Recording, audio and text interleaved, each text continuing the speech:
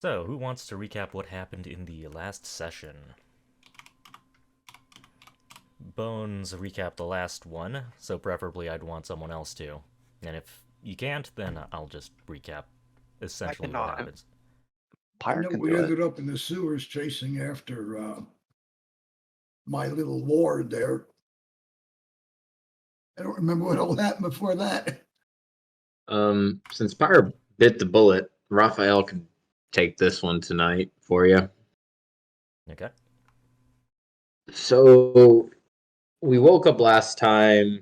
We are trying to figure out kind of what we should do. Many talked about the games, and so we went to check the Adventurers Guild to see for more information about the festivities, the Festival of Prosperity, what all it had to offer. Seeing as we kind of worked well together last time.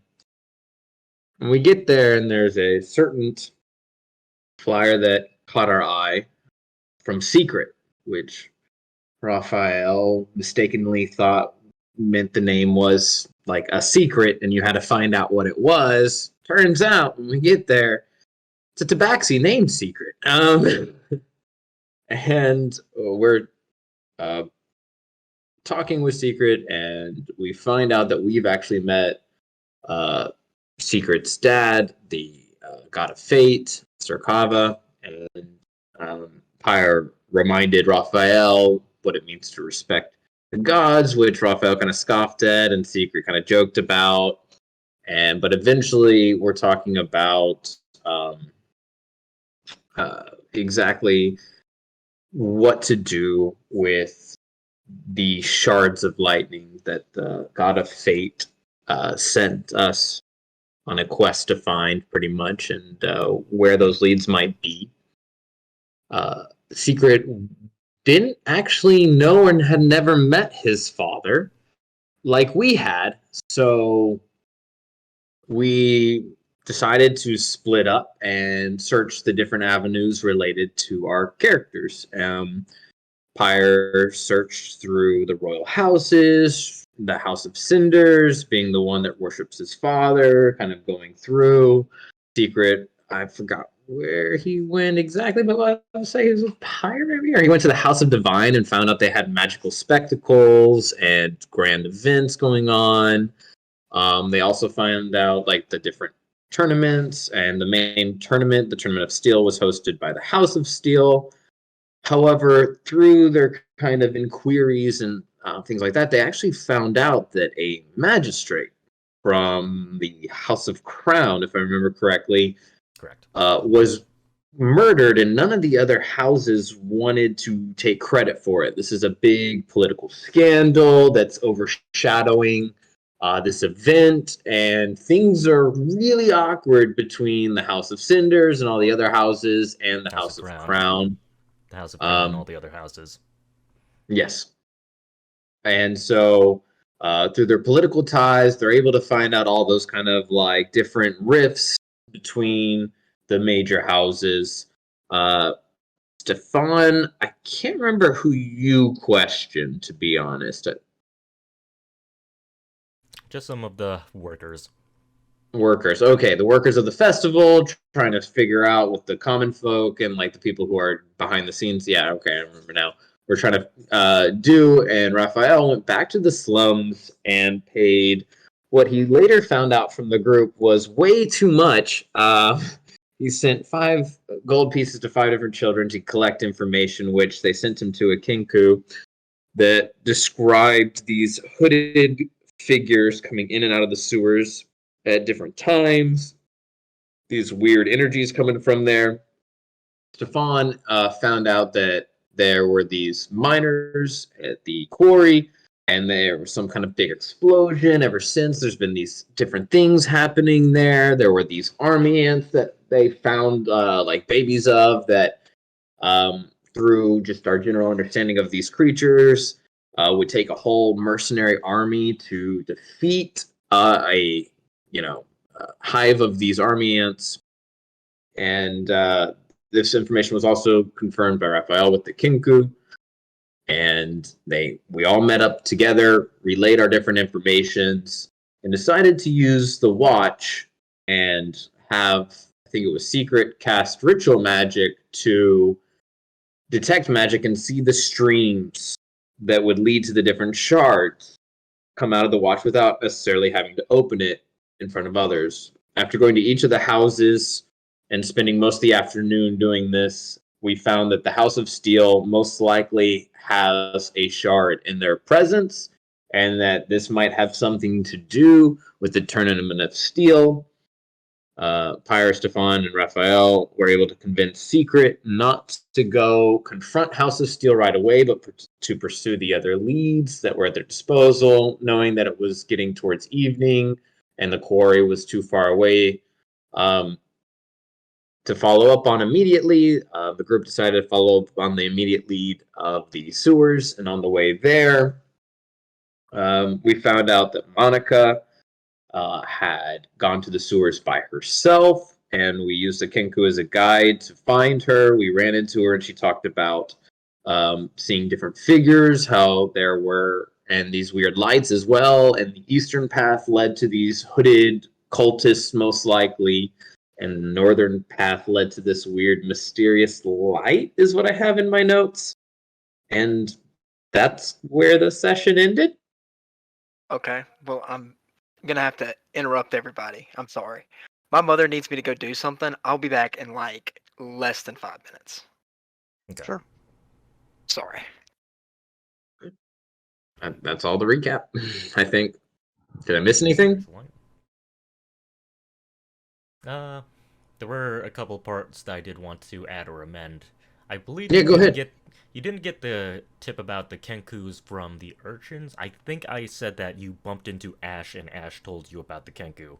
And that was how you okay. And you would have been, well, I didn't ask you into detail, but I kind of assumed that that once you got to the Kenku, you would have told them, "Hey, I know Ash," to immediately get on their friendly side.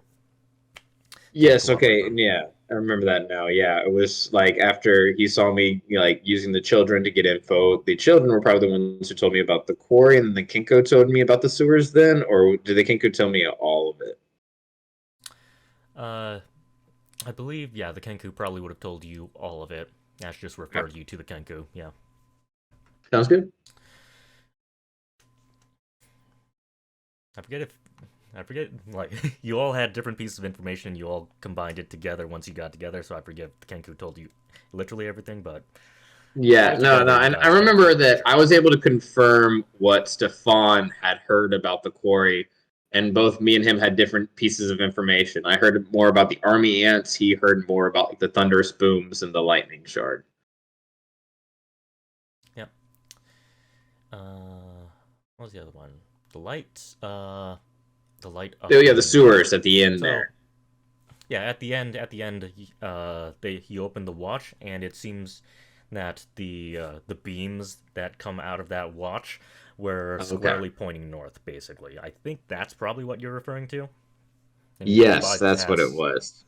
You did bypass a demonic mark. Which technically, oh yeah, that was in the chat. Yeah, it would have quote-unquote been in that direction, even though you're long past it. It was pointing to the north when you first entered, I believe. Okay. Fixing my notes, thank you.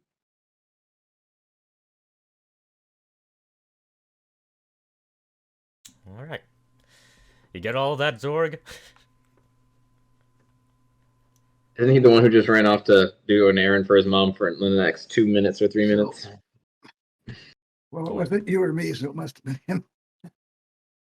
Well, was that James? Okay.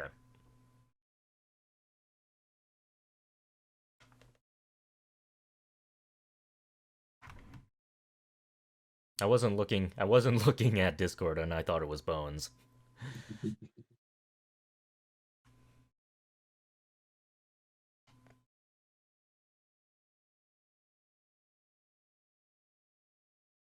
So, DM, Raphael has a question for you. Okay. When we're down there and we have Monica and the Kinku, I remember us talking at the end of the session about potentially like escorting them out, and since Secret isn't here this session, would that be a good use of like him at the beginning of this session? Essentially, yes. Though you are going to be bumping into the remaining 2 party members in the sewers very soon. Oh, okay. So then, the other thing was, I don't know if you want to role play this at the beginning of this session, or if this was something that would have been like done last session, is like having them clearly describe what the robed figures or the cultists look like.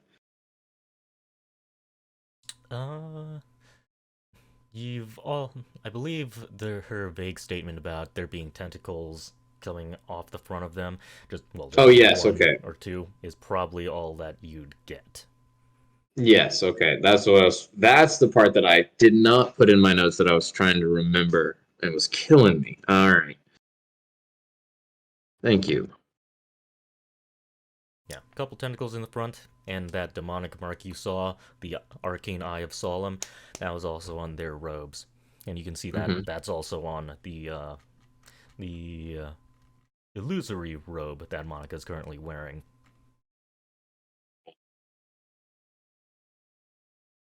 Thank you.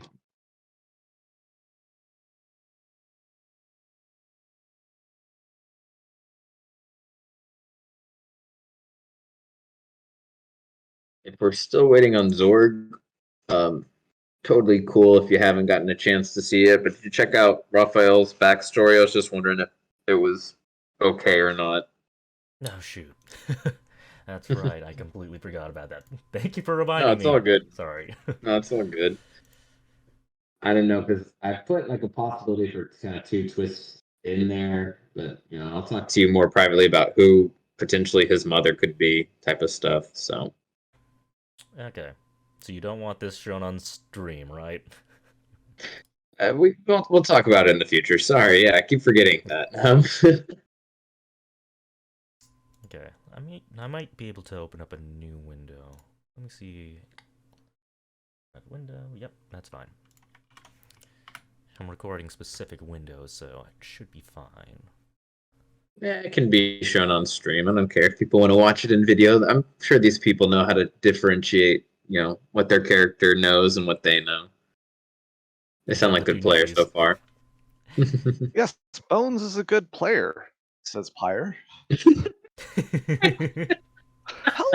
I'm like tied up and gagged, Pyre sitting at my computer chair.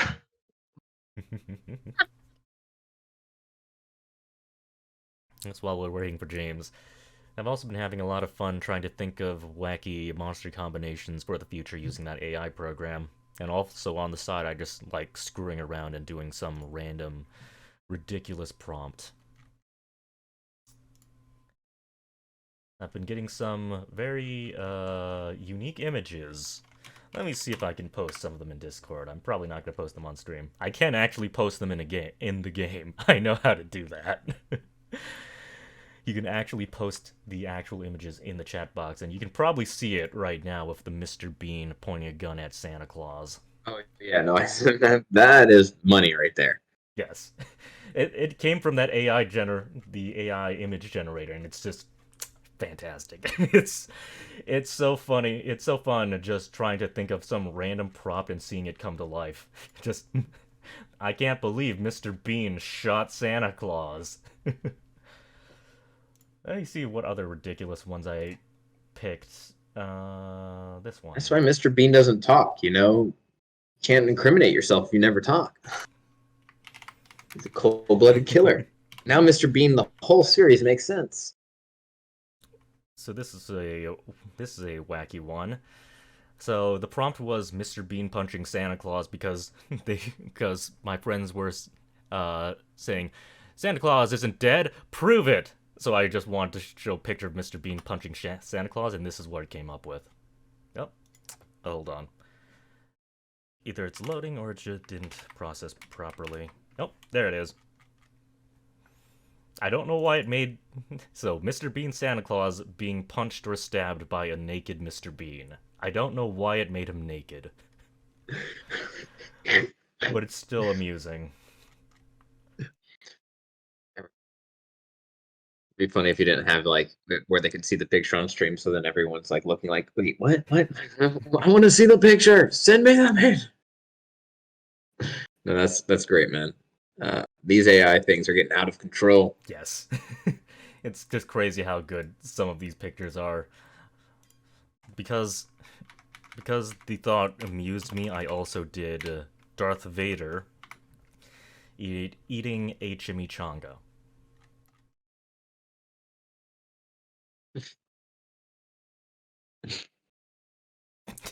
It's great, isn't it?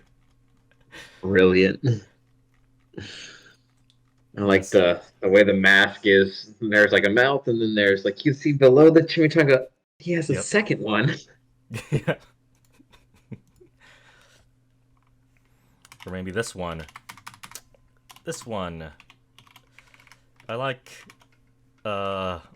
images that have a hint of irony in them. So why don't we have Joseph Stalin eating something at a pride parade during Pride Month?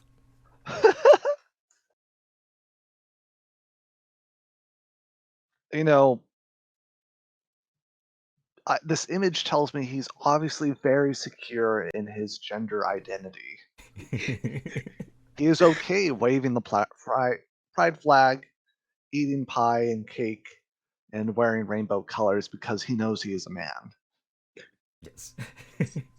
That doesn't look like there's two hands in there, and one of them doesn't look like his. Someone's feeding him too. Like he's got his hand on someone's shoulder, and someone's feeding him. Man, he's embracing Pride Month right there. Way to go, Joseph Stalin.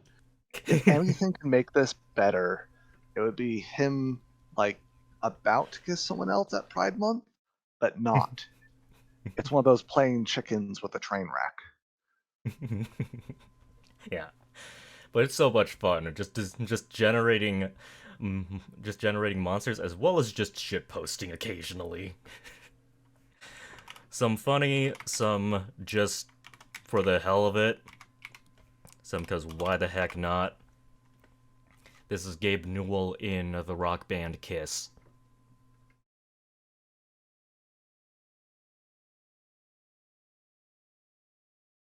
Yeah, it's just crazy. It's crazy how good Midjourney is. It does struggle at things like forming a hand with 5 fingers that's anatomically correct, as you can see with the Stalin picture. But yeah.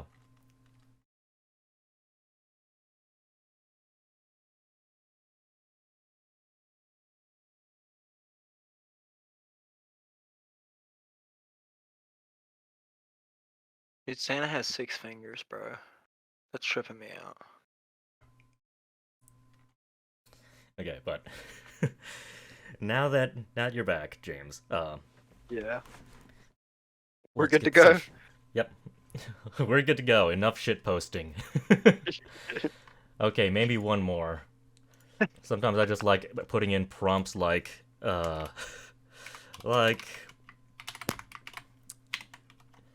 Adam Savage proves that global warming is a myth.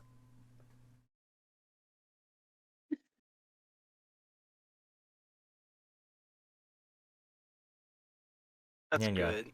Yeah. Alright, enough shit posting though. Let's get back to the game. Alright. So, now that you have a general idea of what happened last session, which is basically the party investigated, the party met the other party member, investigated the various leads to get the power of lightning, and then decided to enter the sewers in search for this power, as well as in search of Monica and the lead. We're going to be going back to Zorg. So, our constant joke last session was that Zorg is probably passed out drunk. You also gave the watch to your party members, and I said it was probably because Pyre bartered a bottle of alcohol to you while you were drunk in return for the watch. That's good. Out of character, this is temporarily. Let's just say there's a little note saying where we went and a come here if you want watch back.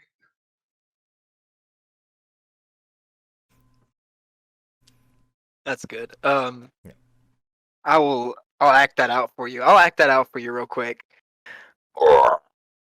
If you want. What is You can go this? ahead.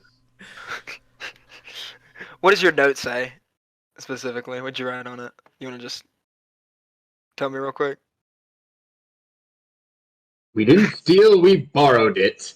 You know where we are, heading down to where it stinks, aka the sewers. Yours truly, your favorite person in the entire world, Raphael and his crew. Bastard Raphael stole my watch and went to the sewers. Zorg takes more alcohol. He drinks more alcohol. Zorg is still intoxicated, by the way. Zorg walks towards the sewers. Okay. You bump into Ash. You bump into Ash. He's wearing a monocle on him. He says, "Ah, Zorg. Zorg, come quickly. We need to meet up with the others."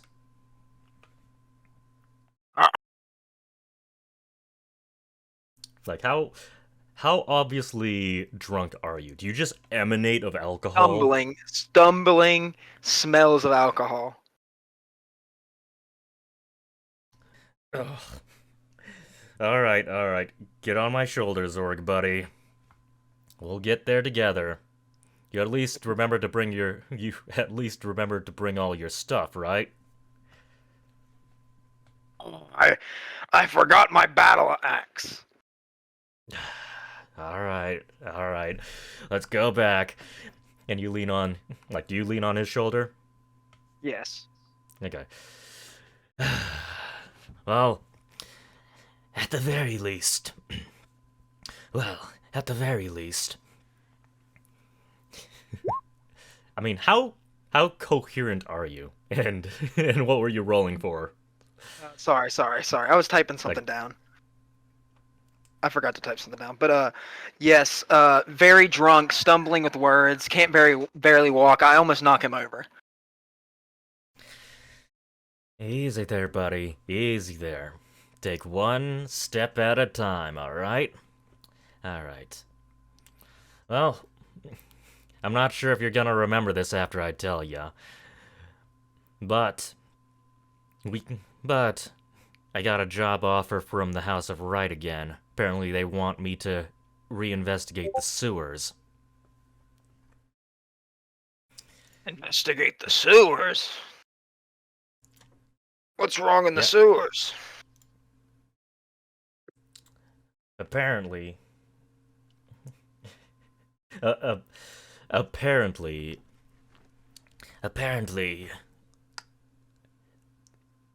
So apparently... whatever was going on out there, they can't find any hide nor hair of stuff like cultists or other stuff like that. They can find tentacles just fine, but they can't find whatever's causing all the madness down there, no matter how many teams or agents they send down there. So we think there's something up. Or so they think that something's up. They think something's up. What do you think? I don't know what to think. Saw some toothy big, this toothy big, massive teeth and eyes. And it freaked me out. That's just a puny bug. Oh no, it was bigger than a bug. It mauled a human alive. Us orcs have tough skin. Might be tough, but we'll see if you're resistant to demon teeth or whatever the heck that thing was. But anyway, we brought that thing back up to the surface, and I wanted nothing to do with it. But it looks like they haven't made any progress, so they want me, at the very least, to go with some others to go see if we can find the source. No, I'll come with you. Those puny bugs are nothing for my battle axe. Alright. I don't know where the party went through, but we're gonna go through the door that I'm familiar with. And all this time, like you've walked back to the inn, you've walked back out, you've gone to the, I believe his location was outside of the walls as well. Outside of the walls as well, comes to a small, little. It's not as fancy as the middle class district, and it's not as run down as the slums or the shanty town that the Kenku were at. It's just kind of low qual. It's just kind of general. Like it's between obviously low class and like well kept middle class. It's somewhere in between. It looks like a natural expansion to the city, essentially. And you see a small shop, with some lights, on the outside. Let's see, with the current timeline, it's getting dark outside. Some of the other shops are packing up for the night and closing their doors, but this shop, it's clear that they're still going to be open for business for some hours, even after sundown. And inside, you see an older, elderly dwarf, and he says, "Ah, welcome. Come in. Hey, Orc. You doing all right there, buddy? You seem to have 2 left feet there." No, I'm fine. Like, Still stumbling around, just completely stumbling around. Still yeah, making like a fool of myself. All right, buddy. I think I have just the thing for you. You don't want to drink too much of these, because these things, oh, they will wreck your liver. But this should at least help your body process the alcohol, so that you're at least functional, alright? It's not going to get rid of everything, and you're definitely going to be feeling the shits later tomorrow morning. But here, and he hands you some, like, very deep red liquid.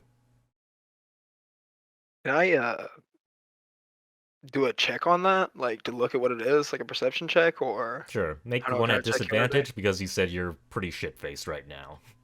All right, sounds good. Perception, you said? Yep, perception.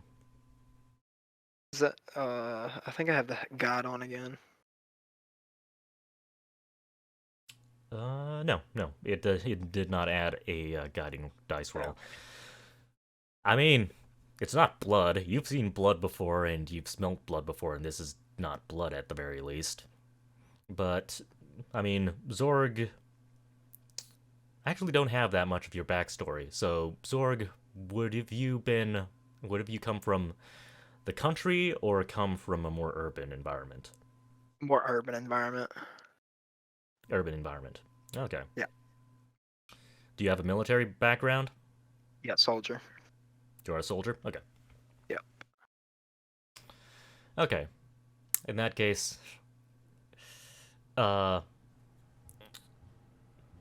fact, I might as well ask you, do you want your backstory to be something that we make up along the way during the campaign, or do you want to... Yeah, I think that's how I'd like to do it. I'd like to make his story as we go on. Alright. I'll lay down some base foundations for... Okay, so you're city folk. Do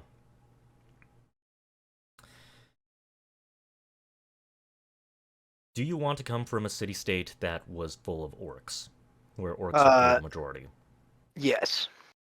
Okay. Mainly orcs. Because my guy, I have a thing that's like strong people. Like I only interact with really strong people that are people that I respect. Okay. Well, this is probably going to throw a wrench in... This is probably going to affect your relationship with Pyre. Yes, okay. Of course. So, you come from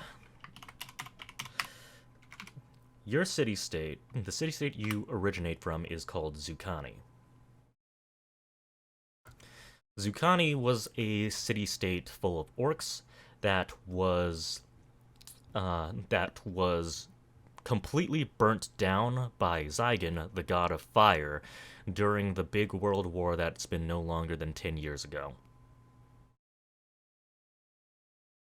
Okay.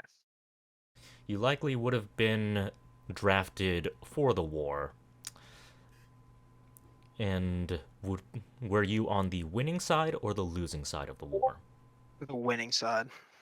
Okay. So you might have. So Zygon might have offered some of your people who survived the initial devastation join us or die. Either that, or you can just run away and just join some other army. He's one of the people who ran away. Okay. In that case, you might feel right at home at either Veer or Keist. Veer is you know what Veer is like. But Keist is more of like Crusader, the Crusader city-state, like the Crusader states in the past. Yeah, he'd probably be from there, the Crusader states, not Veer. Oh, the Crusader city-states. Okay. So so what type of person is Zorg? Are you very... Do you care about, like, this Crusader city-state, like, it does try to make a big point about morals and stuff like that. Do you care about their teachings? Are you big on morals or no? Zorg has his own set of morals. Zorg can be irrational, stubborn. He could be, like, he could go together with you, or he could flip out. Okay. Get lucky or flip out. Okay, so... More so, follow your passions, follow your own heart. So, follow your passions, follow your own heart, follow what you believe. Yeah. Essentially, right? Yes. Okay. Alright.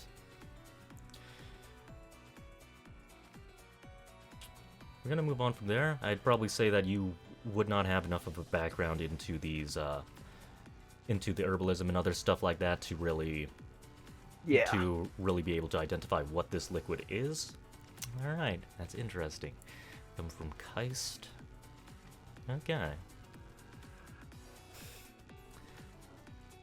So you have this red viscous liquid in front of you. Like if you were to stir it around, it's basically like shaking around some dish soap. Zorg drinks it. Alright. I don't think there would be any roll for that. No. Actually, okay. There would. Actually, let's just make a roll. This is for the after effects, not the current effects. Okay. You want me to roll? So make a Constitution saving throw. Just click cons, or... in the saving throw section, yeah. I just did it at disadvantage, but You got rolled a nat 20. Nat 20. You got a nat 20. Okay. Yeah, like without even thinking, you just take it down the whole thing. It's completely empty. You slam it back down onto the table, and like the whole fog, the whole stumbling around that you've been doing, it just disappears. It's like you just have an epiphany. Like, wow, everything's so much clearer now. This stuff's great. Like, do you want, like, it just worked instantly, bam, just like that, and you feel fantastic. I want to ask him for some more, another bottle. Ask him if I can get another bottle. He says, I mean, I can, but you do have to be careful with it, because this stuff can wreck your liver.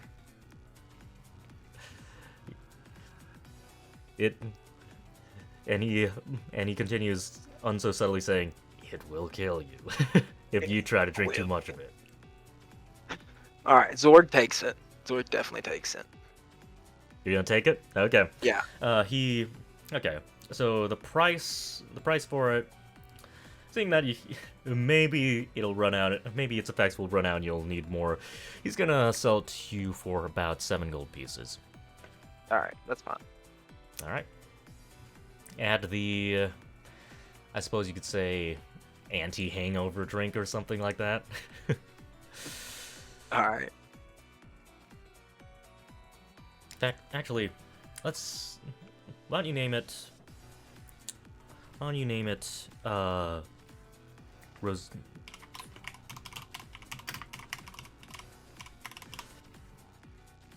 So, type it the anti-hangover beverage, but I also want you to add in parentheses what its ingredient is, which is this: Rosenthian bitter root. Okay. I picked up something interesting. Indeed it is. Indeed it is. Just don't ask what Rosenthia is and what the bitter root possibly feeds off of. Liver. I assume it's human lives or something like that. Human livers. That's why you got warned. Feeds off human livers. I think I wrecked it, bro. I got a nat 20. We'll see if you continue rolling nat 20s. That's on my luck right there gone, dude. I saved it up that last session. Don't worry. Everything balances out. Now you've rolled the 20, that means whenever I need to make a roll, I'll roll the 1 so that there's balance in the world. Nah, Okay. it's gonna be me again. So, Alright. Okay. So, now that you're even more sober, like, Ash probably goes through his whole thing again, just to explain, hey, yeah, the House Bright contacted me, blah, blah, blah. And he, this time, goes into more detail. Like, you notice he's got a monocle. Do you say anything about that? No. No? Okay. He points it out himself, if you don't point it out. And he says, so this monocle is connected to my contact. My contact is, well, he goes by the codename Plague Doctor. So long as someone's wearing this monocle, he can see and hear whatever I see and hear. In addition, in case anything happens to me, he pulls out a little stone. This is a greater sending stone. Once you activate it, you can contact the other person who has this stone for about 10 minutes.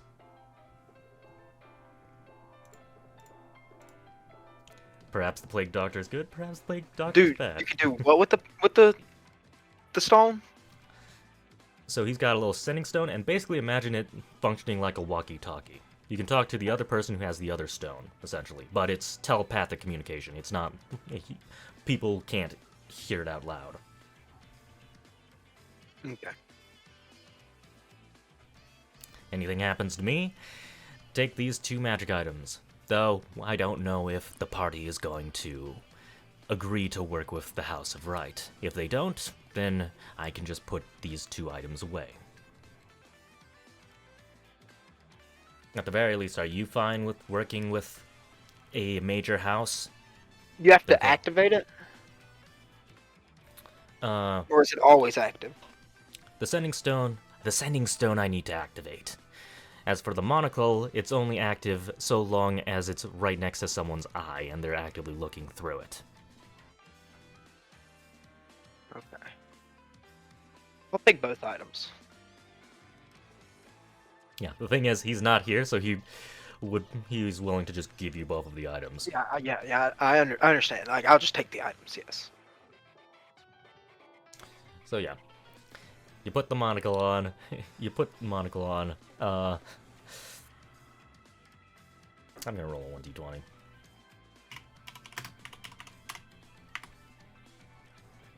In fact, you know what?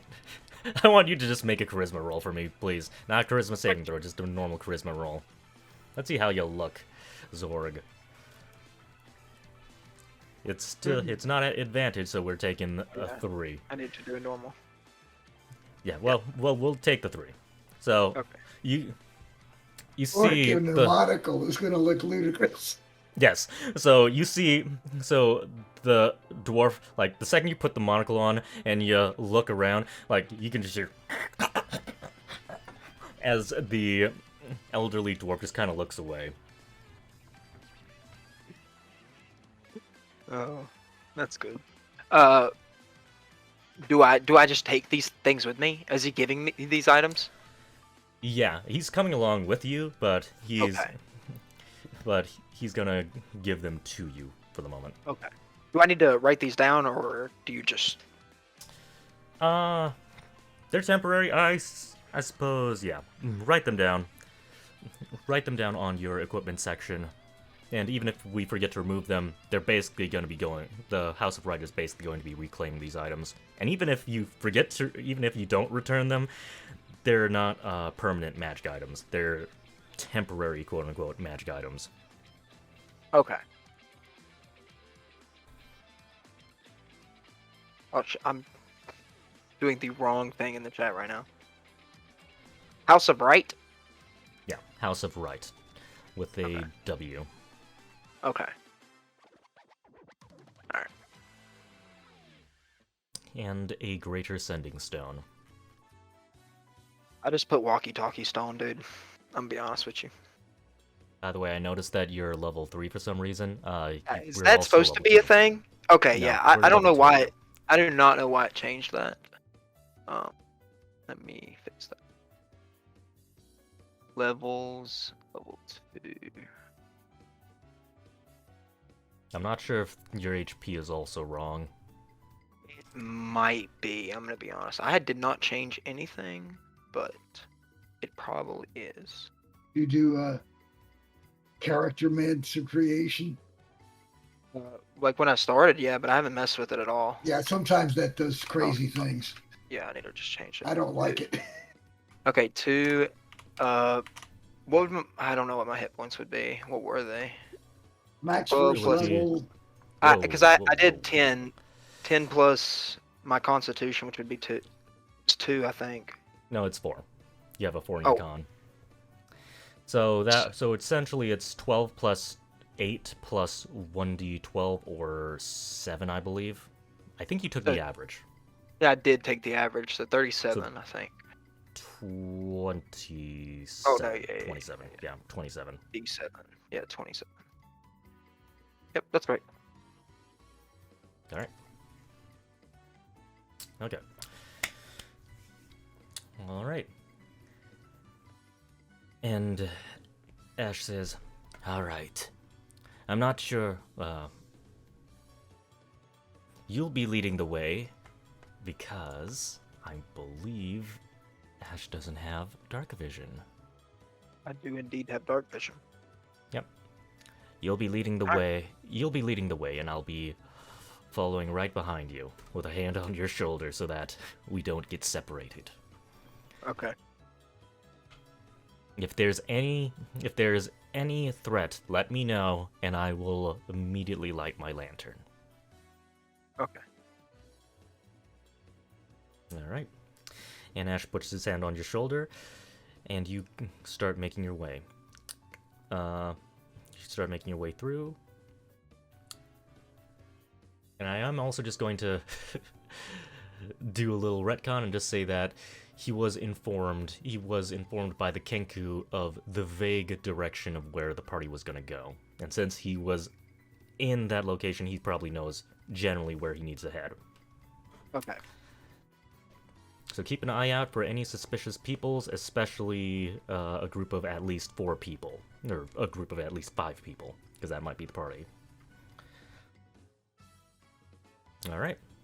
So the storekeeper pushes the door open, and he says, "All right, there's a little secret knock. If you're gonna come back through here."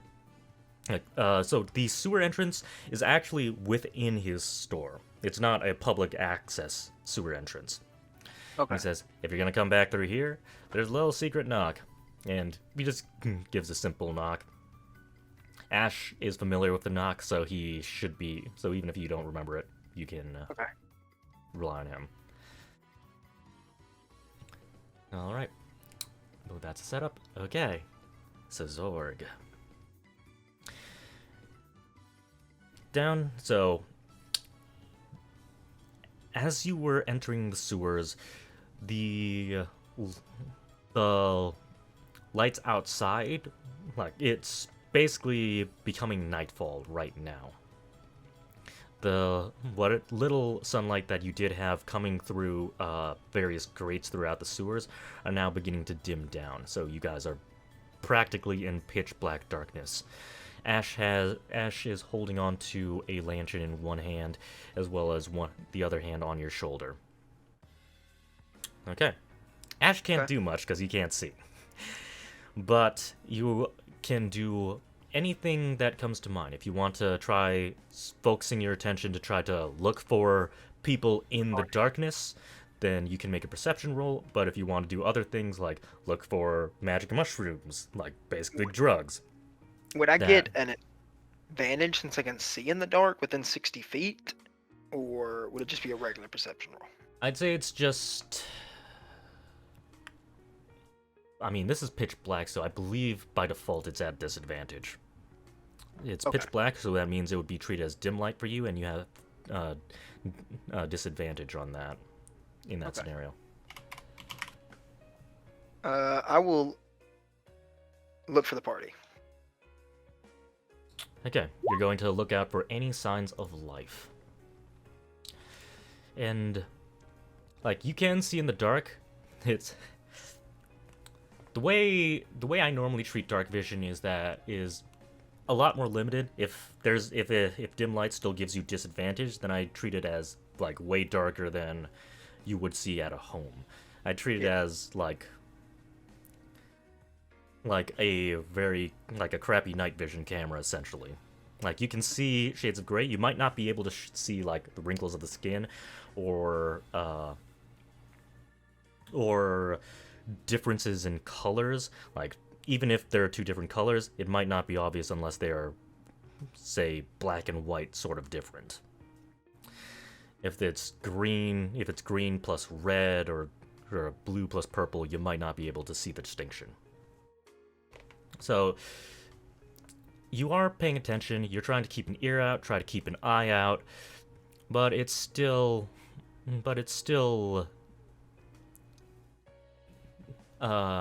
difficult with all the distractions and with just the general lack of lighting. Mm-hmm. You can hear the water running nearby. You're not sure if there's anything sneaking around in the water, because Ash has told you some of the dangers down here. Be careful of things in the water. Be careful of small monsters, and do not underestimate them. They can and will eat you. And if we find any bones or any limbs, it might be a good idea to take a look at them to see what we're dealing with.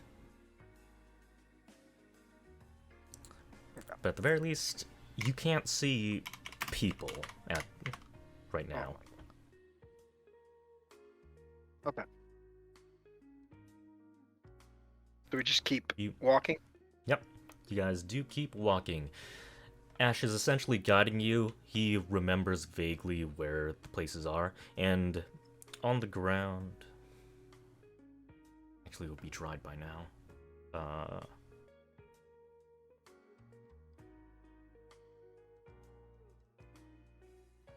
You wouldn't see that. You would not see that in pitch black darkness.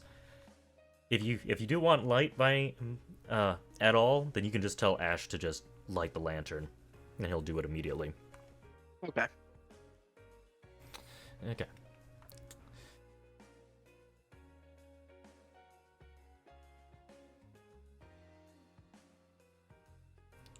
We'll treat this as another... So, nothing in particular happens, and you have another turn. You can do whatever you wish. So, would it be like a bonus action to tell Ash to turn the lamp on, or whatever? It's just free. It's just free? free, I'd say. Okay. Yeah. Okay. I'm going to look for magic mushrooms or some kind of medicine on the floor. Some herbs. So magic mushrooms, they are phosphorescent. They do glow in the dark, so you can just look down down the various halls. If they're there, then they'll give a distinct little glow. Okay. So roll a normal perception roll. Heck yeah. I mean, you see some small phosphorescent patches, but when, like, do you tell Ash at all anything?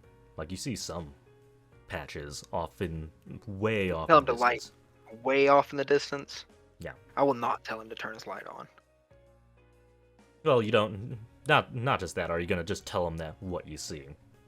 Yeah, I will tell him what I see. I'll tell him that I see green patches in the distance. Glowing green patches in the distance. You're looking for magic mushrooms?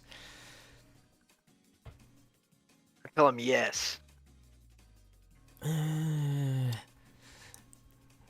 think those like, he tries to eye those magic mushrooms from a distance, and he says, I don't think that patch is big enough to harvest. If we do go over there, we might find maybe 1 or 2 mushrooms.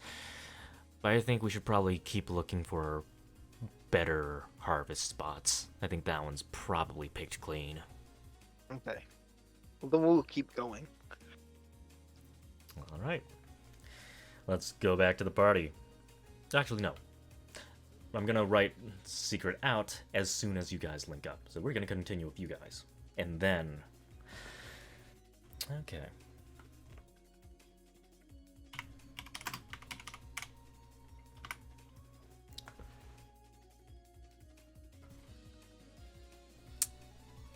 You feel a bit uneasy, Zorg. You kind of feel like you're being watched.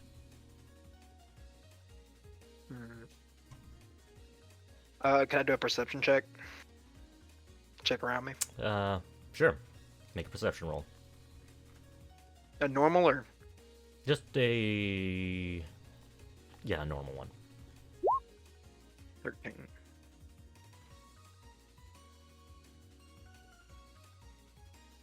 13. You look all around you, and Ash notices that, like, do you just turn your head, or do you turn your whole body, like, eh? I'll fully turn around and look around. And Ash just goes, eh. Is there something wrong? Should I turn on light? I tell him to turn on the light, yes. Okay. He turns on a light. It's, I believe 30 feet bright light and 30 feet dim light. So 60 feet in total. So you can basically see everything around Ash as bright light for almost the whole 60 feet. Okay. And you look around. You just see a small tentacle just kind of peering out of the water way behind you. Okay, I tell Ash about the tentacle, and I tell him that we should keep moving. Those tentacles react to sound, so chances are that thing's probably gonna follow us.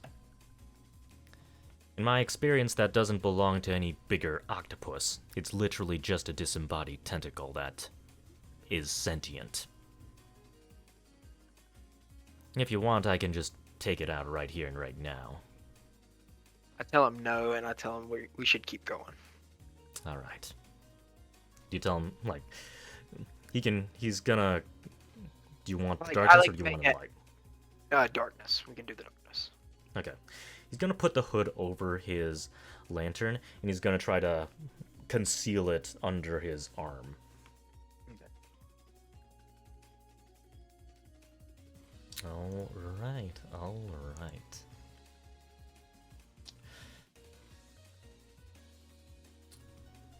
And do you want to... So, Zorg, are you trying to be stealthy? Are you trying to conceal your sound at all? Or are you gonna... Yeah, I'll be semi-stealthy. Okay. Not like really sneaking around, but like still trying to stay quiet. Try to stay quiet. Okay. Sober now. Make a stealth roll with advantage because you've got Ash, who's very good at it, supporting you. Okay. So you're still managing to walk at a good pace. Like with the instruction of Ash, Ash tells you when to start walking a little bit faster than usual, where you can get away with it. Because the waters in the sewers, sometimes they seem to flow and they seem to ebb and flow like the tides, kind of. So he gives you some instructions on how to conceal your footsteps. All right. Pyre, Raphael, Stefan. You see, as you guys are walking, you see a very, very dim light in the distance. It doesn't look like it comes from any phosphorescent mushrooms or anything. It looks like it comes from a very, very dim human originated source, like a torch or something.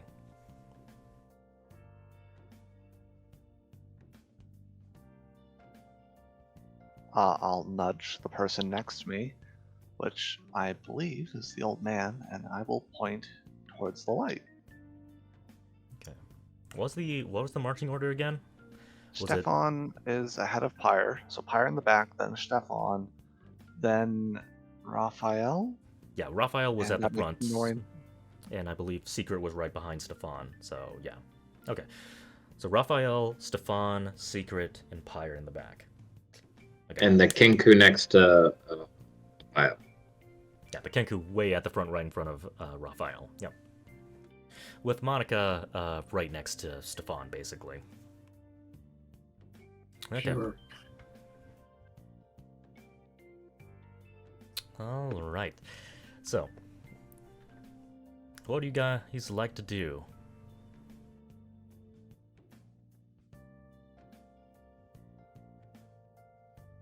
Or we're gonna say to Stefan?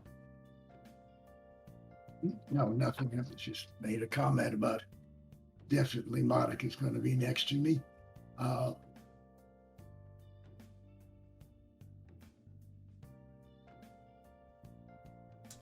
As you I guys think are... we should wait till let's see if it's coming our way. Be prepared. Might have to ambush somebody. Okay. This light does seem to be approaching your way. Like, you can see it. It looks like it's straight ahead. And you can see, like, it goes into view, disappears out of view, goes into view, disappears out of view. So there's obviously something probably in front of it. Unless it's just a really flickering, like, firefly or something like that. An ambush of firefly. You're saying we should stop and I hide? think we should kind of wait to see what it is and be prepared if it is hostile. Hey, do we have any place of hiding? For all I can tell, we're just walking down a hallway. So the sewers are labyrinthine, so you do have intersections. It's pretty far off, and you can definitely just duck around the next intersection, around a corner. Yep. My recommendation is let it come to us. We set some kind of trap. Should we prepare anything? Like, Let's move out of the way, and then we can talk. I don't have any skills in preparing traps. you just see Raphael just like miming himself behind one of those like corners, like, am I out of the way yet?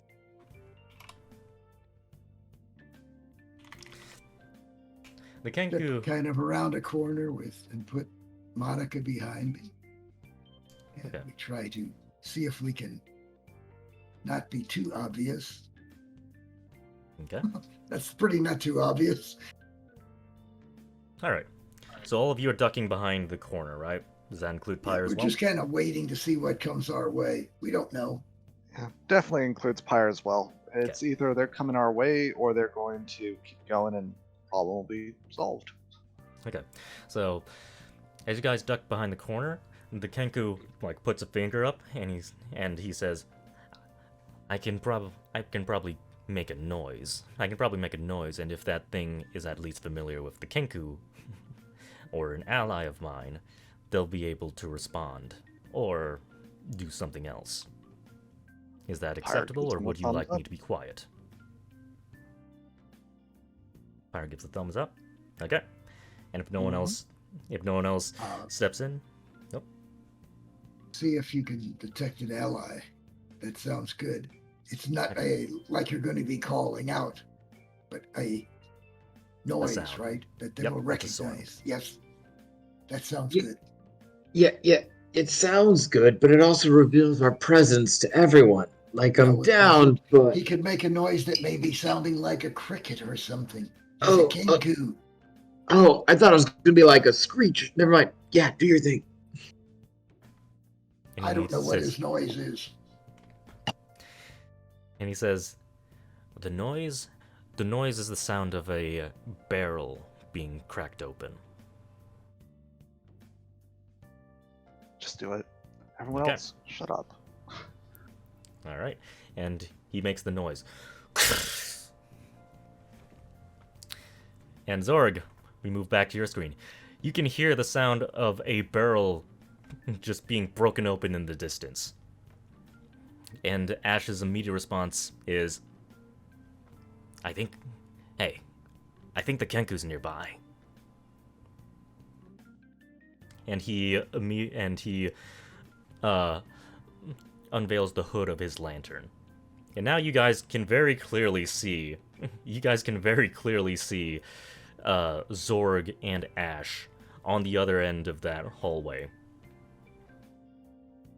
Firebolt. Kidding. I've been waiting all day for this. Oh, look who's not hungover anymore. Can y'all believe who this is? Way to go, Kenku. And, Raphael's holding up a high five for him. Okay. He holds up his, claws. I don't think he's actually got claws, so not like an Aarakocra. And you guys give each other a high five. Hey, I told you this guy was worth the money. I told you. Y'all were... Never mind. I'm not hungover on it. Alright, so we step out, or the fire does.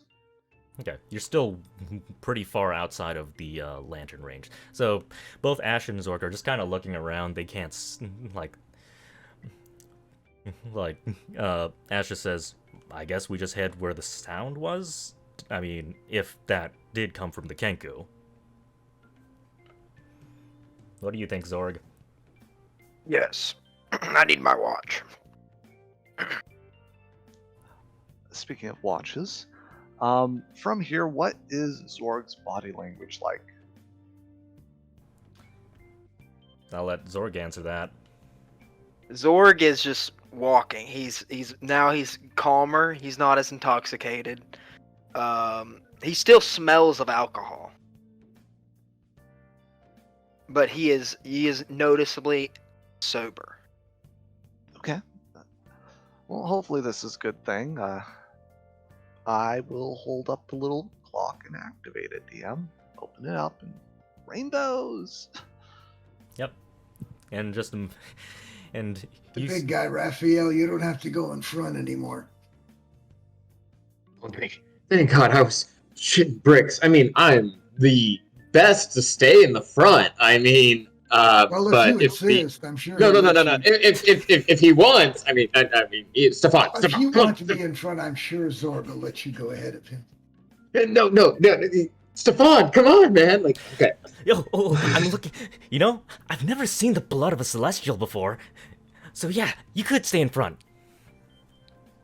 Monica, that's the most fucked up thing I've ever heard anyone say in my short and long life. You scare me, and I like it. Stefan, you got a good girl here. She's gonna be fine. No, Monica, I haven't either. Maybe you better stay in front for a new experience. What the? It's like rainbows engulf everyone as you're having this conversation. Monica's just staring at you, Raphael, giving you puppy dog eyes. You'll stay in front for me, right, Mr. Celestial? Jesus, this woman is scary. I kind of want to because she's saying it, but at the same time, I'm gonna die. And then Raphael is just going to quickly saunter away, be like, drag the Kinku with him, being like, I think those are our allies, let's go. Let's just go on. The fucking Monica scared the shit out of him. Are you trying to walk away or walk towards Zorg? Towards them. Okay. Without thinking about the note that was left behind or what it said, just walking with the Kenku, scared of Monica and Stefan talking about me bleeding. Yeah. Okay. Yeah, Zorg. So Zorg, you do see just suddenly rainbows erupt out of the darkness, as you see the rest of the party, as well as Monica and a Kenku. Kenku, if you don't know what a Kenku is basically like a raven man, essentially.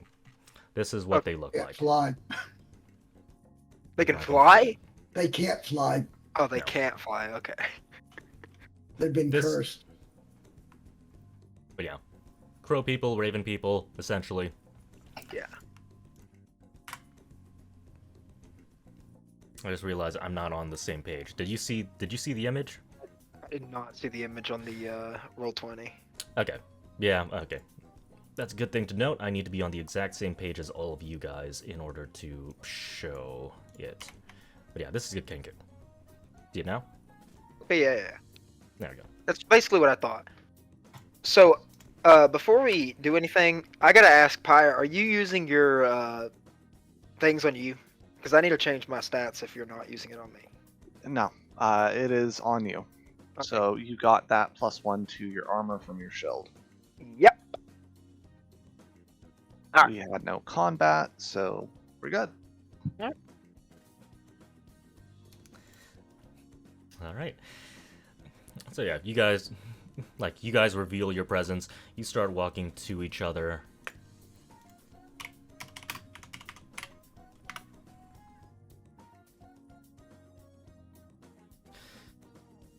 And when you have about 120 feet between you two, you start hearing between you two. Yeah, I turn off the little thing. Pew! And Ash Speaking does the same what direction were the things looking in? The things like it's definitely someplace between you and Zorg and Ash. So it's definitely somewhere in between the path of you guys. So you mean the exact direction Raphael is just beelining straight into? Yes. Like, you hear this immediately as well, so you can stop. Oh, shit. Kenku, can we hide? Yes. Quick. And, like, he pulls you back to the party, since you were taking point. And Ash... All Ash says and tells you, Zorg, is, I don't know what that was. Doesn't sound like anything that I've encountered before down here. Could be another dangerous demon. Keep your wit about you. It looks like our allies are doing the same thing. But we might be in trouble if they catch us out by ourselves. I'll protect Slide you. Monica over to the side, and I I'll whisper protect to her, you.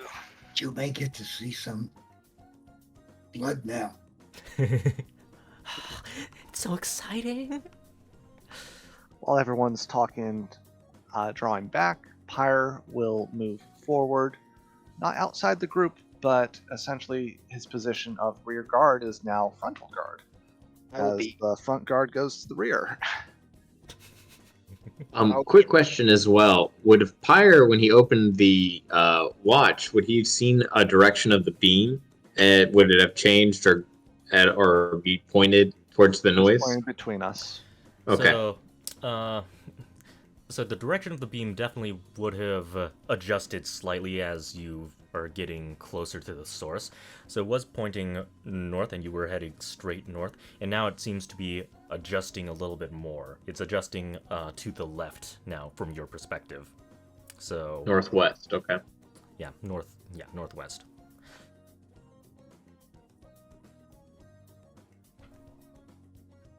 I would like to adjust myself in front of Ash. Okay. Alright. Alright. The hooded lantern, is it coming towards us, or are they backing away? Nah, that'll depend on what Zorg is gonna do. So Zorg, there's probably some sort of monster in front of you somewhere in the darkness. You can see 60 feet in front of you. You can at the very least, if something shambles forwards, you can at the very least, like, see it within 60 feet. Okay. The an outline, probably. Yeah, an outline of something. You might not be able to identify what it is, but you might be able to identify this is humanoid, or this is some sort of beast, or this is definitely neither of the two. I would like to do that. I would like to move a little bit closer towards it. Not I'd like to move 5 feet forward or something like that. Not super far, but Okay, so that's what you see, Pyre. You do see that hooded lantern, that dim glow, just slowly approaching. Caution, slowly but surely. Okay, I'll hold my position waiting for him.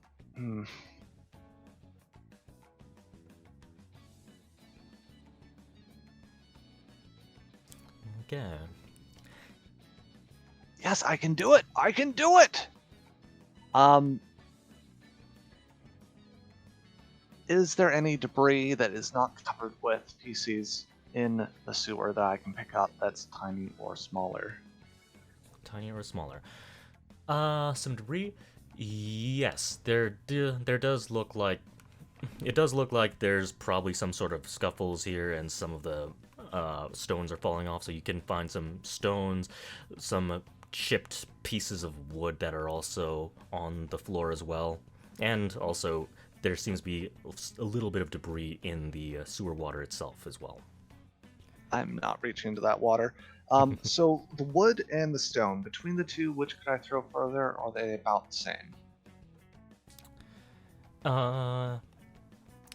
I'd probably say the stone you could probably throw further. The wood piece is a bit bigger. Okay, and between us, is there water or is there pathway? Both. There's water, there's a pathway to the side, and water in the center. Alright, so I will turn this trash into something brilliant. I pick up 2 stones and a piece of wood, and I begin investing magic into them. Hitting it with a little tool and hammer in one hand and holding it in the other. And as turns go past, little bit of light shows from them in a 5-foot radius, and dim light for another 5 foot beyond that. And as I activate each of them, I'll toss 2 stones between us on the path. And if I have time, the piece of wood to the side in the water. Essentially, I'm spreading light around. Okay. All of those emit light, right? Yes, let me post it. Okay.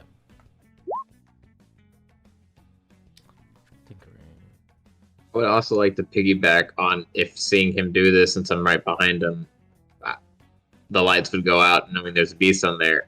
I'd make the minor illusion sound like a little monkey clapping on one of the lights, so we could see what's out there. Okay. With the current of the sewage, the wood piece is actually going behind you. It's going to go back the way you came. It's fine. It gives me temporary light. I throw it forward and it floats back. Whatever. Yep. Okay. Throwing the 2 stones in front of you, okay? Probably on one of the stones is where the clapping would be. And how far are you throwing them again? Those two stones. It's up to you. The point is to make a line of light between us and them. So equal distance on the pathway. So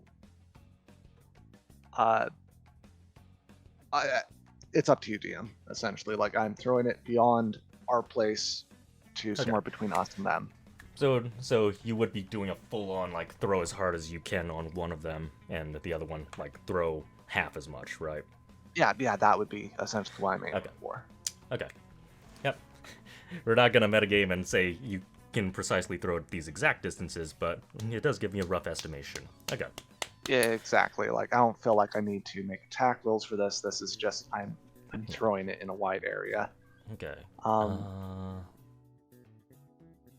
Okay. And Raphael, you're using minor illusion as well, right?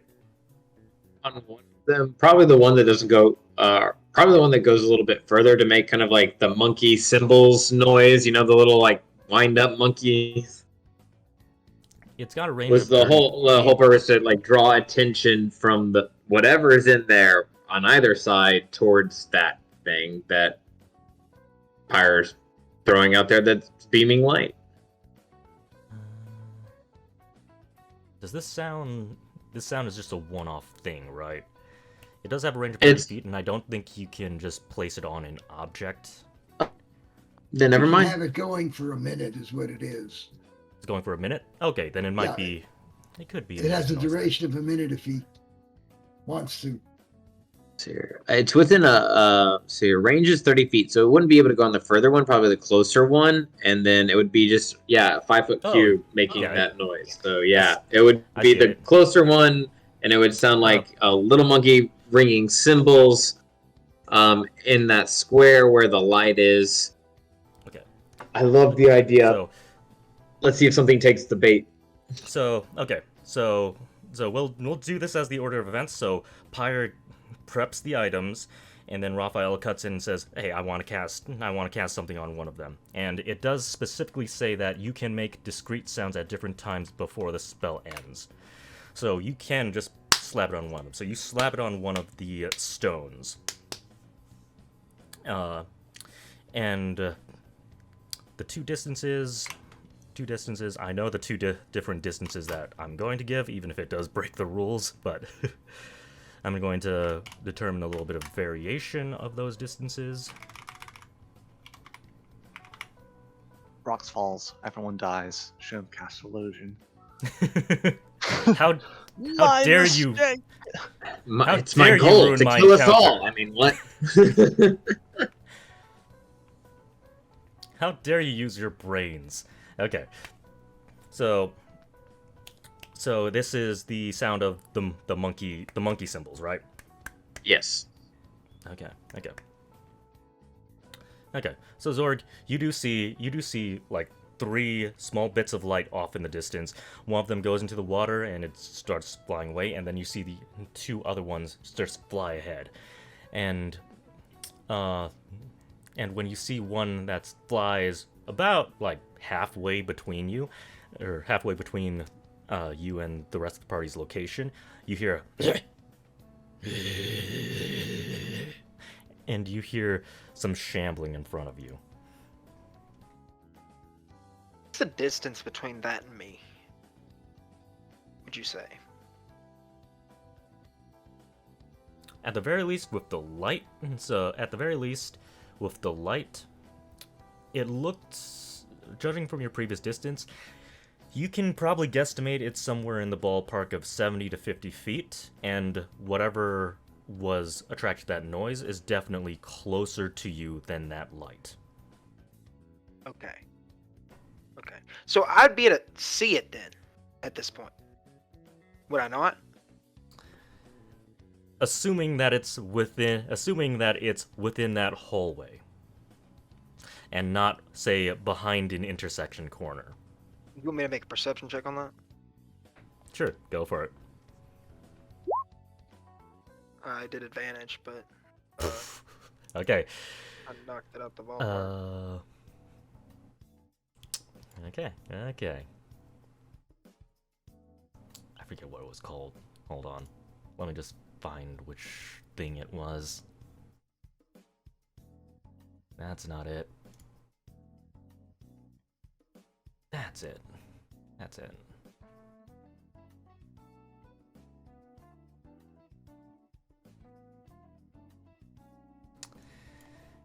Well, at the very least, looks like some. Actually, you can't see it. You can't see it. It looks like some mass. It looks like some deformed mass. Some sort. It's not humanoid. Like, it pokes. It definitely goes around the corner now, and it's following the light. And it's definitely not human. It's more like a shambling mass of something. It's not a beast. It's not human. It doesn't look like anything with normal anatomy. Monstrosity. I think we found our first pet. Okay, I'm gonna. Can I see it? See it? Like, could I make an attack on it? Can I see the shape of it? I mean, you can try to make a range attack at disadvantage if you wanted to throw a hand axe or something like that, but it's not within melee distance right now. And I was like a javelin or something like that. Reckless attack javelin. Yes. Wait, does reckless attack also work? I guess it technically still would work even if. Yeah, any attack. Not battle. Yeah. Any attack. Javelin, I believe, is that 60 feet or is that 40 feet? 30. 30 plus 30, 120. So yeah, 30 is the normal. 120 is the at disadvantage. Yeah, so you can throw it at disadvantage. I don't think lighting affects it. So you can make a range attack if you want if you're chucking one of your javelins. The reckless attack would give me an advantage on attacks. That cancels. That would cancel it out. Normal? So it's just a normal attack, yeah. Okay.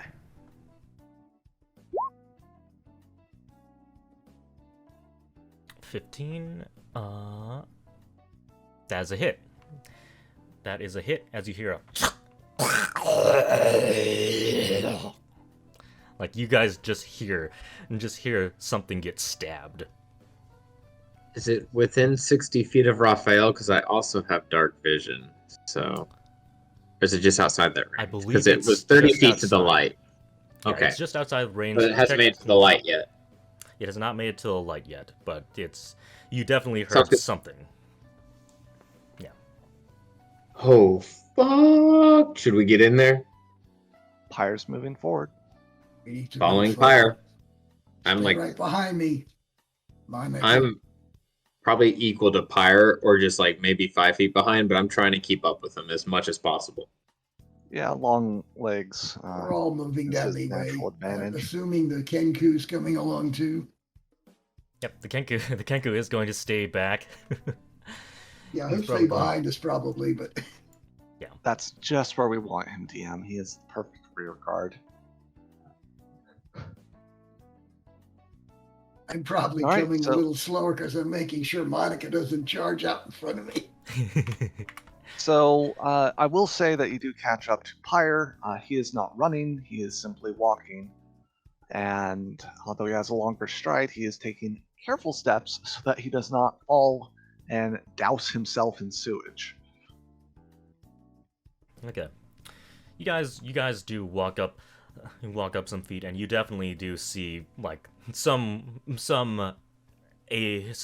mass of something that clearly has something sticking out of it, like some long pole sticking out of it. Is it moving? It's like moving away from you guys. Waving, pulsating. Okay, great. Let's throw a firebolt at it. All right. Bit of fire appears in his hand, and he projects it at it. All right. Make that ranged attack. Let's see if I have things set up correctly.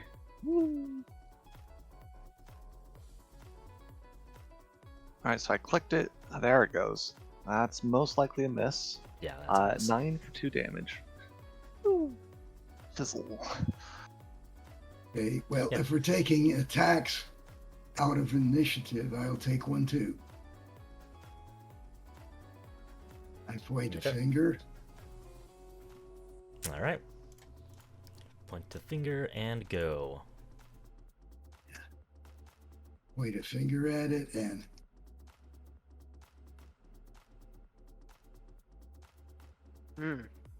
You automatically add that Genie's Wrath to every attack? yeah, it's at least in the current rounds it is, yeah. An attack roll, not an area effect it doesn't do. Just attack. Once Just a attack. round. All right. It's only once a round, but right now it doesn't matter because I Yeah. don't have but one attack. Okay. Oh, and anyway. So anyway, you do kill it. So you can narrate how you kill it. Oh, well, I point a finger at it. A bolt of force smashes into it. Also, a little bit of fire hits it. And it sort of crumbles down into the water. Yeah. It crumbles down to the side, and you can see its mass just kind of slowly starts sliding into the sewage until you hear a loud splash as the whole thing goes over. I'll look back at Stefan, kind of frown at him, and then give him a slow nod and keep going. And I'll walk up to the creature with Monica and let her draw her picture of it in her book and make a note of it. All right. Because that's what she wants to do, I know. Ash hears the splash, and he asks you, Zorg, do you think they killed it? Maybe we should open up... I definitely saw some fire flying. Maybe we should open up the lantern again. Yes. And he opens it up. Judging by the distance... Yeah, you probably would have seen, like, the thing clearly get hit. It's definitely floating away from your vision as you see some mass. Ash is probably going to hurry up ahead. He adjusts. He's actually pushing you, and he says, "We need to take a good look at it. You've got the monocle. The doctor's probably interested in seeing what the heck that thing was." All right. So we're gonna walk over towards it then. Yep. Go over towards it and inspect it with the monocle. Yes. How about that? The monocle gets view of it and Monica draws a picture of it. Yeah. Monica's...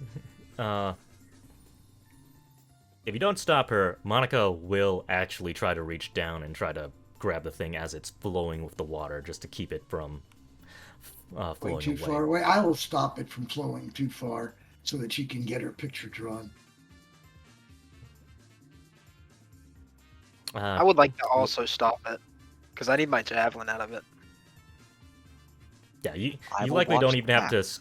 You likely don't even have to stick your hand into the water. It's probably still got its I'll javelin just sticking grab, out. grab it by the javelin while it gets to us and hold on to it till Monica gets her picture done.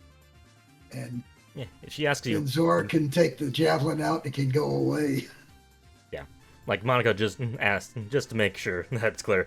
Monica does ask you to, could you put it on the sidewalk? I do want to I inspect look it in at close Zorg detail. and say, it looks a little heavy. Why don't you hoist it up? I can't do that, I don't think.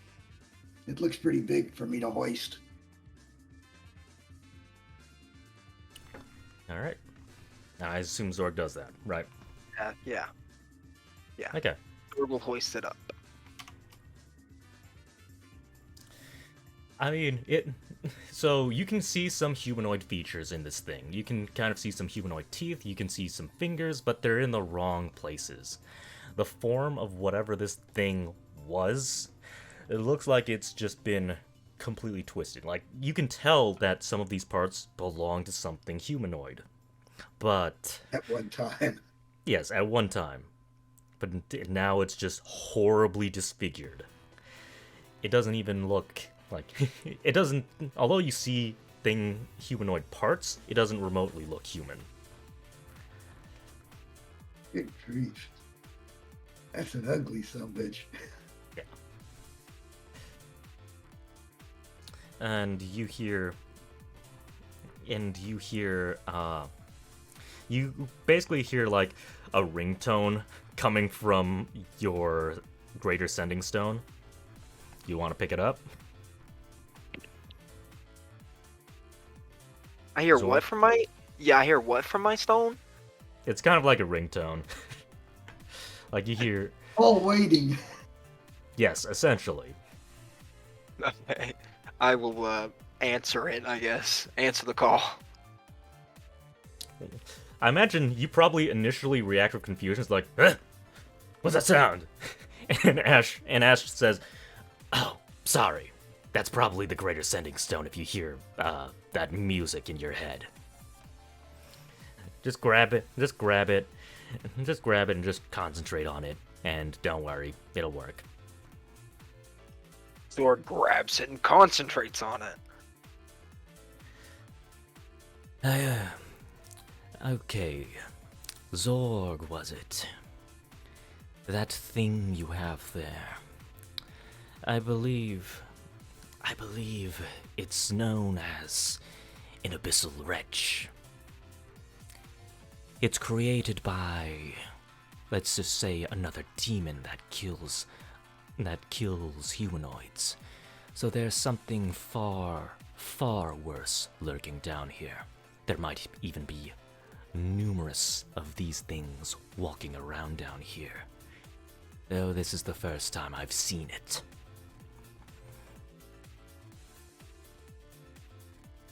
If you have anything you want to ask or say, you can feel free to. No, I think I'm good. I will not ask or say anything about this. Yeah.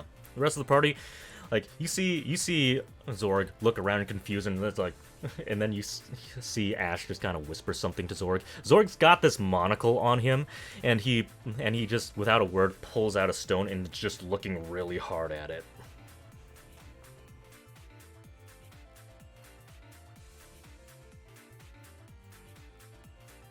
Glasses, bro.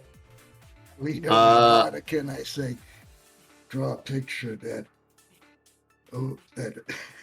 Zorg with a monocle on. I don't think you'll see that very often. You know, yes, I've never seen such a sophisticated-looking orc. And she, after she's done sketching the monster and writing some notes down for it, she flips the page, and she immediately gets to work to drawing Zorg's, like, what do we see, Zorg? So you're intently concentrating, but what does it look like to the rest of the party? This intense stare of concentration. Zorg is just... It looks like he has fire in his eyes. He is staring so intently at the stone. He has his... Keep going. You say. If is a stare of intent, is it like an angry glare, like? Yeah. Like scrunched up face, beaming down his eyes onto the stone. Either mad or having a bowel movement. I swear Pyre has to watch! The note was just flare! Ah! It's just this is just what a typical orc looks like when they're trying to think. Yeah.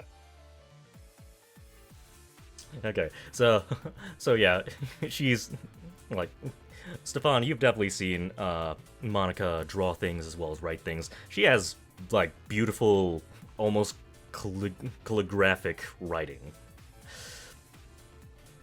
And she wastes no time. She wastes no time at drawing this pissed off orc right in front of her, who's intently staring at a stone.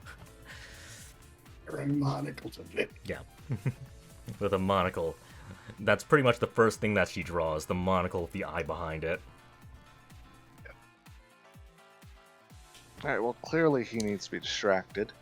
So after a couple minutes of this, assuming nothing happens and he's just lost in his anger, Pyre will present him the watch. Carefully, similar to how you present a carrot to a horse so it doesn't eat your fingers. Do you even notice Zorg? Zorg does not notice at first.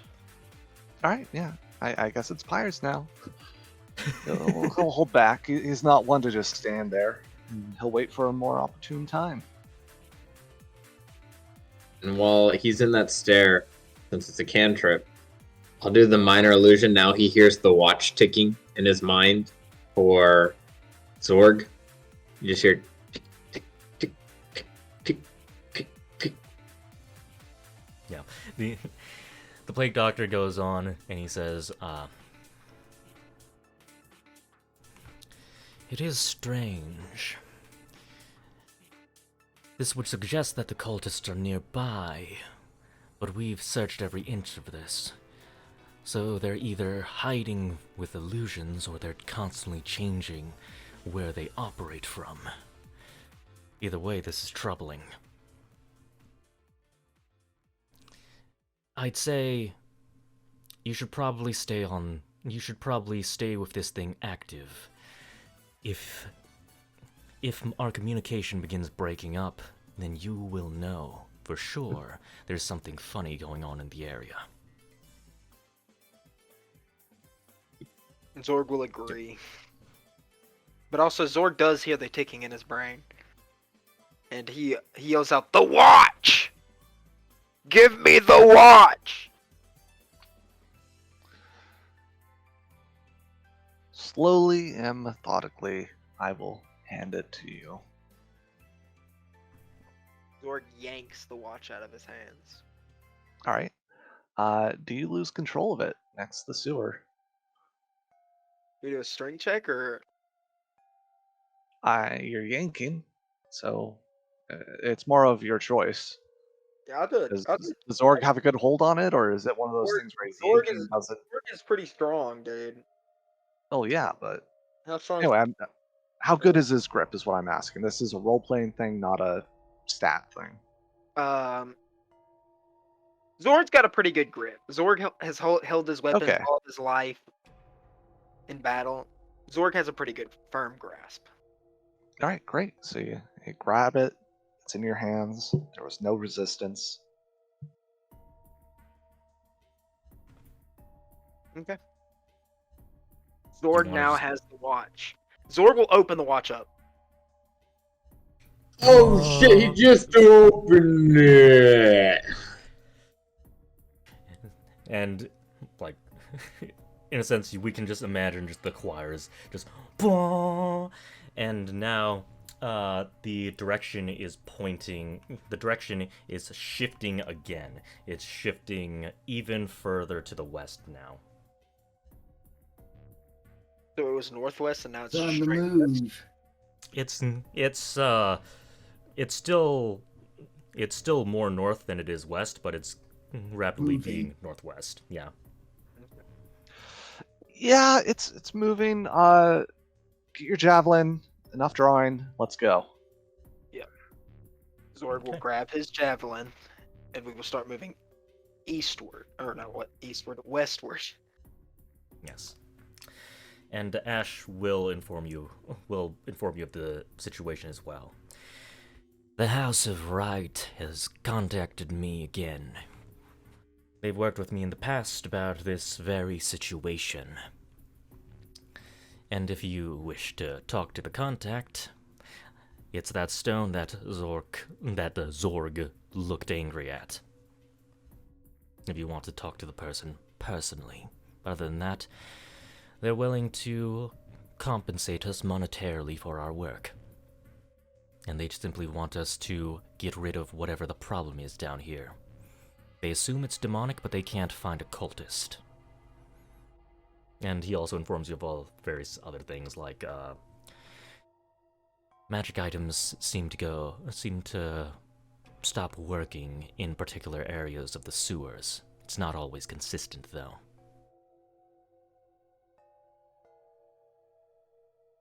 I forget anything else. Anything else that I haven't mentioned yet. But he essentially anything that I spoke about with Zorg, you would definitely hear. And you might want to tell your contact that my charge here has seen some of the cultists, and they have tentacles hanging off of their faces. Okay.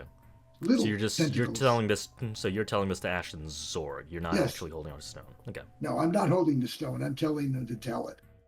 I don't particularly need the stone. They can pass the word. Tentacles?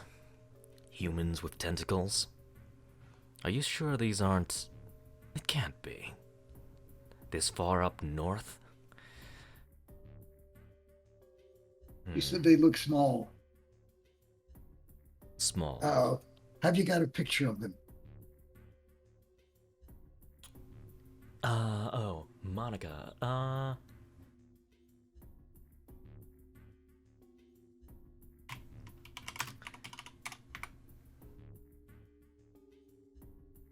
Like, Monica flips through her books, and she says, "No, I didn't get...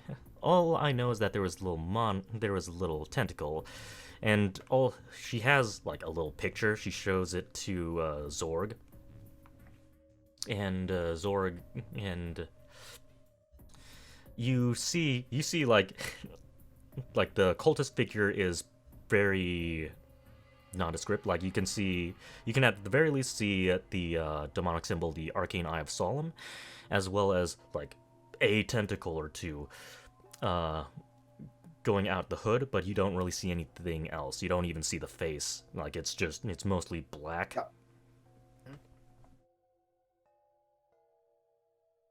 So is he just saying this out loud, or is he just telling specifically me and Ash? Telling specifically you two, yes. And Monica shows it to you two as well. Okay.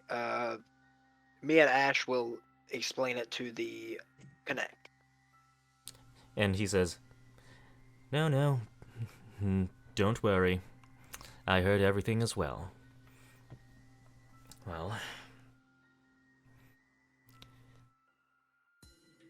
it would be a bit surprising to see a mind flayer down here. It'd be highly unusual as well. Tell me, have you noticed anything else unusual while down here? Any unusual feelings, any unusual sensations?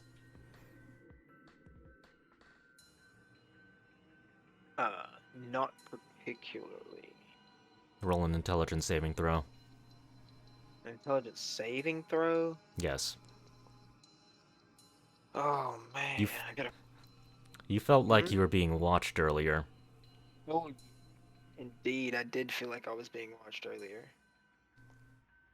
In the future, I like doing that. I like doing that if you don't remember something, but I do. I like making players roll intelligence saving throws, and if you roll high, I will remind you, unless it's really important for the plot. Okay. So I did indeed see a tentacle earlier that was suspicious. Was it attached to anything? No, mindless tentacle. And you also mentioned that you felt like you were being watched, right?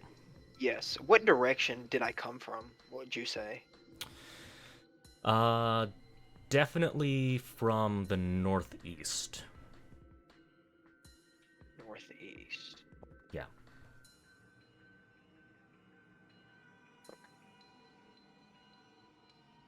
Feeling of being watched. Is it just a mind flare? Or is it the beginnings of a new colony now?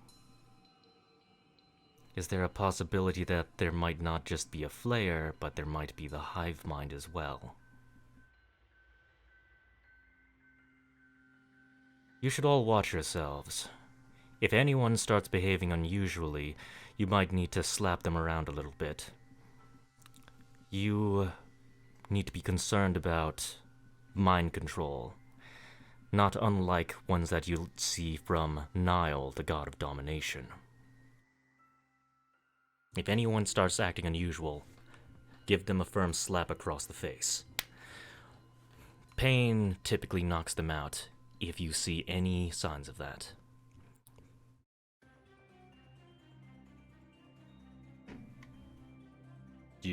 And bear in mind, this is one-way telepathic communication with you, Zorg. So if you want to, if you want to just relay everything that the Plague Doctor says, I will relay everything that the Plague Doctor. Okay. So everybody will be hearing this. Watch yourselves, and my advice is don't trust everything you see. Take a degree of skepticism. We don't know where the enemy might be hiding, what they might be disguising as, or how they are avoiding detection. Be careful.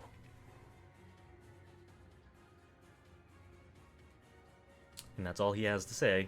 If you have anything you want to say to him, you can feel free to. Nothing I want to say to them. Does anybody else have anything they want to say?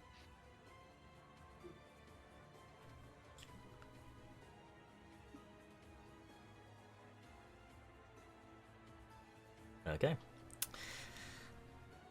You guys will continue moving onwards, I take it. So, before we move on, Stefan is going to say if we find a hive, we don't attack it. We just report it and get the hell out of here. One of those things is bad. So, like, if they got it and the colony started down here, we can't do anything.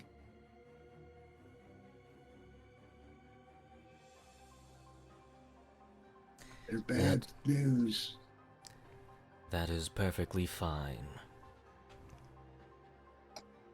That's perfectly fine and acceptable if you cannot handle it.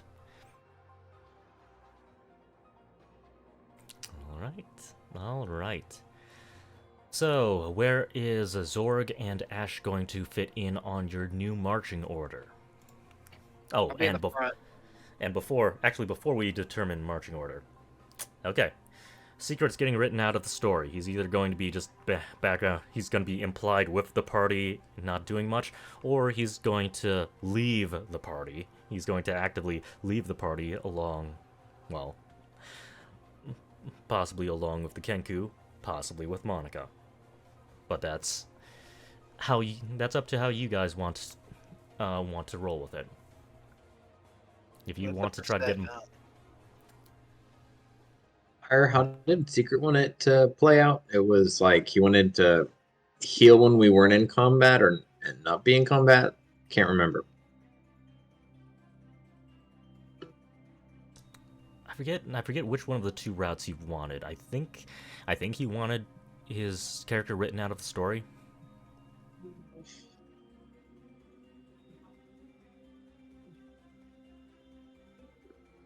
Yeah, I think he wanted to just leave and just start, just implied to be researching the other leads, essentially. Okay. Are you going to try to force Monica to go with him? Actually, I don't trust Monica. Well, I can't see her anymore. She's just too likely to end up back down here by herself again. So I'm going to keep her by me. Oh, you know her too well. Yes. I mean, she got down out here by herself, got a picture of one of these things drawn.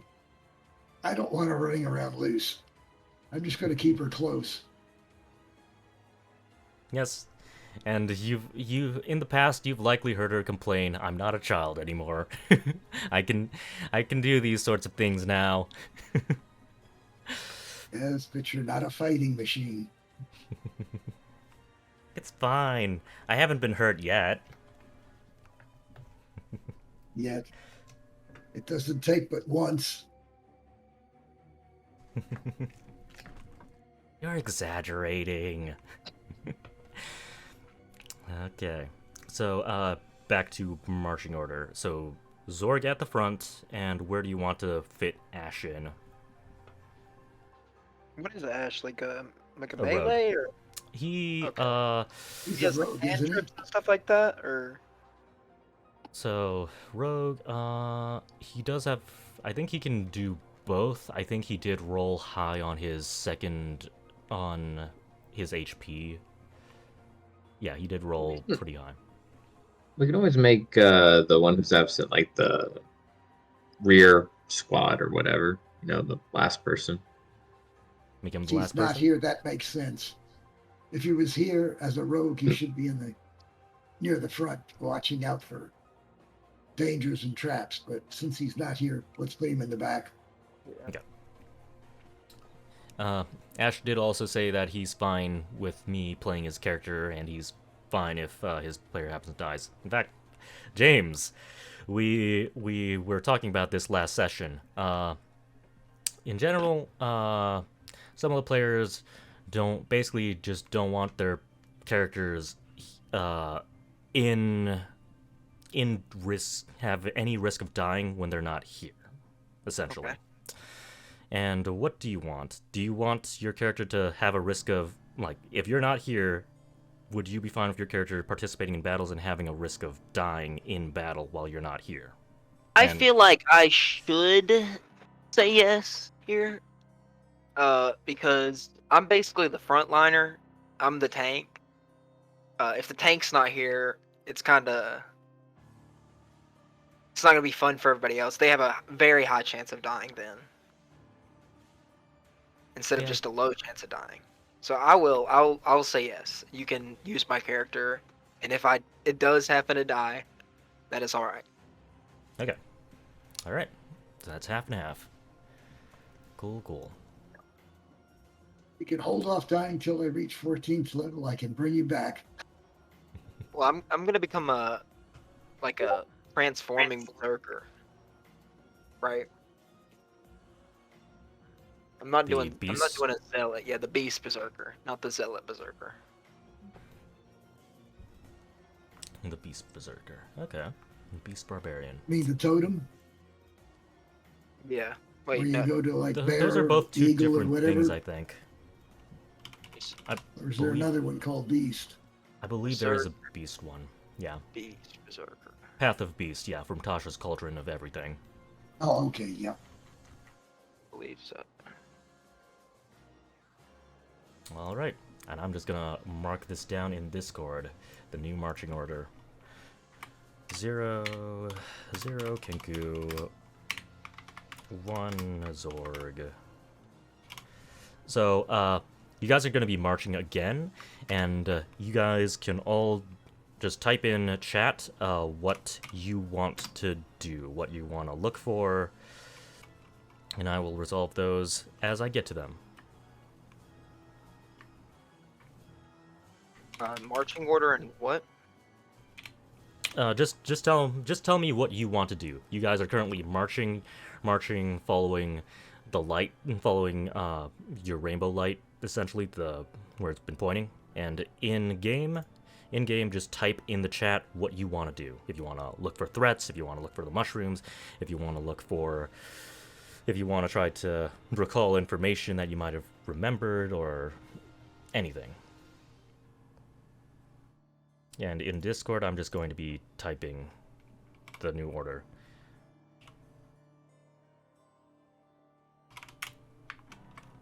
I'm going to assume that everyone else pretty much didn't change their orders.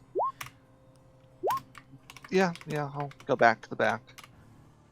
And Raphael doesn't matter, like how close he is to the front. He could be behind Zorg if you wanted, but I'm down for whatever.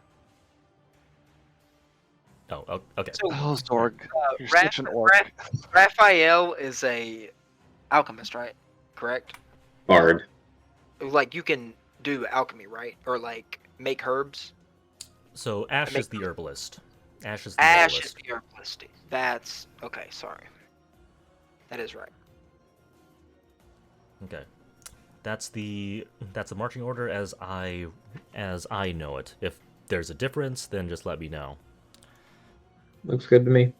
That's fine. Ash is the Dragonborn, Yes. right? Okay. Yep. Yeah, I'm fine with him being sneaky and scouty. That's good enough. Okay. Raphael, I will let you make an investigation or arcana check. Oof. Bones, I believe you actually did make that check last time. I Let's see, did. possible I wasn't sure if I had to make a new check for that, or if you want me to assume that I am doing that and I can now do something in addition to that. I suppose possible exits. Did we determine whether or not you actually had a map of the underground layout? I do not have a map of the underground layout. This is all in my head. Okay. And probably... as far as I know, everyone else is not keeping track of this. So you can, so if you want, you could roll a perception to see if you can intuit like other exits. But other than that, you at the very least will know how to walk back the way you came. At the very least, you know that. Okay, so this is just doing a better job. I know a basis. Now I'm thinking of, now that we're getting closer, exit paths, important features, etc., etc. Yeah. This is labyrinthine, so it might be difficult to intuit all of this without, like, having a proper map of the underground. And you also know, definitely. So I would say this History. might be History. I mean, it would be history if you've like taken a good long look of the map, but I would probably say it's well, I guess I could see an argument for history if you were, but you're not a dwarf. I am fine I'd say with whatever you want me stoneworker, to roll.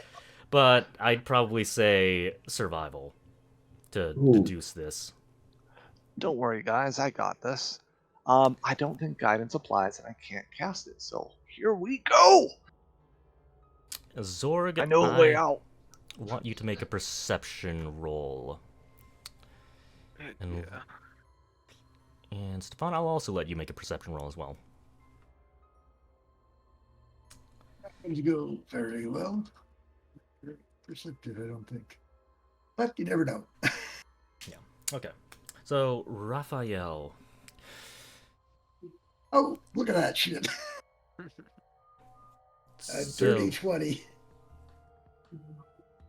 While you're growing up,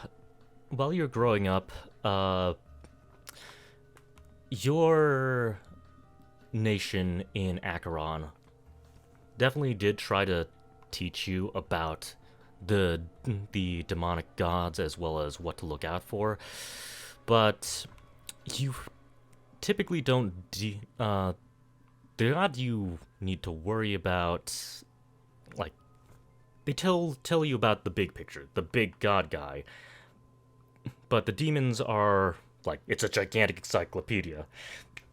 You can't narrow down, you can't exactly narrow down like what the thing you just saw was. You're trying to think about information about the Cult of Solemn, stuff like that, and you're just kind of drawing up mixed information, and you're not sure if you're mixing up information with the other gods, and you're trying your best to recall that Mind Flayer lore from the God of Domination. But like your history said, you did kind of drop out partway through. Was it? So what was the reason again? Was it because you were disinterested, unable to make it, or what? It was one of those things where I wasn't the talented one. I was the one who stayed and read different books, the weird shit no one else wanted to read, and dabbled in mischief because always the last one picked the black sheep trope. The black sheep. And so eventually when I found out there was this big mystery discerning around my lineage, and no one was being honest with me, why would I be honest with anyone? And I left. Okay. So it's like I'm just distracted by like, oh, everything's just dishonest. These even mind flayers, everything, and I just can't figure out what's going on. Yeah. So it's like you believe that some of these history books, like even the gods, probably aren't telling you the truth. They probably hide information as well. Even though he's written about mind flayers, he's probably not telling you the whole story. Yes. So there's so much skepticism. Yes. Bones. You do feel some breezes flowing from a particular direction. So you can probably tell there's an exit up there somewhere. There's an exit somewhere further up north. And you do take a mental note of a vague idea where that exit's probably. At the very least, if you guys stood completely still, you could probably feel the wind blowing against you. And if you lit a torch, you might be able to see the flame flicker in a particular direction. Okay. Yeah, at the very least, so long as you use a torch, you could probably guesstimate an exit direction.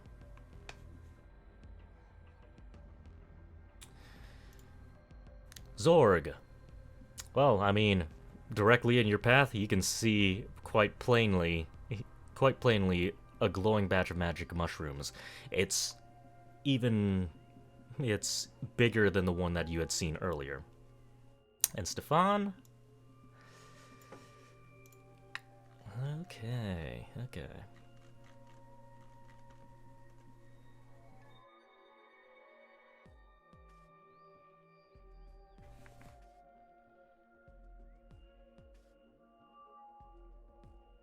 You feel like you're being watched.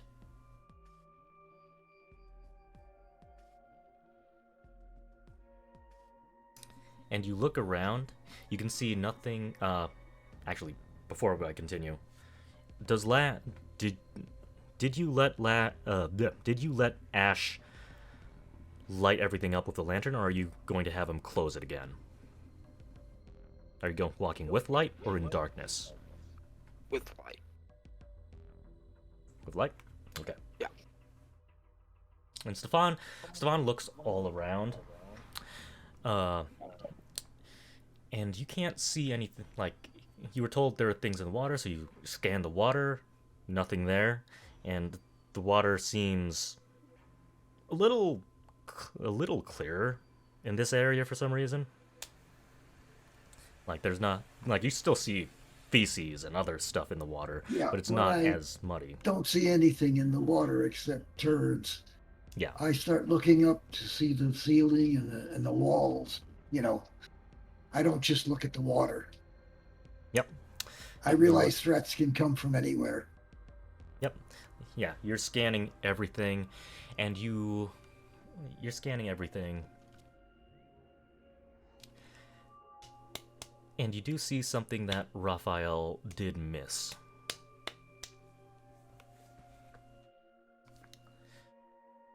Directly over those magic mushrooms that Zorg sees, there is an outline of an arcane eye of Solemn. It's not easy to spot, but there is actually something there. I'll pass the word on quietly so that everybody can look where I'm seeing it. Is it just the symbol, or is it actually an arcane eye? It is the symbol. It is, okay. Solemn's symbol. Yep. Okay, it's not, because there is a spell called an arcane eye. No, sorry. It's not that. Okay. Yeah, it's not. I just want to make sure. It's not that. Sure there wasn't an arcane eye there looking at us. It's not watching us. Yeah, it's not the actual spell. I will pass word that I felt like we're being watched, and then I'll point out the symbol over the mushrooms, and I'll say they may not be too good to mess with. Just pass the word quietly to other members of the party. I don't want to make too much noise. Yep. Ash can't say anything because you guys are about 20 feet apart. But yeah. So you heard the word, Zorg. Bypass the mushrooms. Ooh, Zorg will grab the mushrooms. You're gonna continue marching up ahead? Zorg will grab the mushrooms. Like the Kenku does like say, okay, let's not head that way if there's an eye on the ceiling, and you just kind of push him out of the way and just keep walking forwards. Do you? Give me 1 second. Can I look at the symbol and do I have any feeling about the symbol when looking at it? I'm assuming you're gonna be referring to your danger sense. Yes. And Do I got any sense of feeling about it? How am I feeling about this? well, you do feel a bit uncomfortable. You do feel a bit on edge as you get closer to it. Crap. Alright.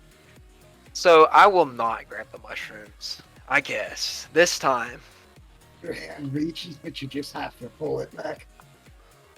Yeah, my arm's still reaching over there, but I have to just grab it and pull myself back. I mean, if you want, you could try to chuck something at it, see if that triggers the arcane eye. Let's see what I got. Kenku, don't give him ideas. Are there any rocks on the floor? Yes, there are rocks on the floor. You could chuck something over there if you want. What size? Small? Large? Yeah, a Just- small rock. Okay, I'll just yeet it over there. Throw it right at the symbol. Okay. Does anyone react to this? Raphael's Wait, like, when he picks up a rock and hurls it. Okay. Raphael's just gonna be like, I always have the minor. I can create sound. I step in As he front of eats it. Monica, of course, and make sure she's behind me as he does that. Okay. Alright, where are you throwing it specifically? Are you throwing it at the eye, throwing it on the ground, throwing it at the mushrooms? Where? Get at the eye. At the eye? Okay. Yep. You hit... Okay. You hit it square in its little eyeball, and you just hear a... as the thing fades. It was a fucking curse. I will grab. You don't know what happened. You don't I'll know what grab happened. the mushrooms now. I will grab the mushrooms now. Okay. Does anyone want to move up with Zorg, or are you just gonna stay back and just kind of watch him? No, Move he's the along, sacrificial keep the lamb. same distance from him. Okay. Raphael's definitely looking at what he's doing, but at the same time, he is freaked out by the like, Jesus, where are you fucking going? I thought the cultists were the other way, but this is like mind flares. We're all gonna die. Okay. You grab one of the mushrooms, and you're picking the mushrooms.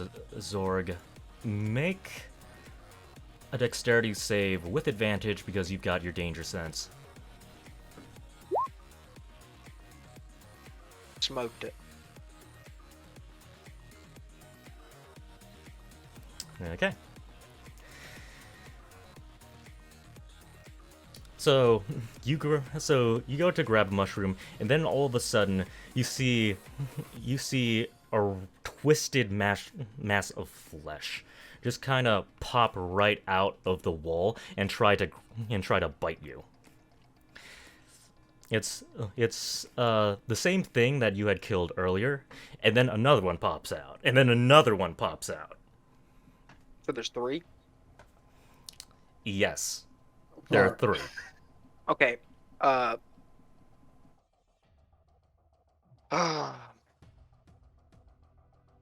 the very least, you're not grappled. Everyone roll initiative. In just a moment. Not now. Not right now. We need to move on to a different map. And I need to place you on there. Okay. An encounter, guys. I started something. He's new. We'll let the experienced players let you learn and make your own mistakes. Exactly. Hey, A trap, we all guys. do this stuff, you know. You're playing your character very nicely, I would say. I mean, why wouldn't the orc hit the angry red button? Yeah. Exactly.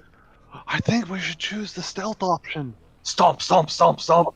Right. The rock chucks it directly at it. All right, guys, it's good. But we Definitely. learned how they work. It's not bad. Okay, Yeah, give me a it's pretty moment. damn good. Yeah, just give you a moment. I'll place you guys on the map as well, where you guys are actually located.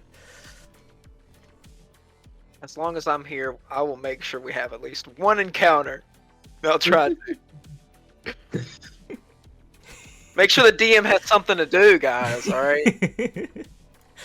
Okay, I'm going to assume you guys were in marching order. Secret's now gone, so Raphael and Stefan. Monica's also with you. Give me a second. And then we also have the Kenku leading the whole pack. Didn't we write the Kinku out with Secret, or are we still with the Kinku? Kinku's with The us Kenku's still. technically your guide forwards and backwards, though if Pyre wanted to take that role himself, then you could send the Kenku off as well. It's up to you.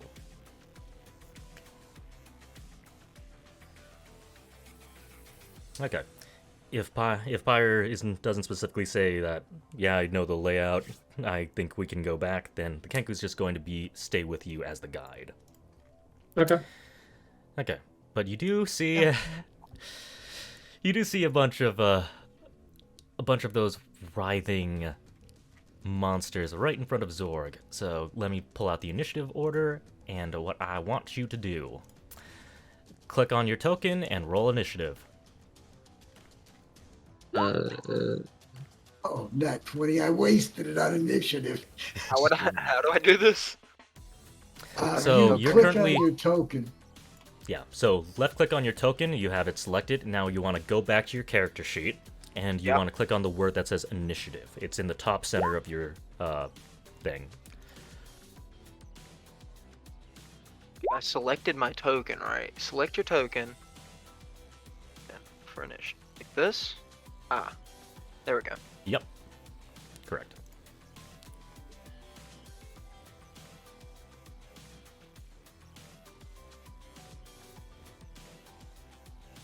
I forget if Monica has her things all set up. What? Okay. Alright. Alright. Descending. Monica is going to not do anything. She's just going to help Stefan in whatever he's doing.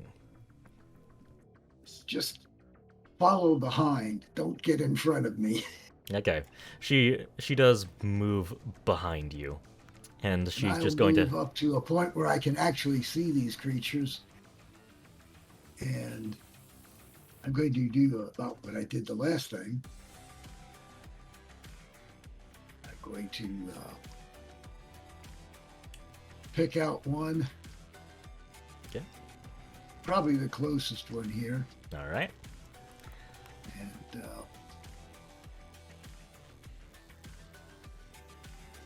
miss it probably. I think that is a miss. Yeah, that's a miss. I would think so. Like I said, I wasted my crit on initiative. Oh, roll with advantage, because Monica did try to assist you. Even though she's not okay. right next to you, she did use the help action on you, and I'm just going to say, just Okay. hand wave it. Yeah, okay, well, let me go ahead and do it again. Nope, it's a miss.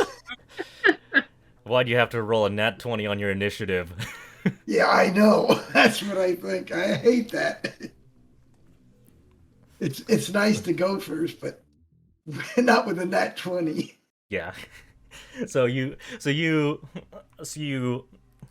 unleash this blast, and this thing's oddly nimble for whatever the thing is, and it just kind of contorts and twists out of the way as it crashes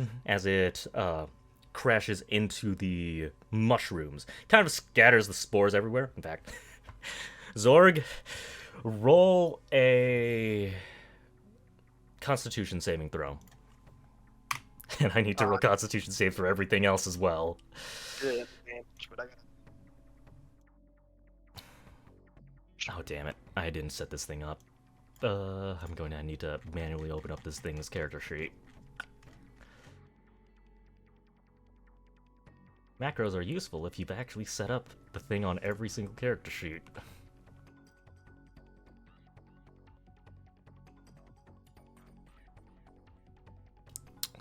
And now the character sheet doesn't want to load. Alright, I'm gonna guess. What its constitution might be.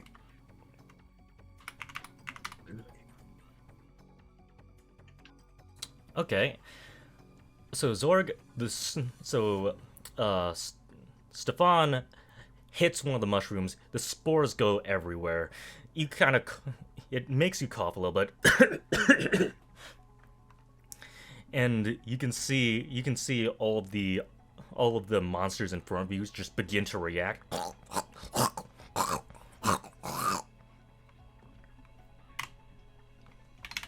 And what's the first one? That one.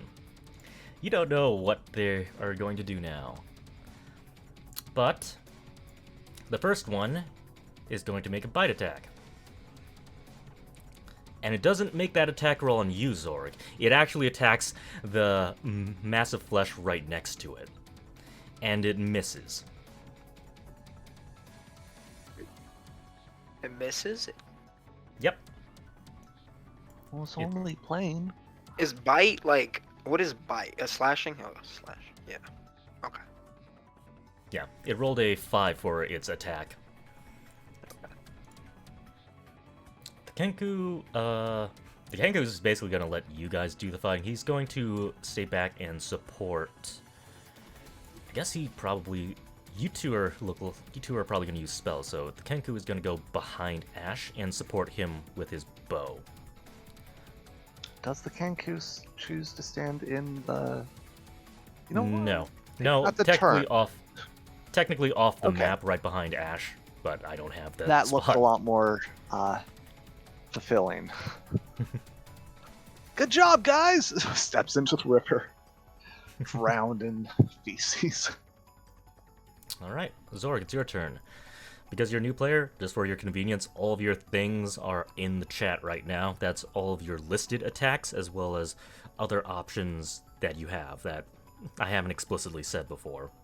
Like if you want to run further, or if you want to avoid getting attacked, or if you want to just avoid hits or help people, those are your other actions. But other than that, you've got all your weapon attacks and whatever you put on those actions. Alright, which one are you hitting? The one on the right, so the one below me. Okay, that No. one. Alright. How do you ping? Just hold down left mouse.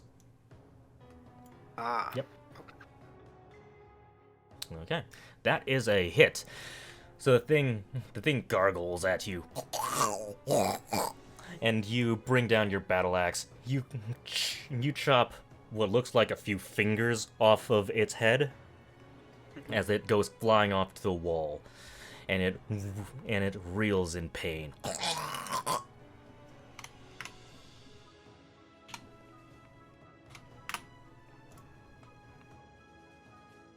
Alright. Is there anything else you would like? Well, oh yeah, I keep forgetting. I set it up.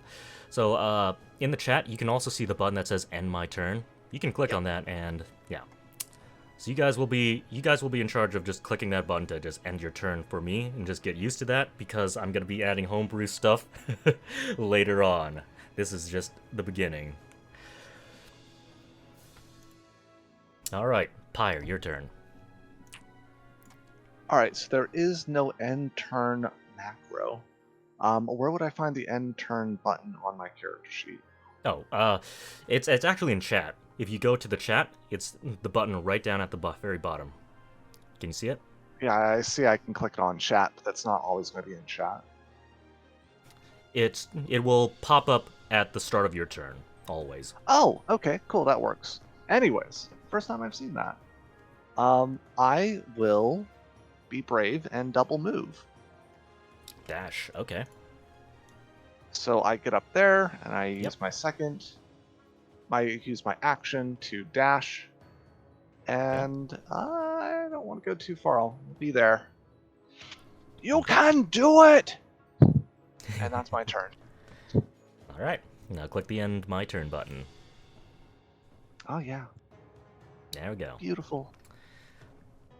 It's going to be useful later on because there will be end-of-turn effects that will happen when you click on that button. So if your HP is constantly going down, or if another stat is constantly going up incrementally, then that's how it automatically does it. And I might be adding additional things onto your character sheets. Additional attributes. But we will get there when we get there. Okay, the other thing. I think they all failed, didn't they? Yes, they all failed. You do see these things just kind of... You see all of these monsters flailing a little erratically.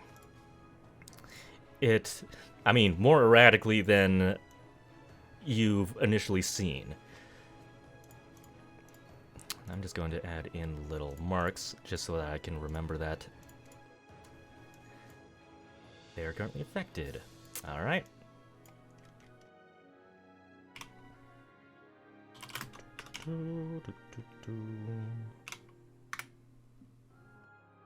This one attacks you, Zorg. But I assume an 11 doesn't hit. 19 AC. So, you're not wearing any armor, so... Do you have your shield out? Yes. Okay. I did a one-hit attack, so yes. Okay, so this thing darts out like a snake, and you just hear it just kind of slam with a metallic clang on your shield.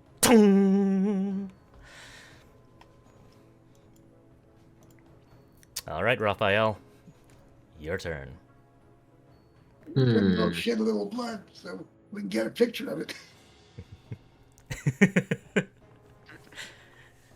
Yeah, Raphael, go get him. Y'all still freak me the fuck out. Get what? Can I actually see them from around the corner from where I'm at? Or am I just clueless of what's up there? Yeah, I'd probably say that you definitely did see a tentacle kind of shoot out past Zorg. So you probably did see that, yeah, there's a monster there. I'll be like, well, this is fucking crazy, and just move. Can I get 5, 10, 15, 20, 25, 30? Just past Stefan, and I'll just be like, hey, this is kind of, oh, yeah, there's the weird things. And when I see them, I'm just going to throw my boomerang at one of them. One closest to me. All right.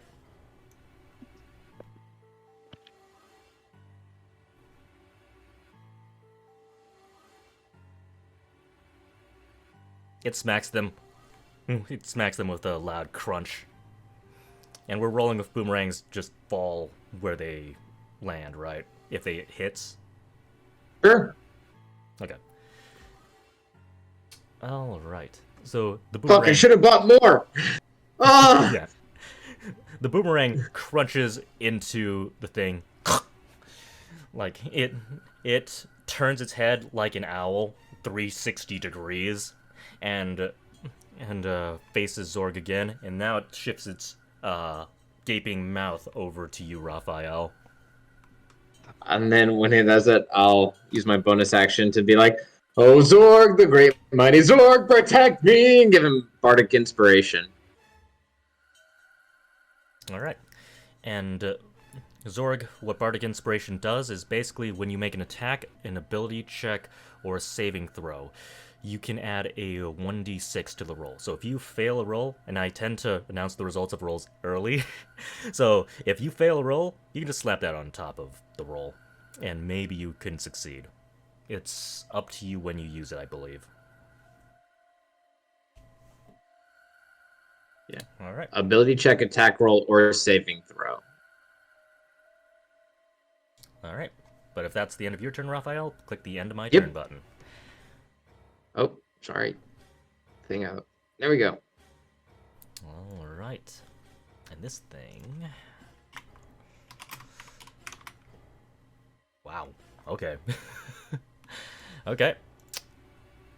And this thing is also going to make a lunge at you, Zorg. Does an 18 hit?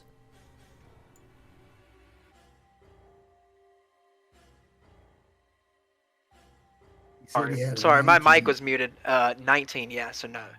I have a 19 AC. That doesn't hit. Yep. I think math checks out. Yep, that does check out. Okay. So this thing does get really close to actually getting a solid bite off on you. Like you're essentially dodging these things. These things seem to be also attacking each other as well as attacking you. So you don't know when, you aren't entirely sure when to dodge, but this one nearly gets a good bite off on your face, but you duck in just in time.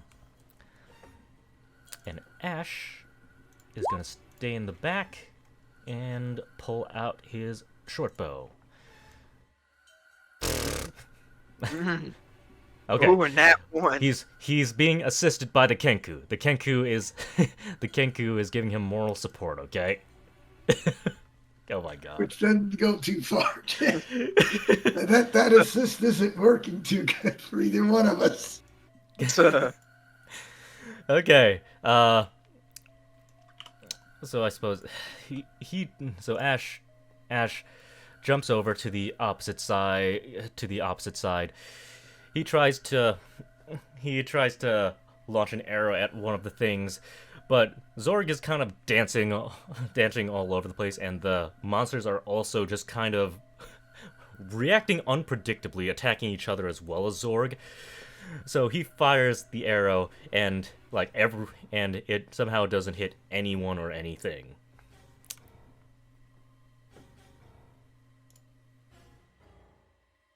All right.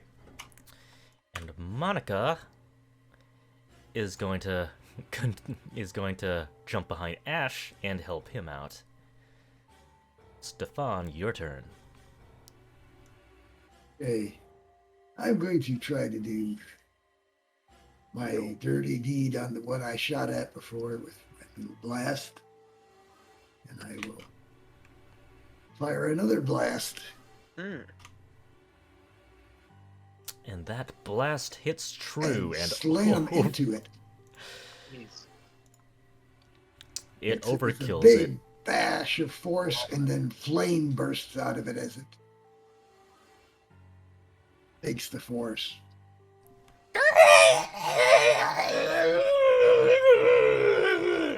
As it just begins to just wither. It begins to wither and char and just fall, and it just like collapses in pieces. Like it collapses in pieces into ash on the floor as it gets scattered by a passing breeze. After I fire the blast, I look back to make sure Monica hasn't wandered off anywhere.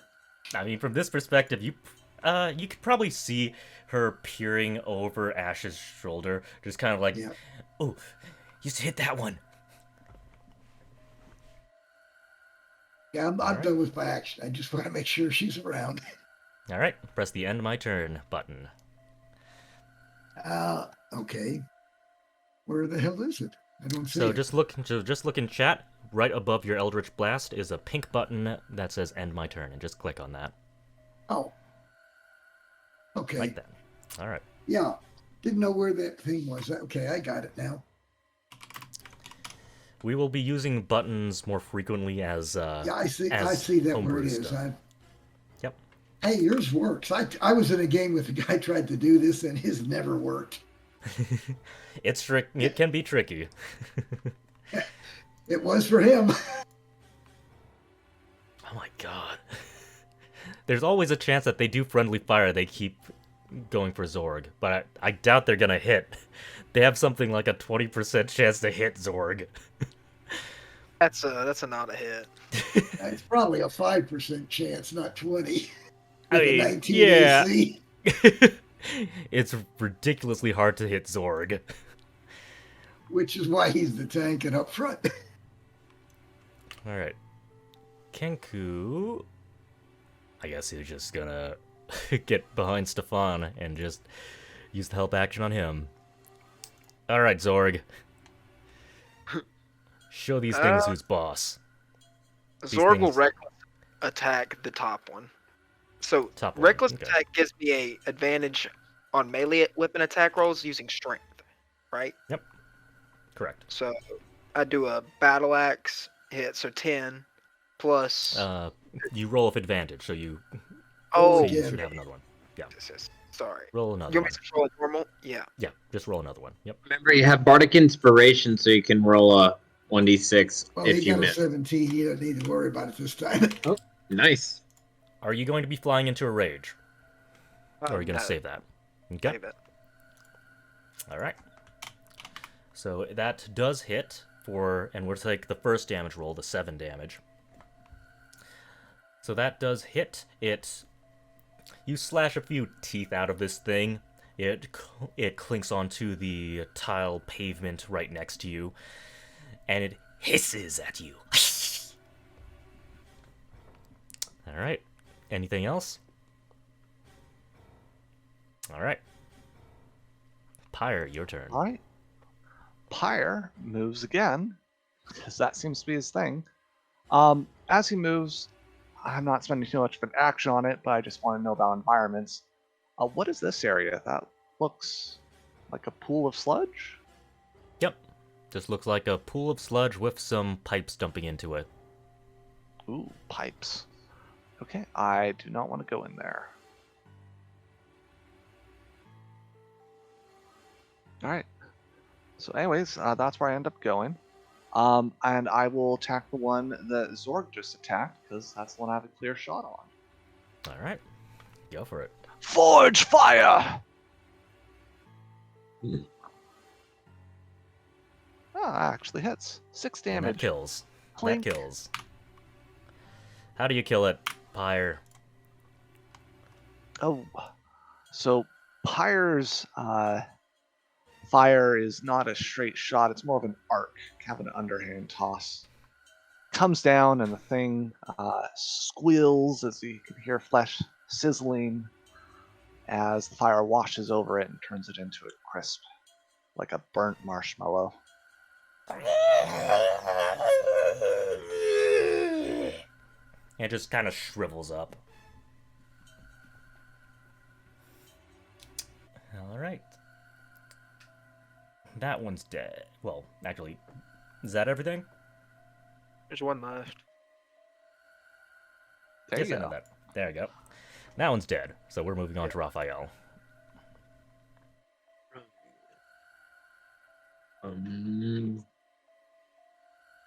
I'm going to. Would it be an action or a bonus action to pick up my boomerang? I'd say it's just a free item. It's one of your item interaction, quote unquote. I'd probably just say we would treat it as just spending a little bit of movement if you don't have your item interaction, but it's essentially free, quote unquote, free asterisk. Yeah, we can say it's like 5 feet of movement. I'll pick up the boomerang and put it away, pull out the rapier, and be like, Zorg, you've got it, man! And stab the whatever thing is left with the rapier. Okay. Go for it.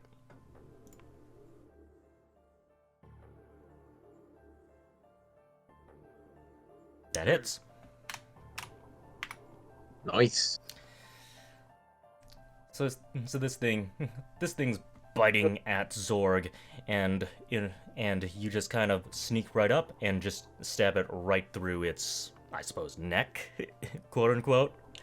It's got multiple appendages, so you're not entirely sure which one would be considered its neck from this point of view. I'm helping, I swear. Oops. Sorry. Yeah, that's what I was about to click. Yeah, I should have let you click on it. Sorry. No, you're good. 1d3. If I roll a 1, then he's gonna attack Raphael. Okay, he's attacking Zorg. Yay! Oh well, we're not going to see what ASMR blood looks like. Oh well. Shit. Clang! Alright. Alright, Ash. You've got advantage. Let's see if you can get a clear shot. In fact, I'm just gonna cunning action. Cunning action dash... Let's see if we can get a little bit of a better shot as Ash goes up right past you, Pyre, and shoots a short bow, which does hit. I should roll it again, see if he gets crit. He does not. He does add his sneak attack, which finishes it off. So we just see Ash dart across the battlefield, rapidly walking right around Pyre, and just does, as he twirls an arrow, pulls his bow, waits for his moment as the thing lunges and shoots an arrow right into this thing's mouth. And you just hear a bloody squelch as this thing just slowly slithers back down to the ground, apparently dead, with blood gushing out of its mouth. Alright. It's a good thing you're still at early levels and these things don't have a very high 2-hit, because that could have been bad. I think it's more of a good thing it doesn't have a good intelligence. Yes, it also didn't have a good intelligence, otherwise I would have had them split up and start attacking the rest of the party. But these things are dumb. They're instinctual. And they got confused by the mushrooms. That was handy. Mushrooms. Alright. Finish collecting the shrooms. So you did collect a couple of them before you were attacked. But we did have a one missed attack from Stefan. I think most other people hit. Ash missed with an arrow. That's it.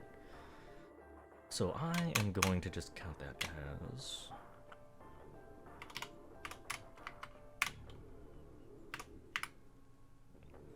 There are... So, with everything that you've harvested earlier, and subtracting the one that got destroyed by Stefan's Eldritch Blast, you get 7 magic mushrooms. Heck yeah.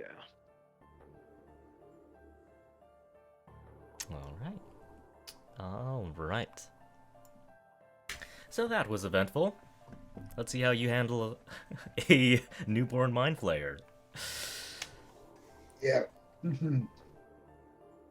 That could be a little bit more of a challenge. Slash. I'll kill it. I'll stab Especially for some of the party. Does a mind flayer have like psychic attack or something? Like what kind of attack? Oh, I don't know. I just heard the tentacle thing, and that creeps me the fuck out. They were made by the god of domination, so it's presumable that they have some sort of mind control ability. Okay.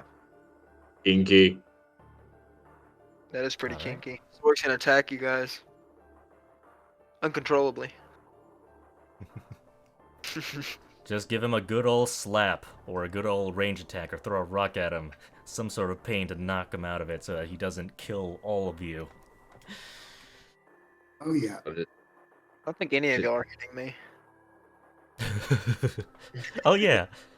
Actually, I think the spellcasters do have saving throws, so they could aim, as long as they're doing a non-dexterity saving throw, they could theoretically still hit you with something. The dex. My dex is like decent though.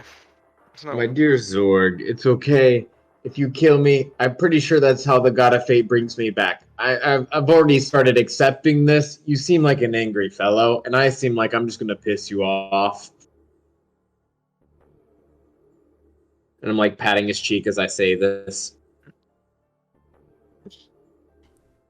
Zorg pushes him away. He yells, "Get off me!"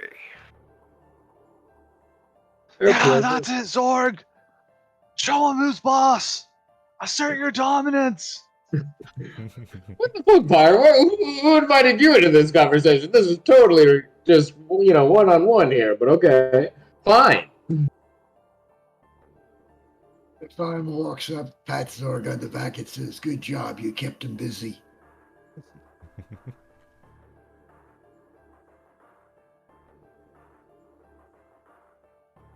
Yep.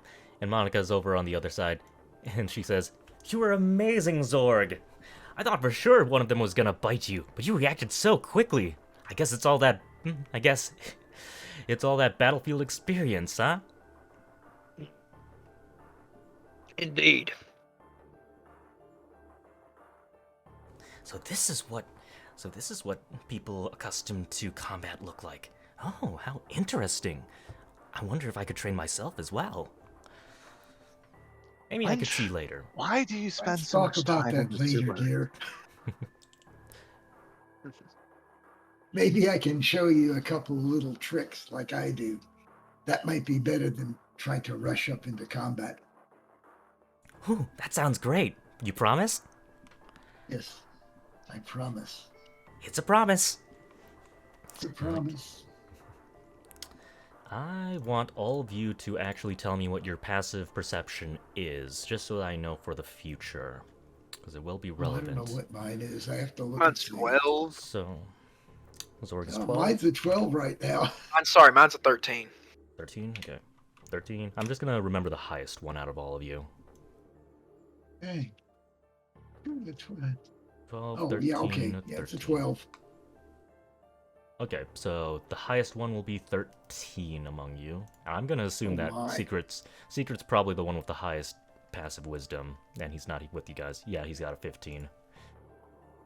Yeah, Secret's faded out. It's fine, DM. Yeah. Okay. Alright, so 13. Alright.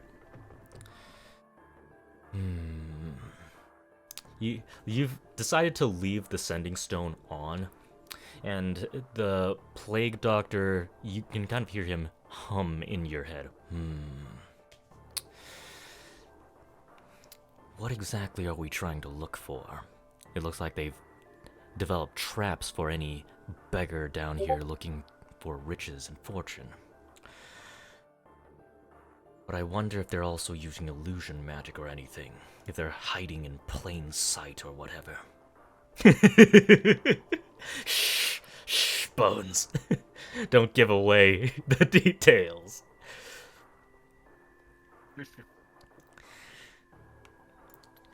Ash says, we probably do want to be careful. The last time I was with a group and we walked over one of those eyes of Solemn. Well, a bunch of tentacles started homing in on our location. So I would say we should probably get out of here. I think those Yes. mushrooms are ruined with all the blood. Don't want to have that corruption. Let's move. All right, Shane, north or south? If there are tentacles, they will be in the water, so keep your eyes there. At least that's as far as I know. Who knows if there are any on the ceiling or on the walls, or even That's yet why if there are I any look in illusion. around. You can't tell where you're going to see something. The ceiling can be as deadly as the water. Alright. If any of you want to specifically try to see through illusions and, like, feel anything, that is going to be a different roll. But other than that, you're back in marching. The water... My chance of seeing through an illusion is slim and none. Pyre will keep out for visual oddities, surfaces that look like they've been photoshopped, for lack of a better word. He will not interact with things. He may ask someone else to do so if he suspects it, but his illusion seeking is the inconsistencies, the shortcuts, the unnatural perfectness of an illusion. Alright. Make an investigation, and we'll just treat this as more like a visual one. Okay. And the rest of you can just type out what you want to do in chat, and I will resolve them as I get to them.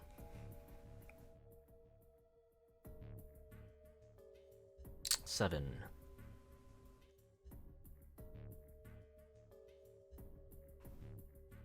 Keeping an eye out like before for anything that looks like a threat and making sure Monica doesn't get lost. Okay.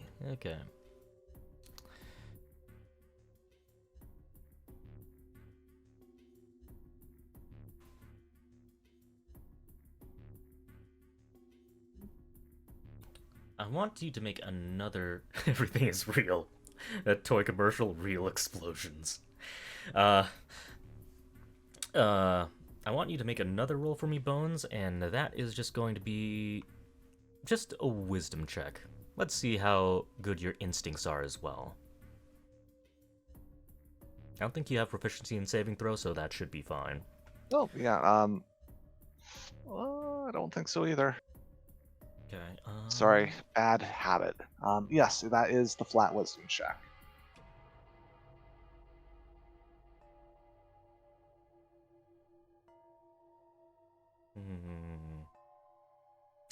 Okay. Remind me to resolve yours later. I want to resolve everyone else's later, and then yours will play into the scenario that happens later. If I forget, remind me. But we'll move on. But you do notice something. Raphael is casting illusions. No, I'm normally casting illusions, so I was thinking, like, if we're talking about illusions here, maybe my eye would be able to spot them somehow, some way, since I'm familiar with what one would look like. I mean, in this situation, since you and Bones are doing, if you and Pyre are both doing the same thing, I would probably say one of you would be giving the other advantage, as you're both helping each other and working together on this. So I would say, since Pyre's already made his roll, you can make another investigation roll. We're not going to take the one that's preset right there, because that would be like,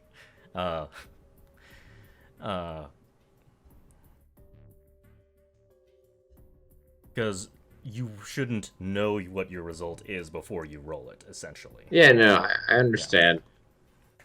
I meant to speak up earlier.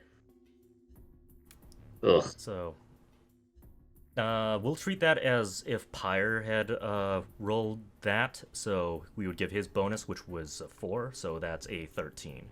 So that is better. Okay. And Stefan and Zorg, what would you like to do? Let's start with Stefan. Basically, I'm going to be just looking out for threats and keeping an eye on All right. Monica. Make a perception roll. Yep. And Zorg, what would you like to do? Zorg is going to, roll a perception roll for looking for mushrooms again. All right. You got your priorities straight. We're back at it again. Okay.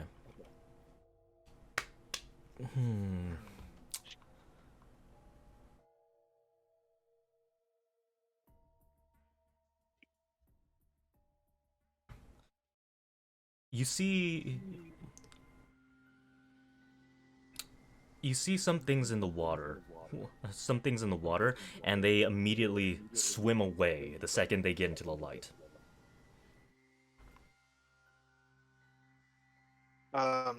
Do we still have light? Like, is the lantern still on? Yes, the lantern is still on. And Ash is the one who's holding it, unless someone else wants to carry it. I think Ash will be holding it, but I would like to tell everybody else what I've seen. Oh, that's actually Stefan, but it's yeah, it would be Stefan. Yeah. Oh shoot. And what does it look like? Yeah, what is it? Can you explain it to me a little bit? The Serpentine, kind of. It's serpentine, kind of. It's a long thing. I'd like to tell the party that I may have seen a tentacle in the water, and that we need to get out of here. Give me one moment, because I just... something that I've been forgetting flashed in my head. I forget what the thing was. Hold on, just give me a moment.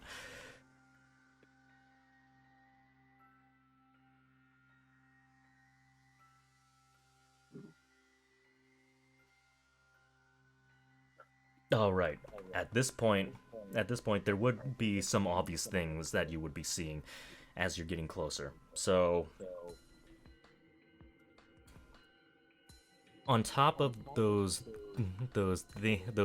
wiggling like snake-like things in the water, you do begin to see humanoid bones.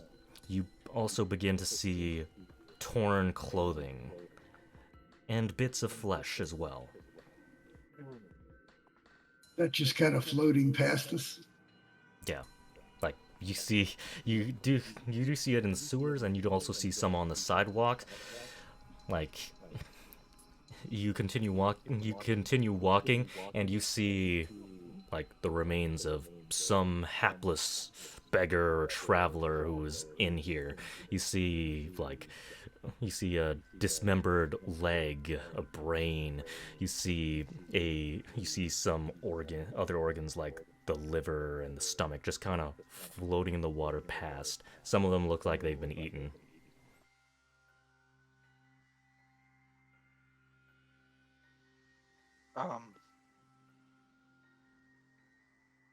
Well, I would like to tell the party about this, obviously. The remains, everything, the beggar, the dead beggar. Everyone would see this, basically. Everyone would see this? Yep. Okay. So what do y'all think? Have we still seen these tentacle things, or if they've just scooted on away? Looked like they scooted on away. Look.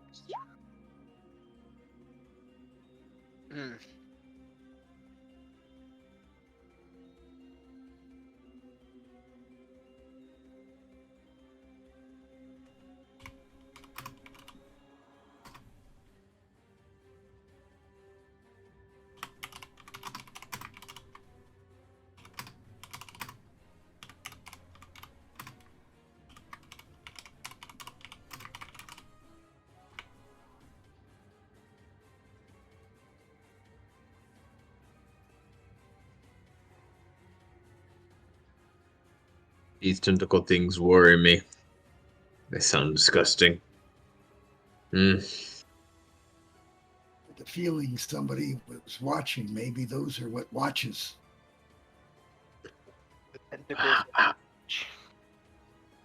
How do we even find them?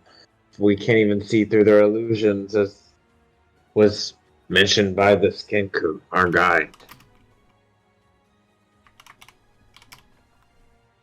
The tentacles are always watching. Seen them earlier, see them now.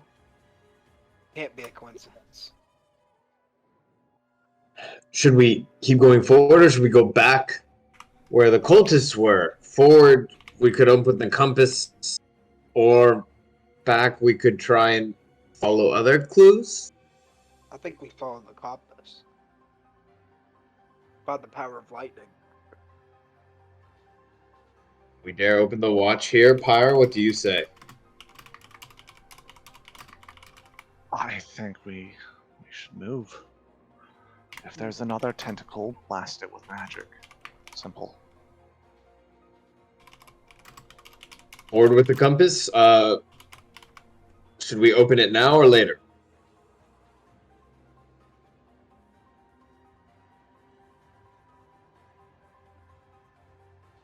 You all get this feeling like you're all being watched. Later. Let's do it later. Come on, let's. I think we've set off their alarm. We need to move. Time is Sure, not on we're our not side anymore. unknown to them now. So Wherever they are, wherever they are. move quick and keep eyes open. Got it. Let's go. Zorg, you got a big fella. And I slap him on the ass.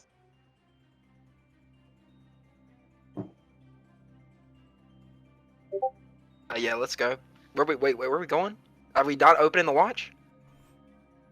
No, not now. Later. Pyre said later. Let's go. Make your way through the darkness. I can steer you. Okay, I can see. You can also see I have dark vision. Oh, so you're turning Okay, off we'll the keep going. We got it. Turn the light off. Turning light off, and he extinguishes it. All right, and Ash is going to put his hand over Pyre's back, and he's essentially, I'm going to trust you with my life because I cannot see down here. He gets a grunt of acknowledgement. right. All right.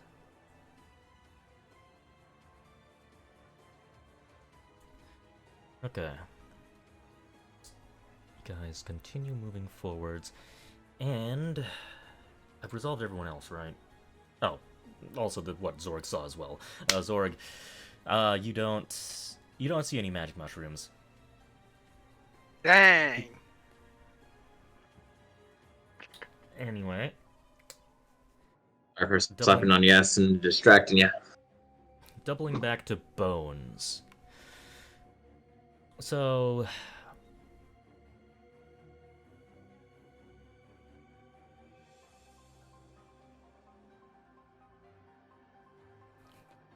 Yeah. This is going to be a weird question. Do you remember how high you rolled for that check earlier about remembering your way back to the entrance? Do you remember how high it was? Today it was a 15. Yeah. 15. Yeah, 15. 15.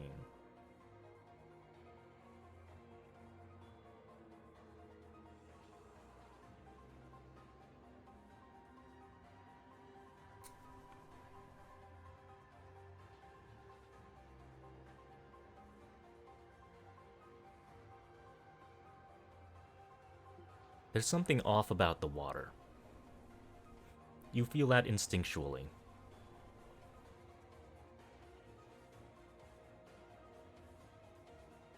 I mean, it still stinks of sewage, but it just kind of looks too clean, you know?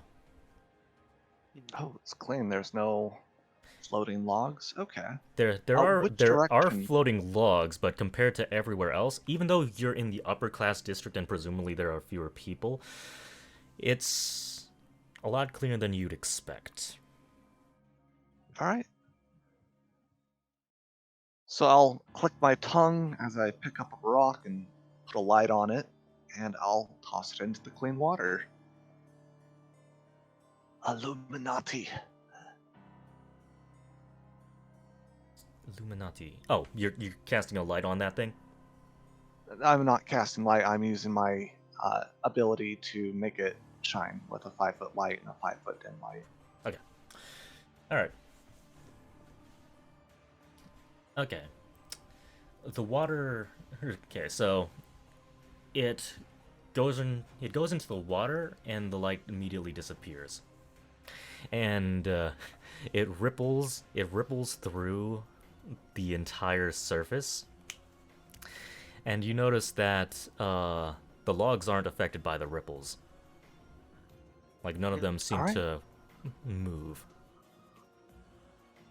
All right. Did I hear a splash when we were in the water? Yes, you did hear a splash. Okay.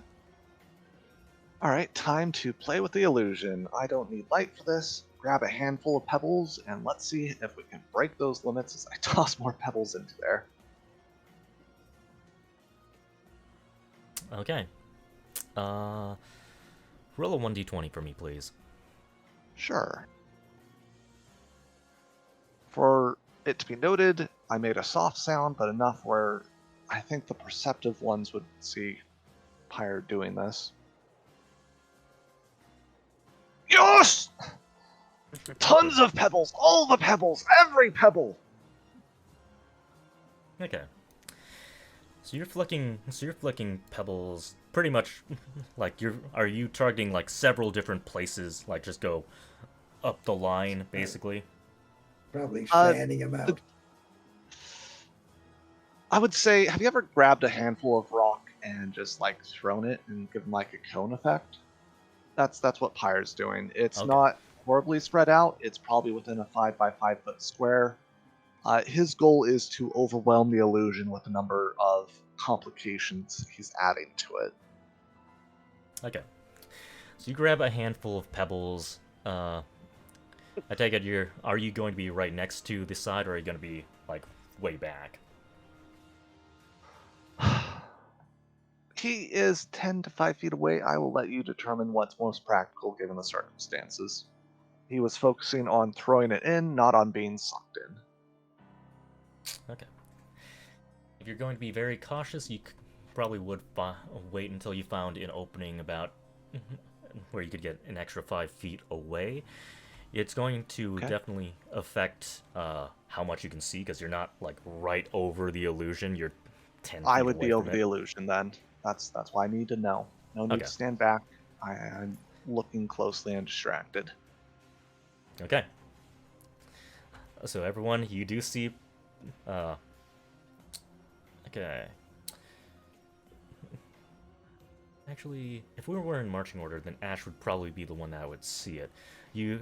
So wordlessly, Pyre, would you stop the party, or would you just be doing like, I noticed Like something I clicked funny. my tongue, and then I threw a pebble, and then I proceeded to throw more pebbles. There's audible sounds of rocks hitting the water, and if that doesn't cue them off, then I guess they're just marching ahead.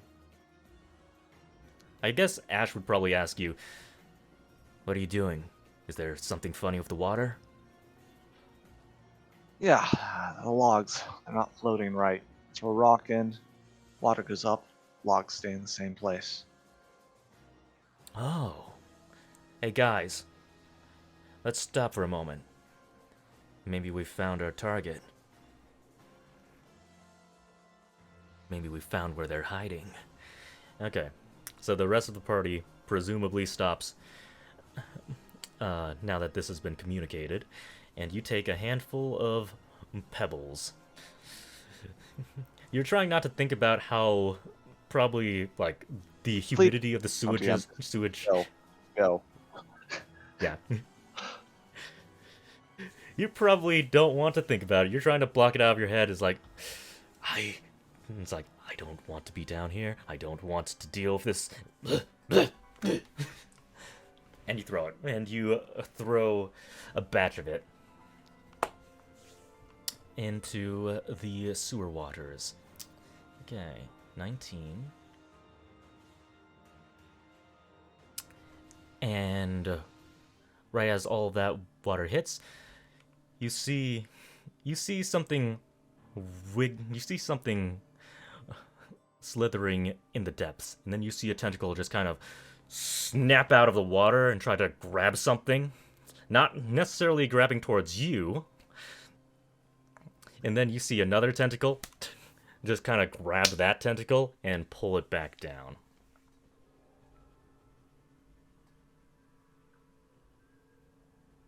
Firebolt. The rest of us in this now, since he's alerted us. Yeah, you pretty much see that. But there's been verbal alerts and people standing and throwing rocks in the water. I think only the densest party member wouldn't realize what's happening. Yep. Holy shit! I'm glad I picked my boomerang up. So Pyre is just throwing random firebolts into the water at this point. And I'm ready in action. As soon as I see another tentacle come up, I'm throwing my boomerang. Okay. We'll prepare something if I see a tentacle pop. Okay. Zorg, what about you?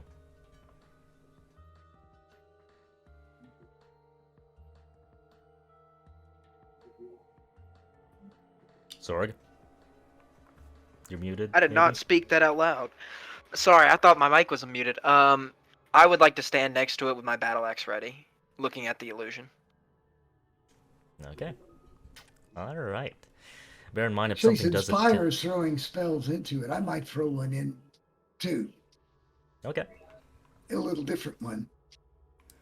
2 people throwing spells into it. People are throwing stones and spells. And I just aim generally into the water and... Poison spray. What's the AoE on that? 15 feet? It's about a 5 foot, I think. I think it's basically one creature, so it would be a 5 foot thing. And, 5 foot. Okay. Just to see what happens. Okay. So you spray a whole bunch of poison into the water. Pyre's throwing fireballs into water, and the other 2 are ready with their weapons. And Ash is also... he's not gonna fire anything into the water. Let me see. He might have an item you wanted. I'm gonna hold off on his acid. He's just going to pull out his rapier, and he's just going to be prepared if anything jumps. Actually, he's going to be prepared to pull Zorg back if something tries to grab him and drag him into the water. Going to make sure that Monica steps back away from him a little bit while we're doing this. I don't want her standing up at the edge. Okay. The Kenku is also going to be standing back. I might as well just position you guys back on the battle map. So, I'm assuming both of the spellcasters are probably stepping back. Probably so. Yeah. This will just be a rough visual representation. So I think I've got about 30 feet or something with that spell. 30 feet? Okay. Does it specifically only hit one person? It specifically is targeting one, so it's just hitting a specific area in the water, just trying to see what happens. Okay. All right. If there's anything there, it would get hit. If there's not, it doesn't get hit. Okay. So, Stefan is spraying the water, and Pyre is also casting firebolts into the water. And you do see, like, some really small tentacles just kind of float up to the surface, just kind of break the illusion just a little bit. And as you keep attacking, you see more and more tentacles, but you also hear, like, the water is getting a little restless.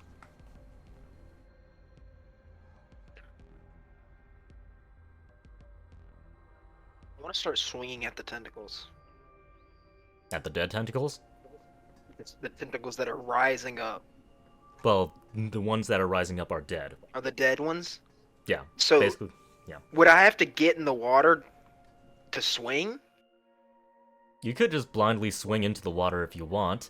There's no guarantee you're gonna hit anything with the range of a battle axe. I will cleave into the water with my battle axe. You'll basically, with just a one-handed battle axe, you'll basically only get about maybe a foot into the water, 2 feet into the water tops.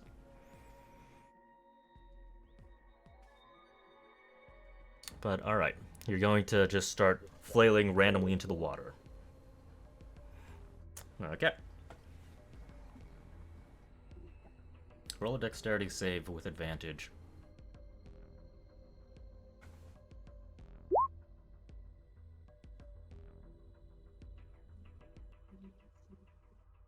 Okay. So,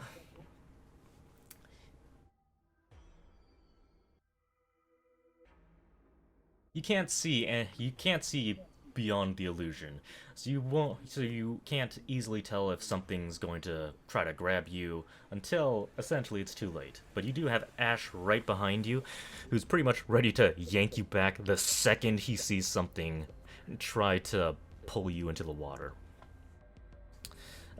So frustrated that nothing has come out to attack you and fight you, you swing your axe into the water. It splashes.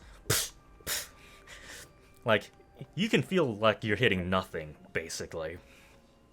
And then in one of your swings, you see a tentacle will fly up and try to grab you, and Ash pulls you back. Right as it's about to yank your arm. Right as it's about to grab your arm, basically.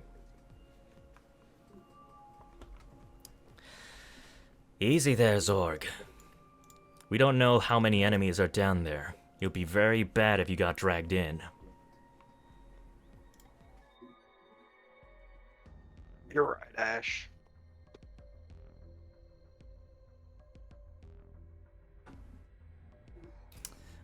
Alright.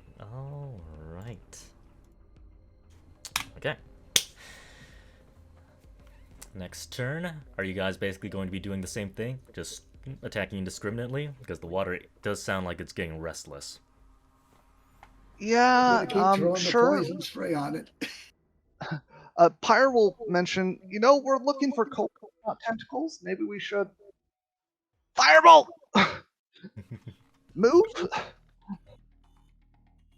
If we need to make noise, I mean, I can cast minor illusion on the waters, but seems like y'all we keep attacking, and I keep waiting, and I don't know what to do next. Should watch? I mean, if let's just bring it to us. I think that's the objective of poisoning the water and firebolting it. Disturb it. Okay, keep disturbing then. I'll just keep waiting. All right, pew pew, DM. Zorg, are you going to step back next to the water again, or are you going to stay back? Zorg will stay back this time. Okay. But be ready for any enemies. All right. So how wide is your cone? Are you going to attack the entire length, or are you just going to attack, say, 5 squares out in front in either direction? Or are you going to try to snipe all the way down?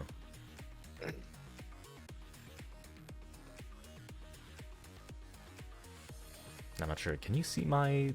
Yeah, you can see my ruler. So on the map, both Pyre and Stefan, how wide of an area are you trying to attack? Are you trying to attack the entire length, or...? I'll just pop,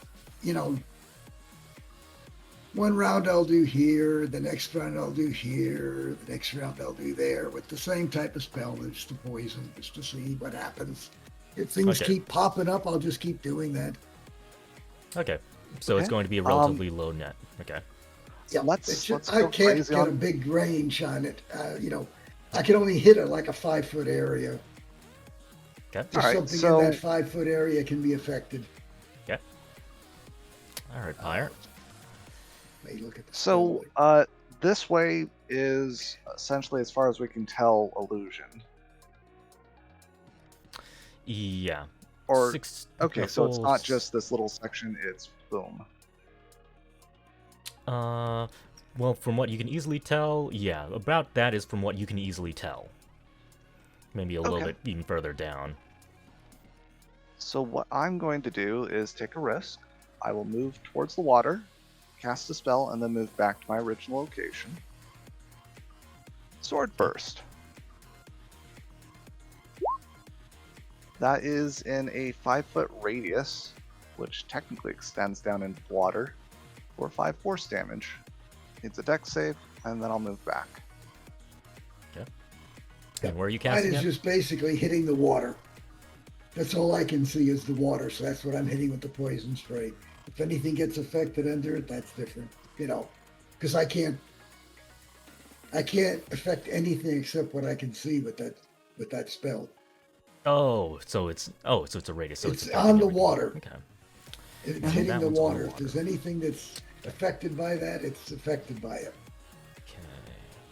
Okay. Sword Burst. That affects everything. So, you do see a whole bunch of tentacles rise up to the surface, and now you can definitely hear some swimming. Something's coming over here. Something is coming. All right. Everything is fine. We have an orc. Everything is fine. Dad always said I'd die with a tentacle up my... Anyways. Anyone else have anything to do? I was thinking my death would be the same as yours, to be honest. This sounds great to me. We all good with dying with tentacles up our ass? I mean, what? What?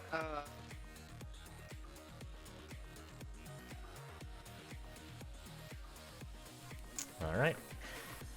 Well, you know something is coming, so I will allow you all to prepare whatever you want.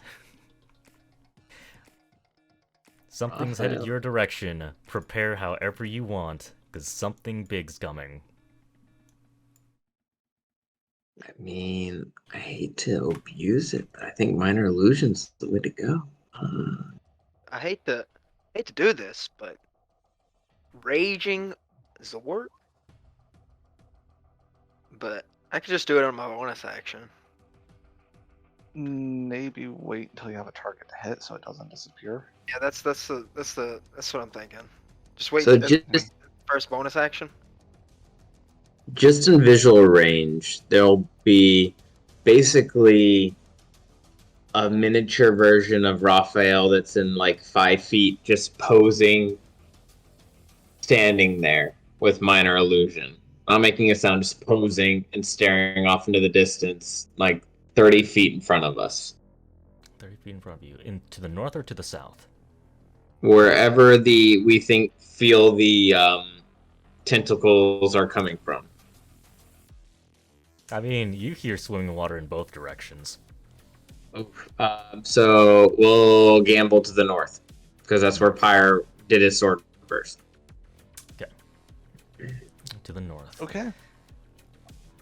Pyre will be an idiot. How far across is this little stream? Is that 5 feet? Less than 5 feet? Yeah, it's 5 feet. You can definitely just jump across with no roll needed. Beautiful. I will do that and do another sword burst. I will purge these sewers with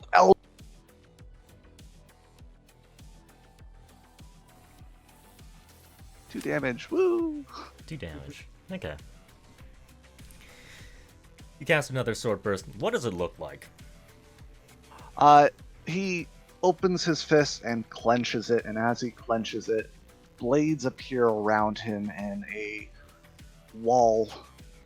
I wouldn't describe it as a porcupine, more like a blender, where he disappears for a second, and then the blades just fade into nothingness. Okay. Okay. Yeah. Very effective use of that spell. And Honestly, you enough see, that I'd use it. and you see a bunch of tentacles like get chopped up and float up to the surface. All right. So that's what Raphael does. That's what Zorg is gonna do. You're going to kill more tentacles, okay? And Stefan, what are you gonna do? I guess I'll just do the poison spray on the surface and see if it kills anything. Okay. Poison spray on the surface. All right. You do another poison spray. Feel free to roll your damage. Okay, let me just back into here.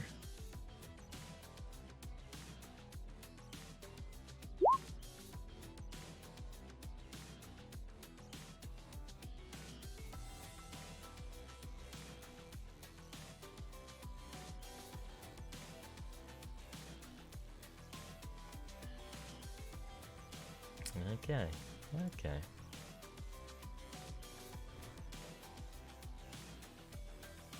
9 damage. 9 damage. There are a lot of tentacles now currently. There are a lot of tentacles of varying sizes now littered in the water. You have definitely killed a very, very large amount of whatever was in there. And actually, no.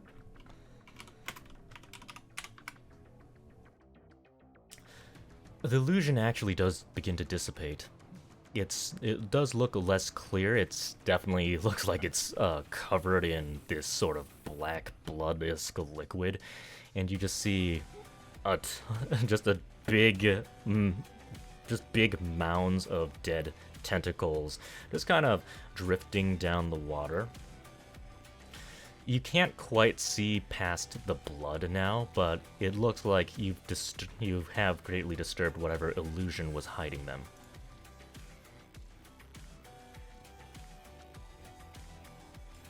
It's like a bunch of kids finding the wasp nest unguarded and smashing it, and then the swarm returns! Okay. Alright. Everyone, I'm gonna remove you guys from the turn order. Everyone, roll initiative.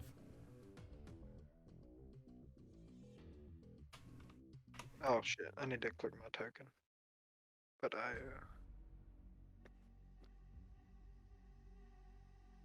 Waste another crit. How do I do this, dude? I suck. Good. At least it wasn't a crit. It got close. So you just need to click on your token first, and then go to your character sheet and click on initiative.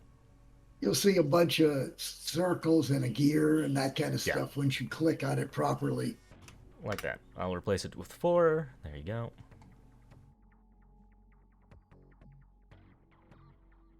Let me just... Last in the turn order.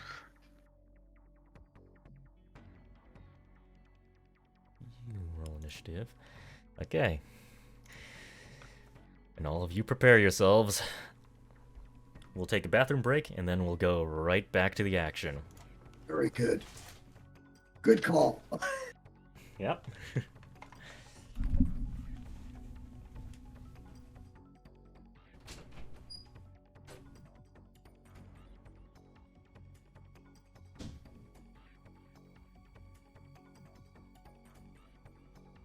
You're back, Georgia.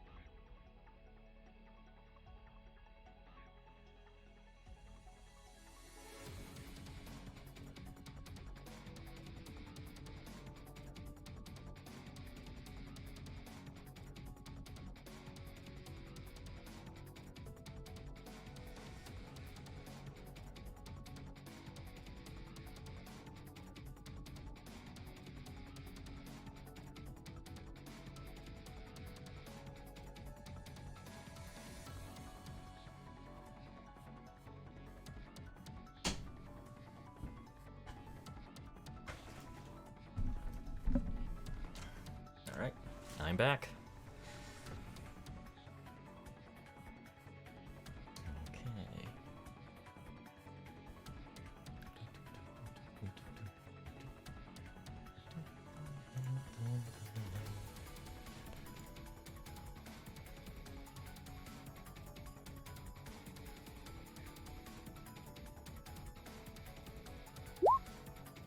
Big mounds of that.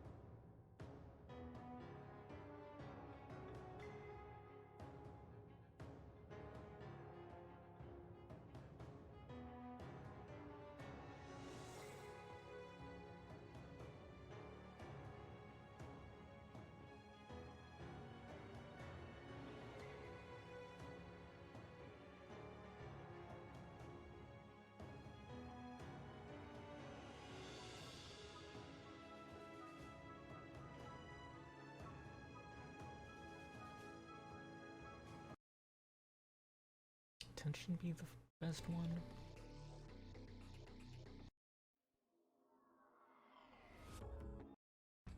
Yeah. Tension?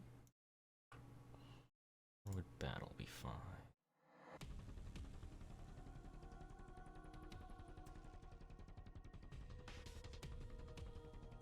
Battle, battle, battle, battle.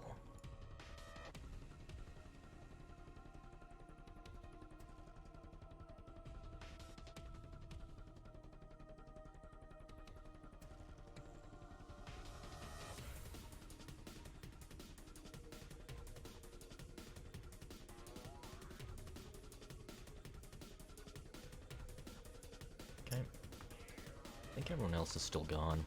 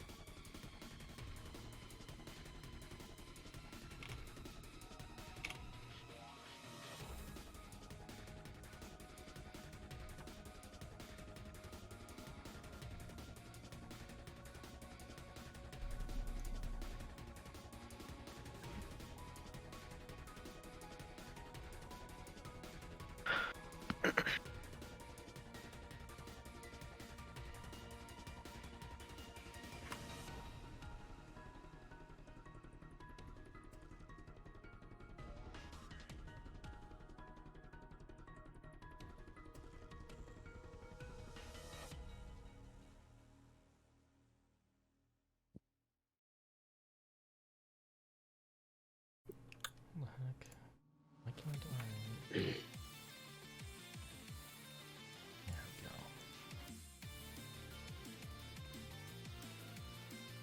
Excuse me.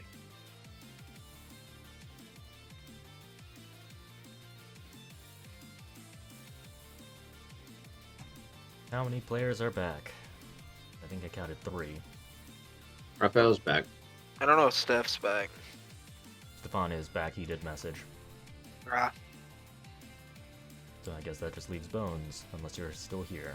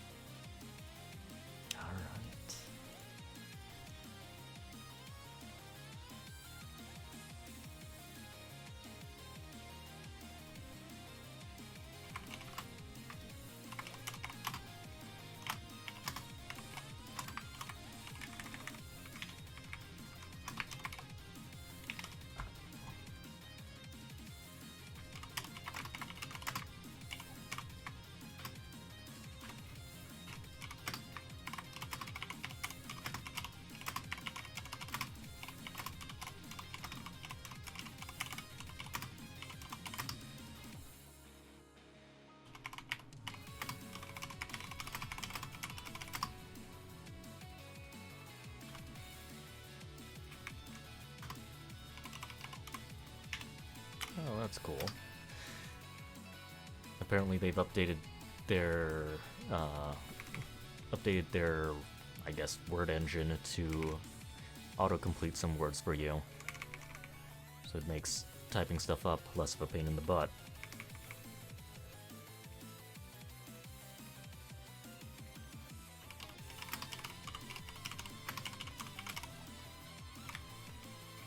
How is the Mingjora? You enjoy it? Yeah, it's fun. It's especially fun watching players stumble into traps. Really? Yep. It worked out for you this time because we're so low level I can't put high attack bonuses. Or saving throws. I can't use those regularly yet.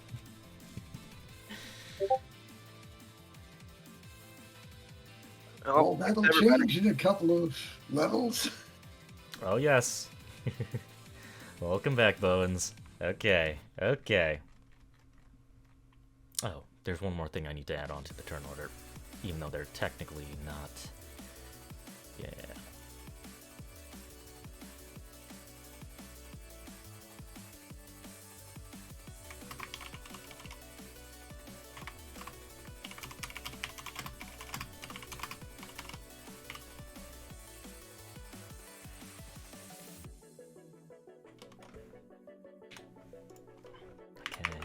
Okay. Give me a second. I need to find where I put their token.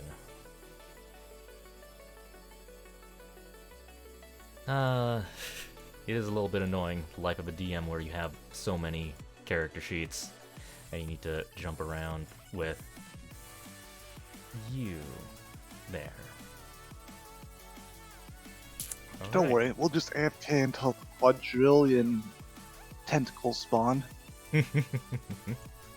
on the map. Every one lovingly detailed, finger width. Don't worry, I'll boomerang them all. Whoo, whoo, whoo.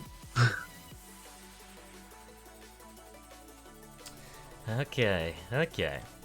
Alright, Stefan. You still hear the crashing waters from both the north and the south. The northern one sounds closer. And I'm also, just so I don't forget, I'm also going to just add in a placeholder token for Stefan's thing. You are right there. And we're going to say that Stefan put his illusion right there. It'd be Raphael's illusion. I mean, yeah, Raphael's illusion. Sorry. That's what I meant. That's all good. Yeah. We can make it look like Stefan. I'm down. Make it look like anything you want. All right. Okay. I see nothing coming. So I prepare an action. I'm holding an action for first sight of a hostile. And that'll be the end of my turn. My action is casting a cantrip. Cast a cantrip? Okay. So my turn is done. Right. Oops. Did I skip? Yes, I did skip. Oops. Oh, wait. Did it just auto-skip all the things in DM order? It did. It did. Okay. Give me a sec, because there are some things in DM order. Then I can tell you when to go Stefan. Alright.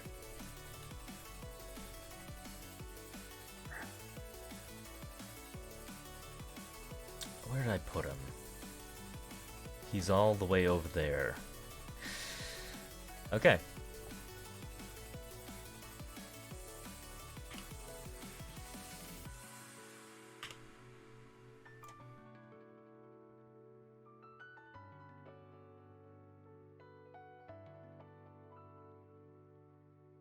That's that guy's turn, and you hear footsteps coming from the south.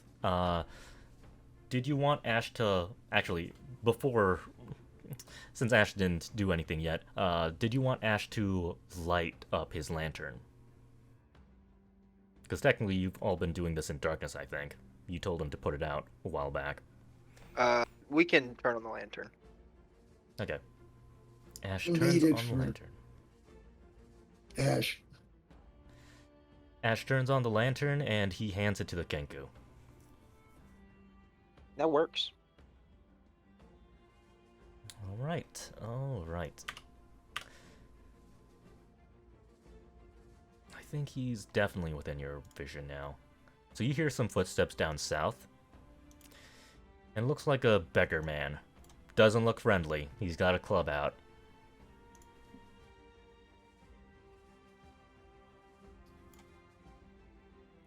When you say doesn't look friendly, has a club. Is there anything off about his movements, the way he walks, or is it just, waving around aggressive like? I mean, he's got this perpetual death glare, and he does have slightly jerky movements from the looks of it. Okay, I have the prepared action ready for the first hostile, so I guess this is the first hostile I see. Yep. Yep. This is. He's 8 squares away from you, so 40 feet. Not a problem.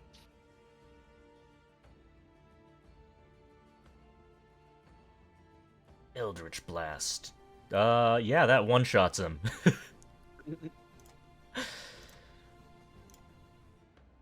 So how do you kill this guy? He shows up wielding a club, looking aggressive. I fire off an Eldritch Blast, splatter him, and he lights on fire as he falls down. He doesn't make any human noise like it. Ugh. You just hear a as he falls over and flops to the ground. All right, Raphael, your turn. Do I see any hostiles in either direction? Not at the moment. No. Actually, what is your passive perception? Pretty low. I think it's 11. Okay, no. Yeah. No. Okay.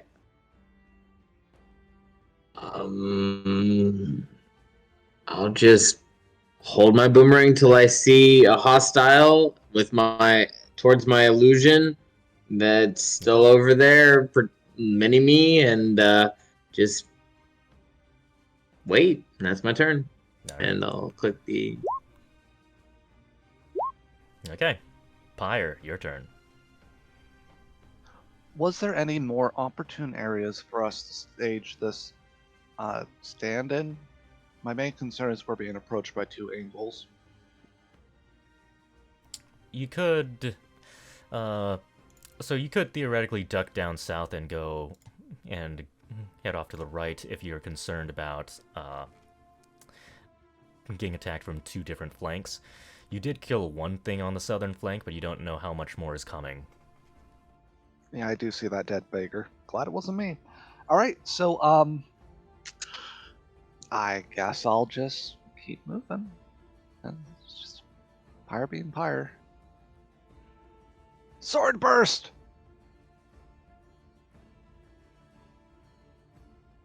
Sword burst. Okay, make the roll. 6 force damage.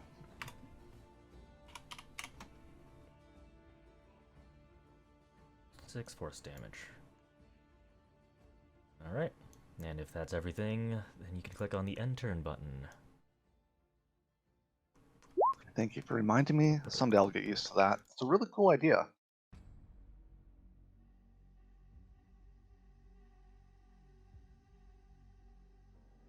Okay. Okay.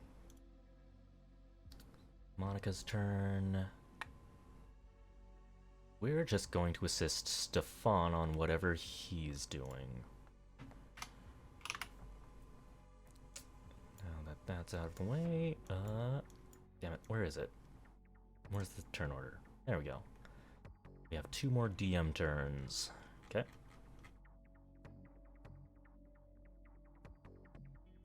That one's that one.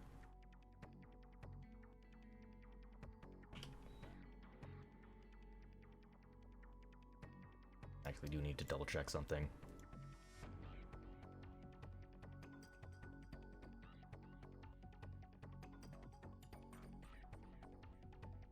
Yep. Just going to move that.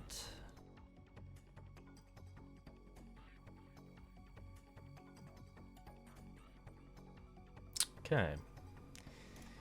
You do see another hostile down south. Erupting out of the water is the cultists that you have heard so much about. And don't mind the hair. Don't mind the hair tentacles. Those don't count. And I am telling you... the little ones in the front. Yes, the little ones in the front are the ones that matter, not the 2 head ones. Would this mean Raphael gets his reaction to throw his boomerang? Correct. Or is it too far away? It should be far enough. You've got 60 feet. That's easily within 75 feet, I believe. Yeah. 60, 23 to 75, hit. 60 to 120. 120. Oh, wait. It's 60 is the... 45. Yeah, it's 45 away, I think. Yeah, so yeah. 23 to hit. 23 to hit, and that hits. So you see, like, you were thinking about running away if these things look dangerous. Now you clearly see it. You can clearly see that it's only got a couple tentacles. You can kind of see the resemblance to what you've seen in the books, but it definitely looks a lot less, well, it looks a bit ghoulish. But not nearly as intimidating as the full-grown specimen. You still hear Raphael squelch out, "Ah! Tentacle thing! Ah! I got it! I hit it! It's not dead! It must be invincible!" Yeah, you clock it right on the head. And it looks a little annoyed as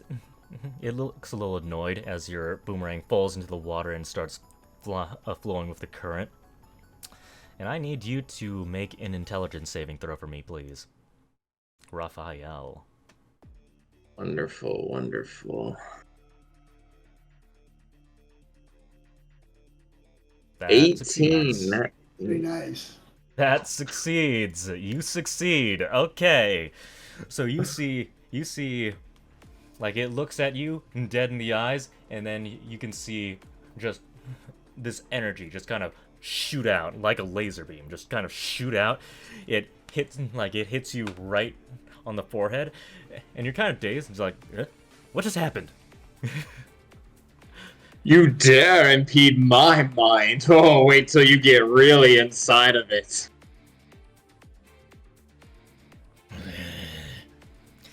And was that all of its movement?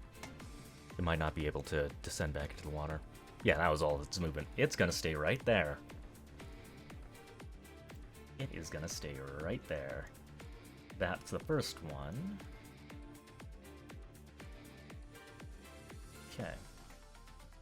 And the second one.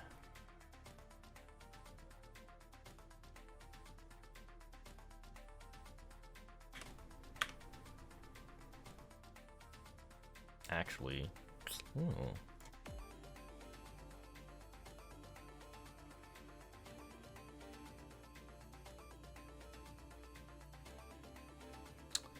you see another one pop up out of the water.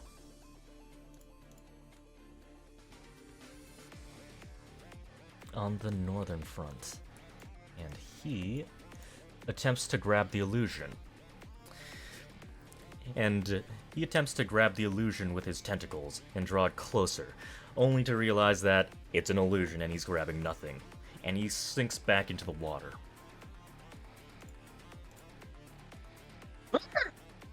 Somebody just touched my invisible self! The mini-me!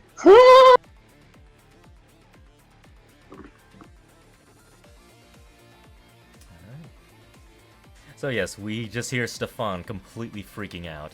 Ash is going to unleash... He's going to fire one arrow down south to flare that he can still see, which is a complete miss. Alright, Zorg. Smash. No, I'm going to move closer.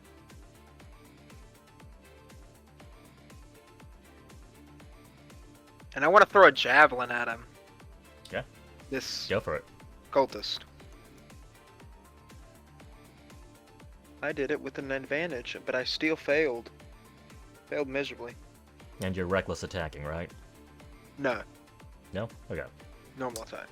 Just a normal attack. Alright, Not yep, raging 7. yet? No. I will not be reaching yet. Okay. DM, quick question. Would this still be within 10 minutes of when I bardically inspired Zorg, or would that be over by now? I'd say it would be over by now. Definitely be. Yeah, that's okay. Just making sure. Yeah, we fucked around with the water for quite a while. Yeah. No, I was just checking, making sure. Kenku, will stand right in the middle and assist. You only had one boomerang, right, Raphael? Yeah, but I got some other stuff up my sleeve, maybe. Okay, so the Kenku is going to assist Ash. Okay. Oh, their HP is linked. Damn it. I need to unlink the HP on these things. Okay. Another person walks into view. Up at the top. Another beggar. Another guy in shambly clothes. He also looks like he's not completely there. Another heroic drunk here to save us. That was his first movement, so he is going to dash and get much, much closer. Okay.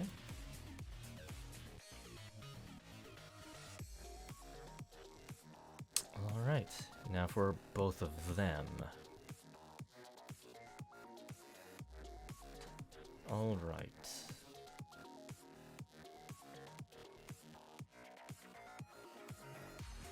Alright. We're going to be making an attack roll. At advantage. You don't see him coming from the water, Pyre. And a tentacle right... Another tentacle still alive in that gigantic mass of tentacles. Jumps right out of the black blood. Alright, so it survived my burst. That is unfortunate. Okay.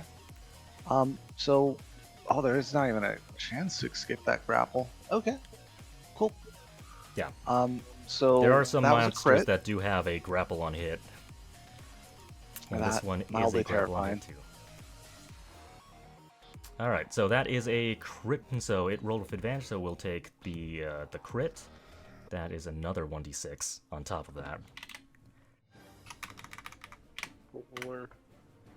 11 damage. Blood and feces spews everywhere, and Pyre squeals like a girl as something wraps around his leg. Yep.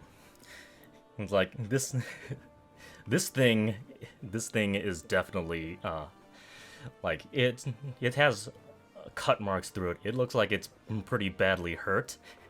And it's just completely constricting your leg, rooting you to the ground. And the other one, I mean, you can't. It's not close enough to anything. Okay. And the other one will do nothing. Okay. Stefan, your turn. You have advantage on whatever you're doing if you're making an attack roll.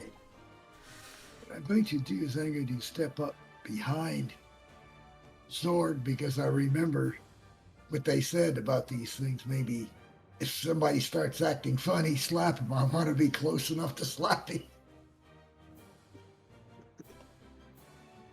And I will take aim at this creature. Okay. And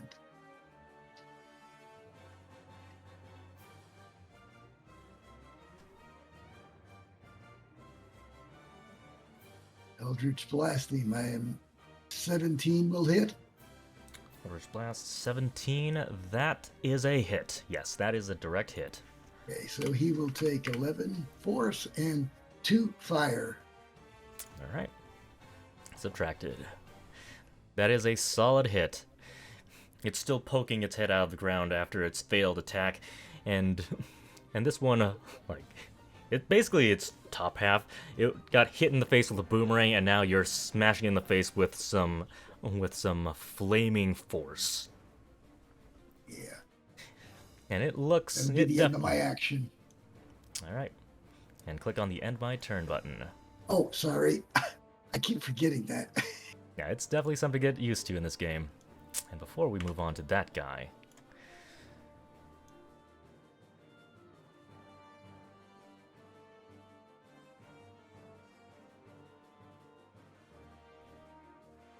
Okay. Alright, that's that. This guy's dead. So I'm going to remove him from the turn order. Raphael, your turn. Yay! Seeing the beggar, mind player attack my illusion, and then hearing Pyre scream like a little girl, I start chuckling uncontrollably, and my face turns, instead of like the gold you see, as if it's like my makeup is melting off as I'm laughing, and I run over and I attack the tentacle that has grasped fire. Hold it right there, buddy. Hold it right there. I'm gonna say you make it right here before I make an attack on you. Go ahead. Okay. Oh, shit. Oh my god, another crit? Crit.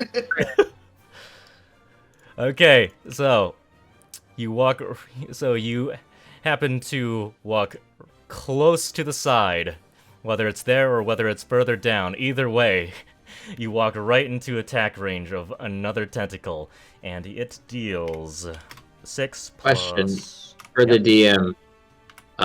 Normally, an attack of opportunity is when you leave the attack range. That is correct, but this was a ready action, ready to attack whenever something got in Okay. range. Sounds good. Makes sense. Yep. Yeah. Like we do. Yep. Yep. I'm just checking. Okay. And that is a total of 11 damage. If I Okay. keep rolling crits, this is gonna be a TPK.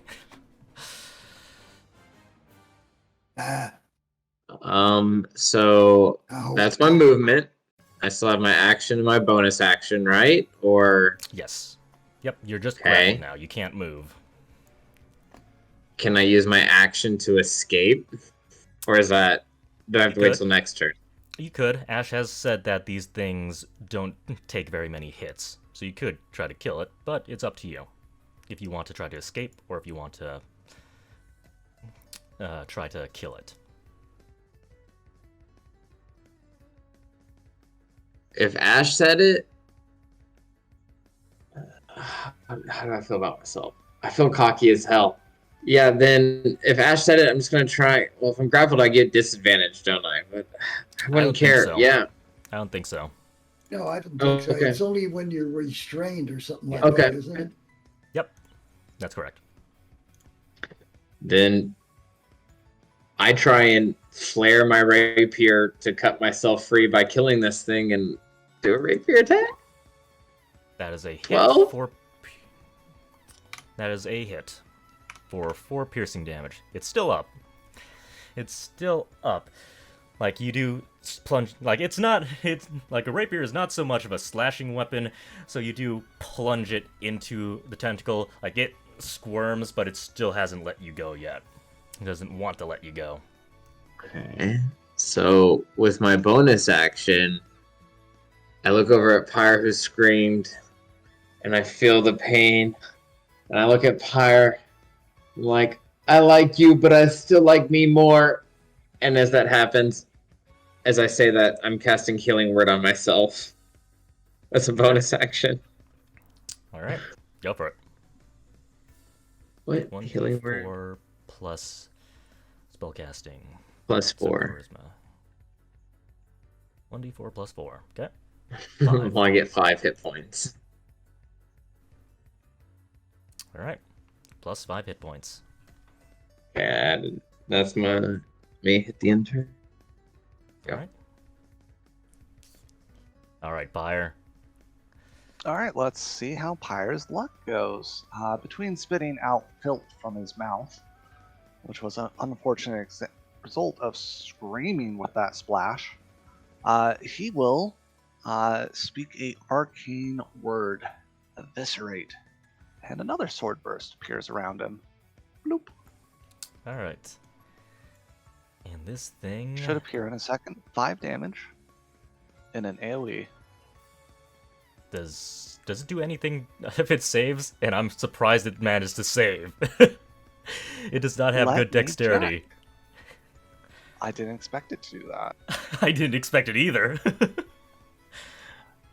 Takes no damage on a successful save. Click de-inspire it. I don't. Oh, have you do any have tools to inspiration. lower it. Everyone, so before you hit level 3, everyone does have inspiration, so you could re-roll or what am I saying? You know what? I will impose disadvantage with my inspiration because I cannot have more than one. Let's use that. I think that I'm is not going worth to make that surviving standard level thing. I'm not going to make that a standard thing, but I am going to say that I am worried for you guys, so I'm just going to bend the rules this one time. This one tentacle, this Yes. one hentai attempt on a demigod. This wasn't what I This was is promised. hentai. It's like, no, I'm not a pervert. What are you saying? I didn't mean it like that, man. Daddy, save me. You eviscerate it. How do you eviscerate it? So, there is the slash from above and around, and then I alter the spell, DM's guidance, and make a swirling blender of daggers go down the outside of my leg that's being grappled, and bits of tentacle go everywhere. Yeah. You just turn it It's into like just... sushi. Yeah, essentially, sushi. As it just flies Lands everywhere. little neat piles on top of the floating The floating... feces. Floating Floating and floating. feces, like it's sushi on top of feces.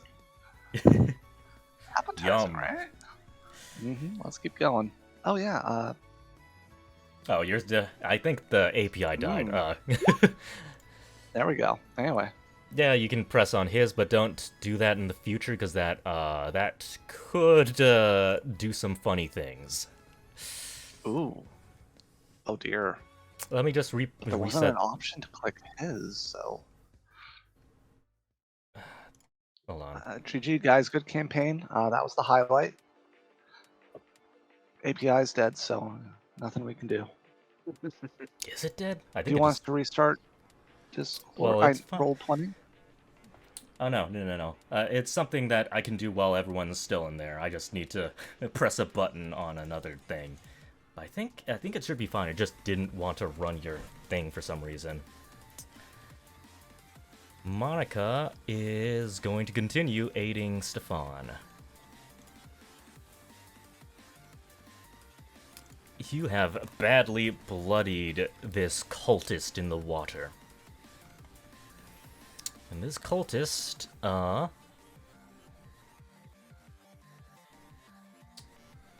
Zorg, I want you to make another charisma saving throw. Oh man. What's this one for? Alright, give me 1 second. Charisma saving. Surely he gets advantage for all the compliments Dude, and I'm butt just, slaps. So much better. Oh my god! Why do Oh. you keep rolling so Better. high? So much better. Okay. Incredible. I'll never take it down. So you feel something invading your head. You like Stefan, like you see Zorg just kind of turn his head for a little bit and then turn his head for a little bit, holding on, tightly gripping onto his axe, and then he turns right back Got my hand around. ready to slap him, whack him across the back of the head if he acts funny. And you just hear a of annoyance, and the other one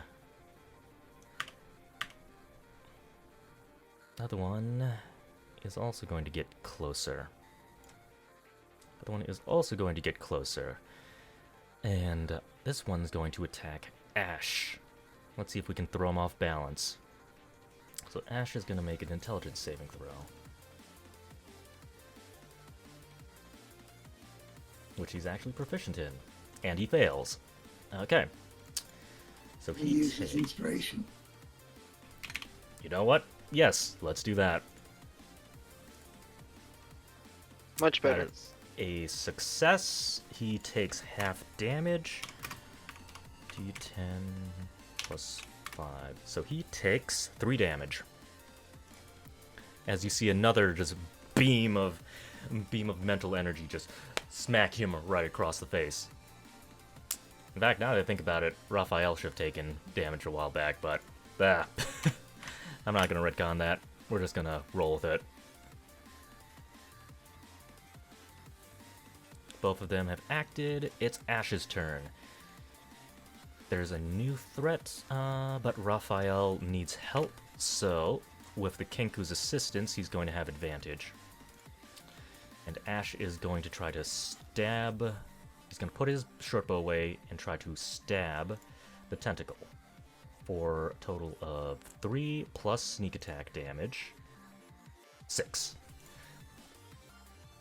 So Raphael stabs the tentacle with his rapier, and then Ash falls up behind him and manages to... oh, he doesn't... Oh, he does have a rapier, yep. And stabs the rapier. The rapier stops squirming, goes limp, and you feel it loosen its grip over your leg as it slinks back into the water. Oh my gosh, you're brilliant! That thing had me. Oh, I didn't want to get covered in sewage like fire. But don't tell him that.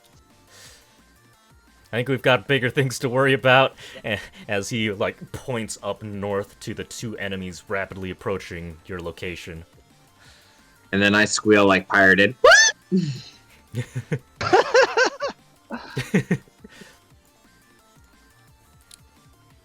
And Ash gets in front, gets to the side of you with his rapier ready. Alright, Zorg. Enemies all around. Alright, Zorg is going to move. Zorg's gonna rage. I'm gonna do bonus action rage. Yep. I'm gonna reckless attack the cultist with my battle axe.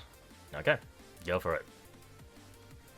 Don't forget to switch on your rage damage as well. That's a hit. I just got a crit. Wait, no, that was not a crit. Okay, that's a 19. Yeah, that's a 19. You also get to add rage damage. I think that's your strength mod. That's is it? No, wait. I thought it was just. It's just 2. Yeah, it's just 2. Yeah, it's just 2. Yeah, so 11. So 11 total damage. Oh yeah. Your battle axe cuts off one of the tentacles on its face and sinks right into its chest. Like, it's bleeding in the water as it gurgles at you.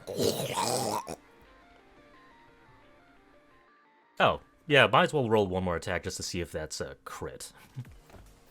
Alright. It is. Oh, It's not a crit. It's fine. It's fine. You never know. Alright, anything else? That'll. Where's the intern button? There it is. Yep, there it is. Okay, the Kenku is going to move closer to the water, and he's going to help you, Zorg, on your next attack. Alright. Okay. Since you recklessly attacked, I get to roll with advantage. Yeah.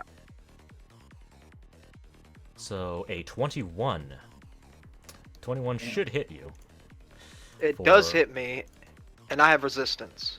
Yeah, so you take 2 damage, reducing down 4. So I take 2 damage? Yeah, you take 2 damage. Okay. 4 damage reduced in half. Alright, and that's the end of the minion's turn. These 2 things are dead. Move them from the turn order. Alright, Stefan. Okay. Monica, at the start of your turn, Monica says, Raphael, what color is your blood, by the way? It's black. I mean, what? Stop asking me questions when there's freaky things. I don't mean to. Okay. It's gold. I mean, it's gold. Oh, how interesting. You know, I should ask Ash sometimes how ASMR taste. She's scared of these things. I don't know who to. Are you try sure to Eldritch Blast this one more time. No, are you sure she's not the mind flayer? Like, I swear, I'm about to just, like, blast her mind. Of course I'm not, silly. Do I look like some monstrosity? That's exactly what someone possessed would say. I mean, I might be half demon, checker but still. saying, am I a monstrosity? The one down south you were attacking, right, Stefan? Yeah, the one I've right. been attacking. Oh, okay. He's dead. That'll end my turn. He's dead. How do you kill this thing? Same as usual. Force hits him, starts to open them up, and they burst into flames. Yeah, he bursts into flames in the sewage, and you just see him just sink below the depths. All right. Okay, Raphael. And I turn on and look at Raphael to make sure he's really bleeding gold. Is he, Raphael? Definitely self-conscious of y'all, like, hiding wherever his wounds are. Like, this is not okay. Monica and I are both watching to see what color your blood is. You're so embarrassed. But you would see, like, just stringing down his cheek, a little black droplet. Oh, black. Kill him. Racist. No, so Raphael is looking after he just squealed, hearing all this, his mind's going crazy, and he just whispers to himself and towards the mind flayer spawn closest to him. He will never be good enough. As I cast Dissonant Whispers. Dissonant Whispers, okay. 3d6 on a failed. Okay. That's a fail. Okay. Yes! Somehow he failed it. Okay. Alright. Oh, wait. I even rolled the wrong one, too. It's not supposed to be that high. It's slightly lower. Okay. 3d6 psychic damage. Must immediately It's only 8. 8 yeah, and but he needs to move away, and I believe that triggers an attack of opportunity, right? Force movement normally doesn't, but if you want to DM roll that it does, I'm totally down for that. But yeah, it's he has to move. Use his reaction is the big thing, though. This uses its reaction. Yeah, I know that some of the spells do specify, like the scouts movement specifies that it doesn't trigger attacks of opportunity. This one doesn't specify that. To point out, the key difference is that it is using its action. While it's being forced to do that, the difference between forced movement and, say, enchanted movement is the action economy. So if I hit it with an Eldritch Blast that knocked it back 10 feet, no attack of opportunity. If I cast Command and told it to flee, it has no choice but to flee, but it uses its action to flee, so provokes and tap opportunity. So yeah, because it's using its reaction, yes, it would. Yeah. Okay. I'm down for that. That does make sense. Like stuff. Yeah. That one, I can roll with that. Yeah. So, Zor, you can smack this thing with your attack of opportunity as it tries to flee. Right now? Yep. Oh heck yeah. With advantage or just? Because that's my attack, right? Because he's It's right? It'd be your reaction. It would be your reaction. Just a straight roll. But he's still raging. Yeah. He is raging. He does more damage, but you don't. I think reckless attack only lasts your turn. This is not your turn, so just normal. You kill it. You kill it. Teamwork makes the dream work. How do you kill it, buddy? I cleave him straight down the middle and he explodes. There's shower of blood. Yeah. Okay. Splatter. Splattered everywhere. You pull it. You grab your hand down into the water. Oh no, you don't. Pull it up, slash it in half as it explodes everywhere. I told you you weren't good enough. As my dissonant whispers is still lingering. No, I was worried that this was going to kill you, but you're handling it much better. Much better than I was expecting. Though admittedly, you did manage to resist 2 Mind Blasts. Dude, I And was. let's be honest, if the barbarian turned against the party, I don't think we could stop him. As of right True, now, true. probably. He is more of a liability.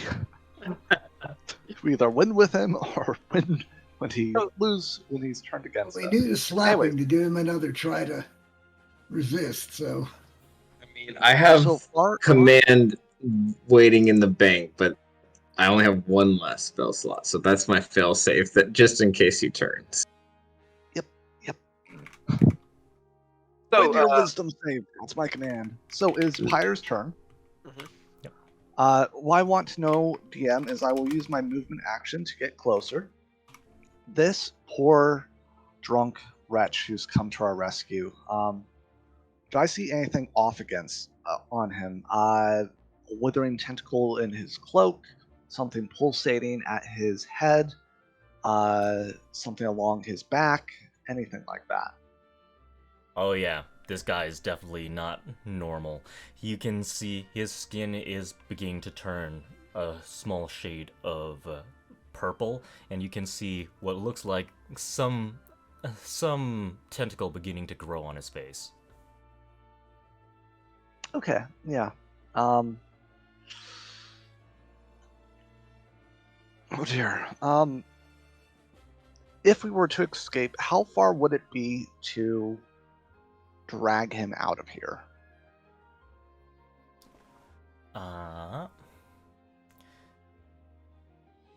Going back the exact way you came would probably take roughly 45 minutes. If you were going to guess based off of your instincts, you could probably maybe 5, maybe 15. Going back the way Ash came, I think that would be a guaranteed 10. Okay. So it would be a liability to take him as a live example of what's going on. It'd probably be better to just take one of the dead corpses that has actual tentacles on it. That's why I'm getting. Possibly. You could try to get Ash to stick it into his bag of holding if you want. Oh yeah. Take him alive! And as I shout that command, we I got will... the dead ones to do. Besides, all we have to do is have Zorg look at them. Take him intact! And I will, like an idiot, reach into the water, try not to think about what I just did, and yoink this recently dead squishy thing out so we have evidence. I will keep it from going down the current and move it to where I am. That's my action. That's my turn. Okay. Nothing rises up to grab you. Great.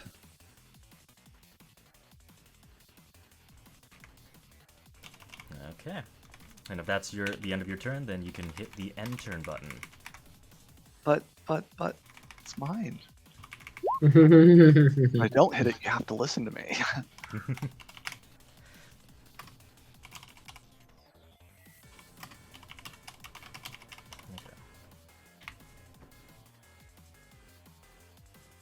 Alright. And, oh, wait a second. No. That's not relevant now. Are there any hostiles left? Oh, the beggar, yeah. Beggar. Yeah, just the one beggar. The one beggar. Monica is just going to keep hovering over Stefan, just aiding his magical spells. That guy's dead. That guy's dead. Ash is going to pull out his bow again, jump to the other side, and join Pyre, and fire a short bow.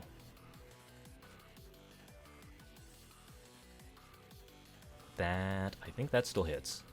Yeah, that still hits. Still hits for 7 damage. Alright, Zorg. If you want to knock this guy out, you can specify non-lethal damage, and you can only do that with a melee weapon. I'm going to lethal attack. Great club. I'm still raging. Beautiful. Okay. Beautiful. Right. I love it. I love it so much. Hard to convince him not to do it lethally. Oh yeah, he's dead.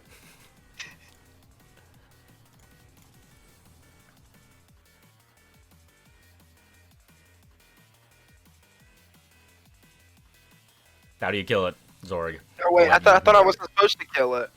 I thought this was bludgeoning damage. I'm supposed to knock it unconscious, am I not? You said you were gonna do lethal. I told you with any melee weapon, it's not the damage type that matters. You can still lethally kill someone with bludgeoning damage. You just need to specify that you're going to non-lethally. You specified that you were going to lethally kill him. Yeah, I'll just murder him then. Yeah, it's all good. Besides, you're raging. Yeah, he's dead now. I'm raging. Yep, he's dead. I club him. I deform him. I crush his skull into the ground with my club.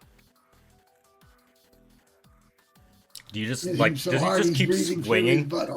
Just keep smashing him. Yeah, you just keep smashing. You smash through the brain, or the head. You notice that the brain's not there. Instead of a brain, there's this small bug thing. You smash the bug thing too.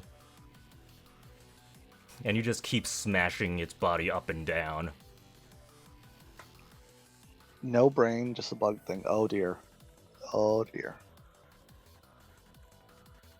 Did anyone else just see that bug? He just... Dude, you gotta stop. Oh! You gotta stop. The Kenku turns you around and pushes you back. It's like, all right, I think you need to stop looking and listening. Body in bag of holding, and let's move away from that splatter zone.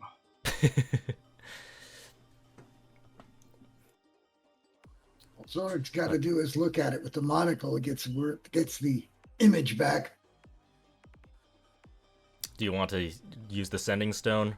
Do you want to relay anything? I will relay the information that we found the cultist. You get no response. I didn't think so. The illusion. He said it fucks up. Yeah. Well, Oh, take probably him back. Yeah. Check your watch and see if the thing glows. Yeah, I open up the watch. It does not glow. It does not glow. It is magical in origin as well. True. Could this be an area that's affected, or is the shard maybe in one of these dead things? TM, when I reached into the water, was it sewage or something else, or was it air? You've killed a lot of tentacles, so there's this black blood-esque thing, but you were expecting to smell sewage, like urine or feces or something like that, but it just kind of smells like blood. Like, you don't smell any feces at all. And the illusion... What did it feel like? Sorry. Probably below the surface, it probably felt more like just normal water. And above the surface, with all the dead tentacles, that it's thick like blood, basically. Okay, so basically, like, reach my hand through spaghetti to... Okay, don't want to look into that anymore. Anyways, thing in bag, we got the evidence. He like, Ash tries to put it in his bag of holding, and, like, he realized, oh yeah, magic items can't work right now. Shoot. I guess I'm just gonna carry this for a little bit. Yeah, he's carrying it. That's fine. Okay, sorry to talk over everyone else. We were asking about magical items in this area. We could cast spells, though. Yes. Okay. You could. Yep. After all, Are it there was just a Cast little spells, you're illusion gonna here. get TPK'd. Yep. I mean, that too, but the illusion magic did work here. It's just the magic items for some reason. So, this is definitely weird, but I think I've had a grand idea. I mean, if we think we found the cultists and whoever the monocle, the person you were talking to with the monocle thing, Bobby, because, we could all hear you talking to yourself, which obviously is kind of weird. Oh, he does it mentally. He doesn't talk out loud. Never mind. Forget I said that. But anyways, what I was going to say is, I think if we have this, and we know there's something with the House of Steel, how risky would it be to Other show people are what we listening found? in. Other people are listening in. Oh wait, we don't know that. Never mind. Pyre shuts up. You're saying how risky? How risky would it be to show what we found to the House of Steel? Since we've sensed a shard in their direction, and they have ties to the quarry.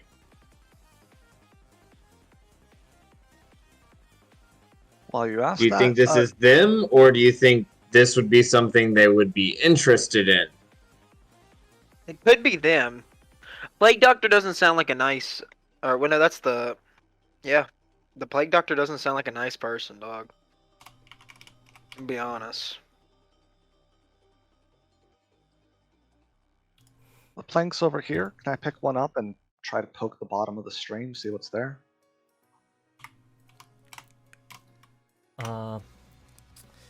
Yes, you can do that. Hold on. Why isn't this stupid thing? Okay.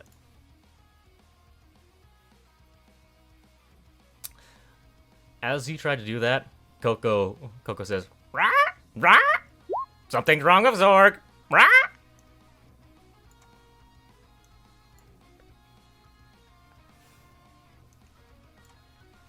How does everyone react? Drop sword. Definitely. All right, make your attack roll.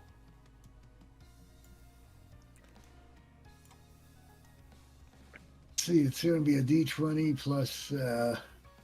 Strength by 2. default if it's unarmed. Pardon? Plus- It's just a D20 plus 2 to hit him, though.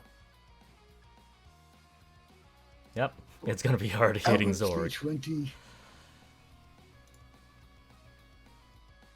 I miss. Yep, you go. It's like you're immediately alarmed. You go in for the slap, and Zorg dodges out of the way, and he pulls out his battle axe, and he growls.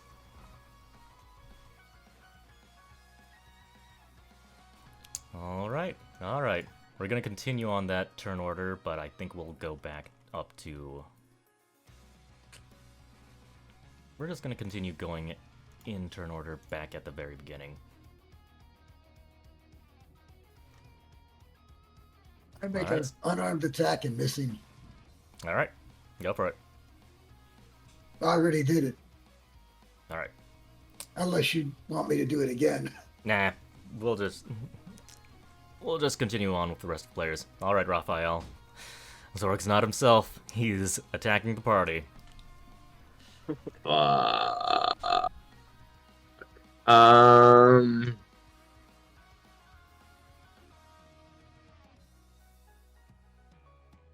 don't want to do this, but I have to.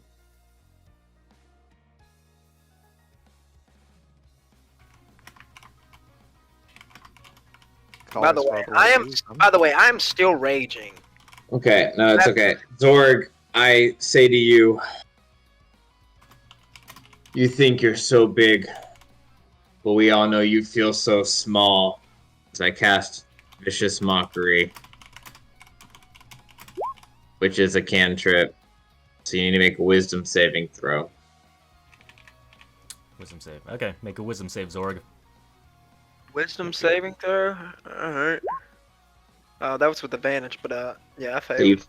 fail. So you take 1d4, and then you have disadvantage on your attack. So you take 3 psychic, and you have disadvantage on your attack. Okay. Okay. Make a charisma save with advantage this time. With advantage? Yes. Hmm. Oof. Nope. Oh, man. Zorg's attacking the party, guys. That he is. That he is. Okay. Is that everything? Everything, Raphael? I gotta save it. I don't want to. Yeah. I'm gonna end my turn after moving like 10 feet backwards. Okay. Pyre, what do you like to do? Well, everyone I care about is going to die. For my movement action, I have a stick of wood. I'm sticking it down here. Is there a bottom to this, or does it just keep going? I'll assume that you took an especially long piece of wood in regards to how deep you'd figure this thing would be. This thing...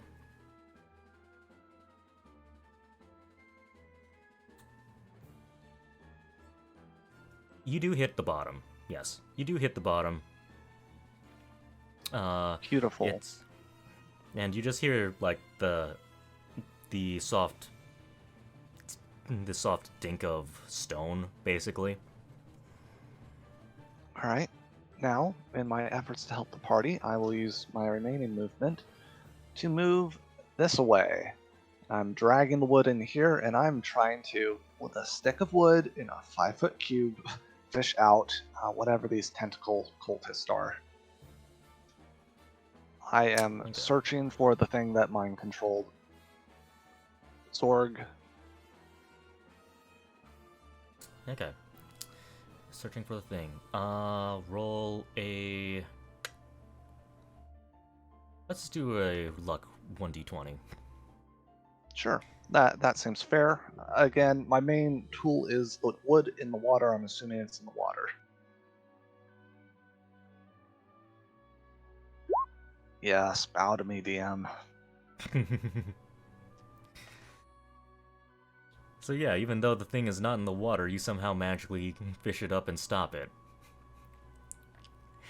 I mean, you find a lot of dead tentacles. You sweep up a lot of dead tentacles, like you're probably trying to sweep it up, like if you bump into something, you try to sweep it up onto the surface, kind of take a good look at it. You're expecting to see maybe another cultist or maybe some other thing like that, but you're not. But you go up with with whatever remaining movement you have, trying to find something in the water, but you can't. Nothing to the north! Look for the thing to the south!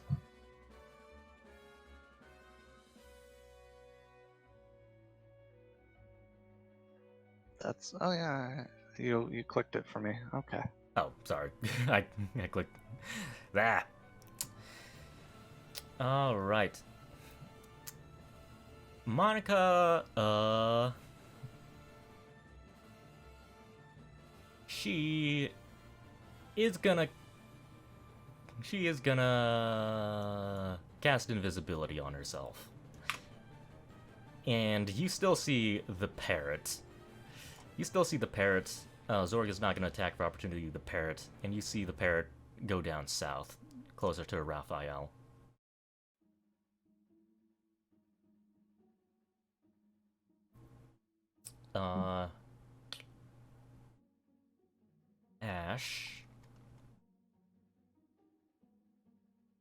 Ash is going to jump over to the other side, and I am going to...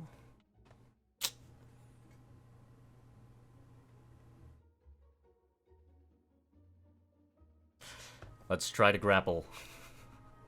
It's ill-advised. Actually, you know what? Let's just make an attack. We're going to just pull out a dagger. He's going to pull out a dagger, and he's going to try to stab Zorg. Boop. That hits. Does hit. That hits for 2 damage because you are raged. Make another charisma saving throw with advantage. Give me Second advantage, charisma. Hmm. You break free. You break free after taking that 2 damage. And the second you come back into the world, like, you don't even know what happened. You don't even know what happened. It's like 1 second you were talking with the party, and then the next second you suddenly have your battle axe out. Everyone's pointing. Everyone's currently pointed at you, getting ready to attack you in some capacity. You even kind of see Ash, like, right behind you with a bloody dagger.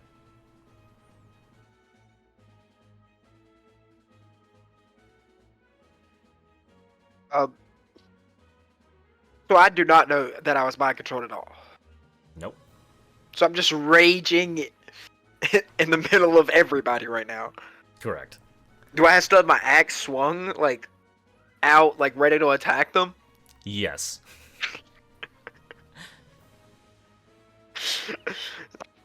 Where am I? What am I doing? What happened? You're trying He's to faking kill it! us, man. He's faking it! Bring him down!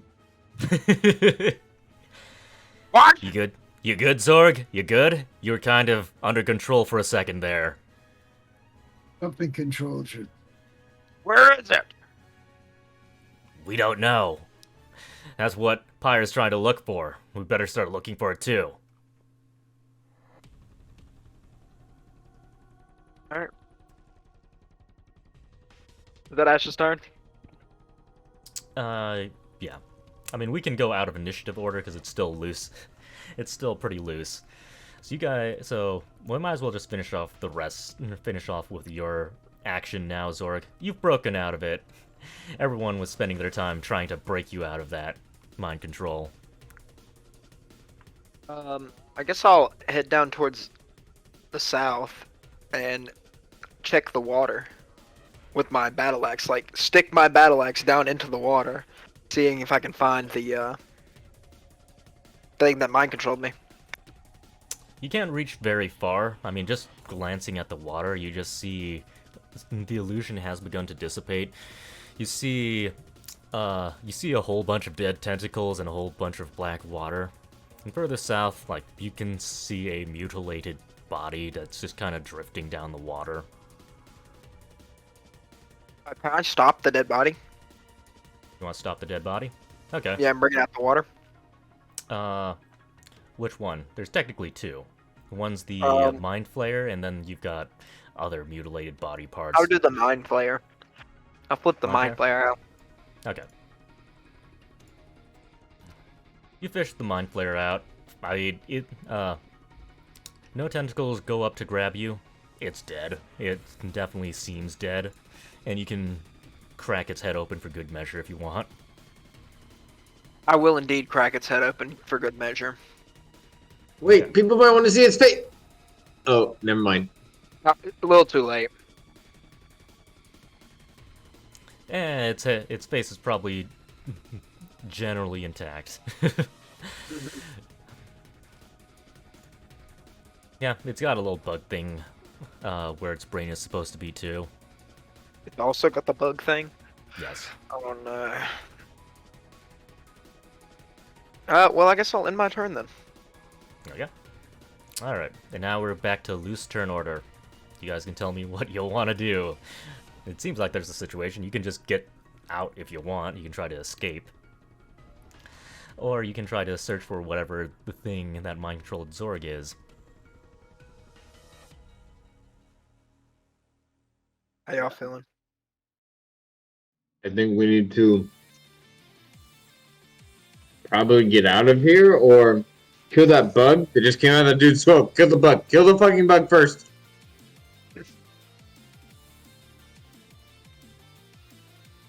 I guess we're all searching for the bug. Well, I mean, you do have the bug in the brainstem of the flare you just killed. That's probably the one he's referring to. He probably wants you to just make sure that thing's dead. You want me to brush it? Before it escapes, kill the fucking bug, dude. Like, the thing is nasty. Came out of the fucking brain. There's no brain. It's a bug. Kill the fucking bug. I smashed the bug with my great club. Yeah, full force, just guts go everywhere.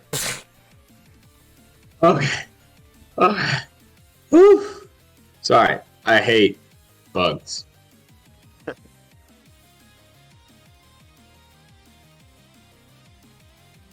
But if we don't want to get controlled again, we probably should get out of here, or we have evidence. Throw one of the mind player bodies into that dude's little pouch thing that seems to hold anything. Thank you, Ash. I think this is amazing. Not working here. Oh. Right. So then let's drag the body out of here. Who's strong? Zorg, carry this mind player body the fuck out of here. Let's get out of here. I think we're in over our heads a little bit at the moment, and we might need to reconvene with everybody in secret. See if we can't figure what's going on. All right. I think this might be beyond us. Well, I guess that's what we're gonna do. We're gonna get the fuck out of here. Alright. Yeah, the illusion in the water dissipates, and you can see some scattered body parts drifting in the water as well. You can see a brain, you can see some limbs, you can see livers, stomachs, other organs just kind of floating in the river. Oddly enough, it doesn't look like the water's red as you get further out from all the tentacle blood from the things you killed. It actually looks more clear. Like, pure water, not tainted with sewage. Strange.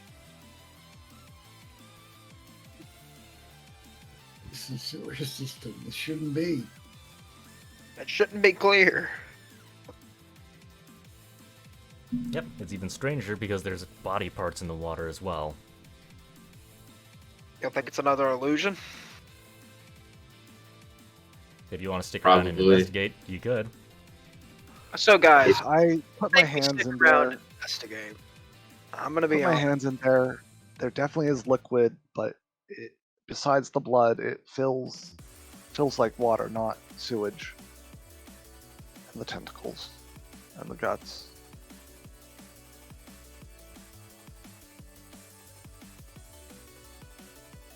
And you don't want to get the fuck out of here. You just want to stick your hands in the sewage. This is what we're doing. This is what we're doing. If there's anything under there, how are we going to get to it? None of us are aquatic. It's probably about 5 feet deep. We would be searching blindly in something where whatever those things are could crawl into us and infect us. I'm saying it's a bad idea to stay. Oh. I'm sorry, Pyre. I didn't realize you were agreeing with me. Oh, my bad. I'm blushing. Zorg is interested still. I'll You're take a vote interested on it. What do you think, Something's Stefan? funny because magic's items aren't working here. I don't think we're done with these things.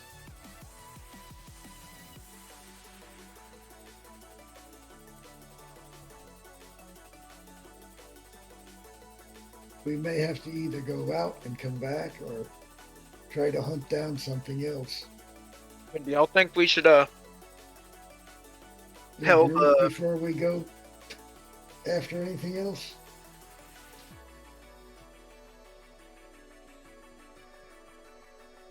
should we tell the people about what we've seen? How much do we trust our employers? How much do you trust the intelligence house, the major house of rights? How much were they giving us, Ash? You said they were going to pay us for doing this. Yes. Well, they did say that they did have a selection of boots that they were willing to give us, a selection of magical boots. And depending on how well we dealt with the situation, whether we rooted out the entire cause of the situation, they're willing to go up as high as 500 gold pieces each. You don't Granted, know if we if got it all yet. That is correct. They might send some people down to make sure first. 500 gold pieces for the root. Whatever just charmed you, Zorg. I say let's kill it first. I mean, it's really up to the group, whatever y'all want to do. And you just see, like, Raphael's eyes start glowing gold, like, yes, money. And Zorg's eyes are glowing gold too. Money.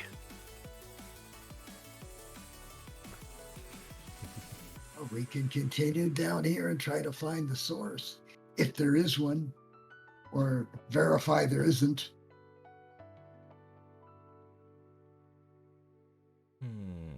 We must hurry, though. I don't think we can last much longer. If we find a source, we just got to sprint for it and then sprint back. Otherwise, the wise choice, I can't believe I'm saying this, the wise choice might be retreating. Pyre. What should we do?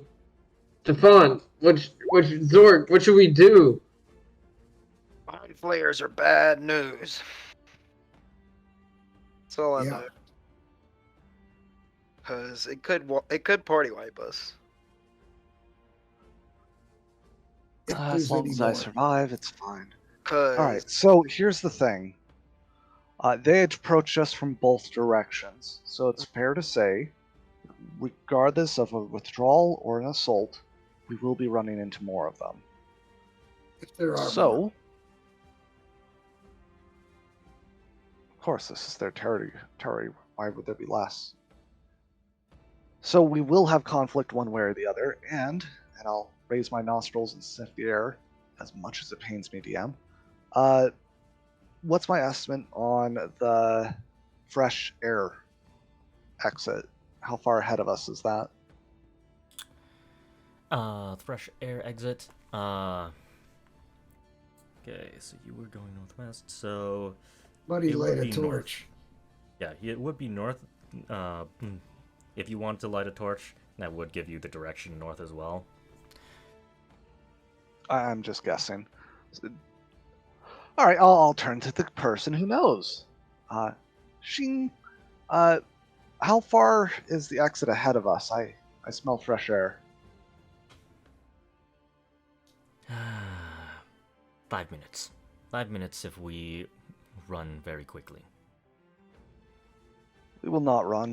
That would be a good way to get into an ambush, but let's move with haste. There's no point in discussing this. The quickest exit and the push into the heart of the problem is north.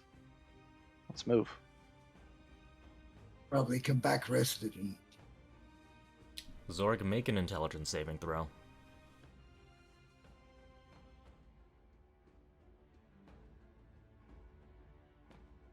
Advantage, but just failed.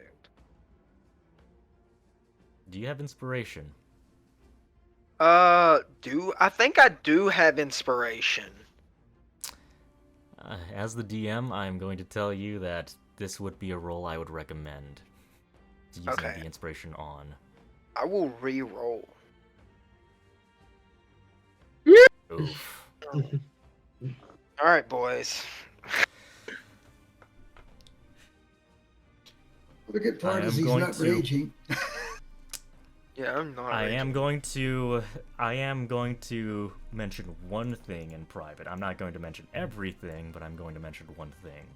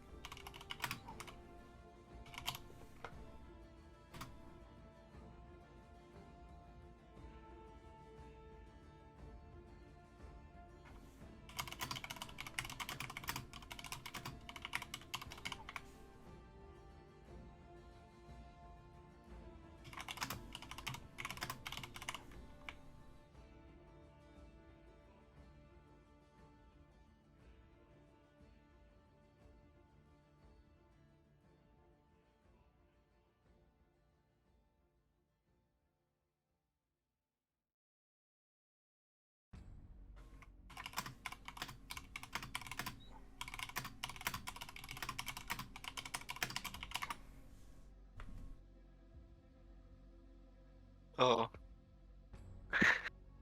So, apparently, every time I was being watched, anytime anybody said anything about being watched, it was an attack on my mind. So I had a roll in secret. I passed, like, apparently all of them until now. So now it's going to shit, and I hope I don't kill you all. I'm sorry I wasn't watching it closer. I mean, So what is the intelligence save made for me? you don't know. I'm not telling. Oh no. Monica does say, I mean, well, what does that mean? Does that mean that they have, say, omniscient vision? That they can see everything? That they can affect everything, everywhere? Maybe We we should need stand under to the get- symbol. I think it's the monocle or the stone, to be honest. It's the only thing I've grabbed from the start of this point to now that has anything to do with seeing something or is a magical item that I've grabbed that would cause me to have a bunch of checks or be in any issue. Or we're in a being's lair that we just don't understand at this moment. I think we have evidence. We need to bring in bigger guns. Wake Zorg up. Get the fuck out as quick as we can.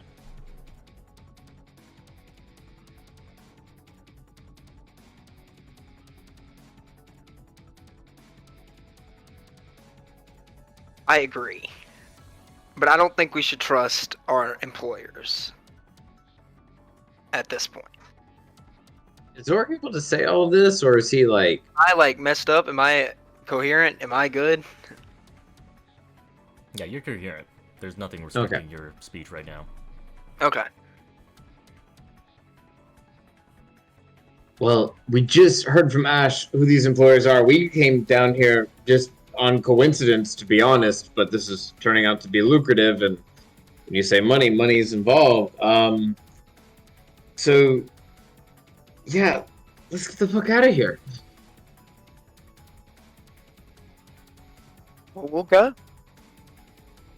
Go north. Go north? Okay. Go north. You gonna resume the All right, exact who same wants to marching move order? I guess I'll be in the front. Okay.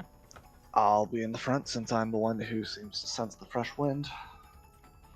Okay. Is Zorg can have the anyone... back. Hank will lead the way.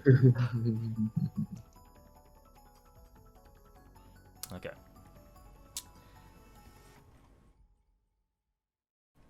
Alright. So everyone just type what you're going to be doing. Type what you're going to be doing. It's another marching order thing as you are making your way towards the exit again. Basically the same thing, except I'm going to be keeping an eye on Zorg also. She starts acting funny.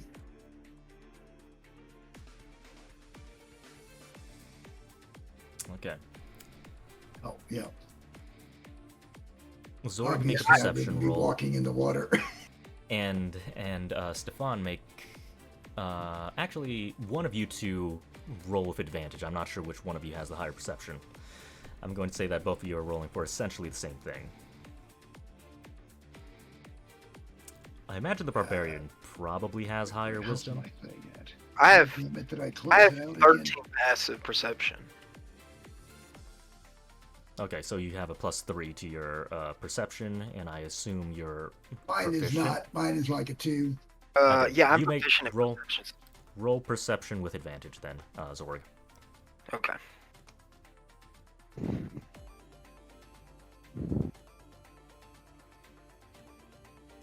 You stop feeling like you're being watched the second you round the first corner. Okay.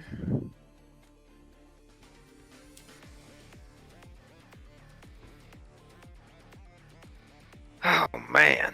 So it's the spot.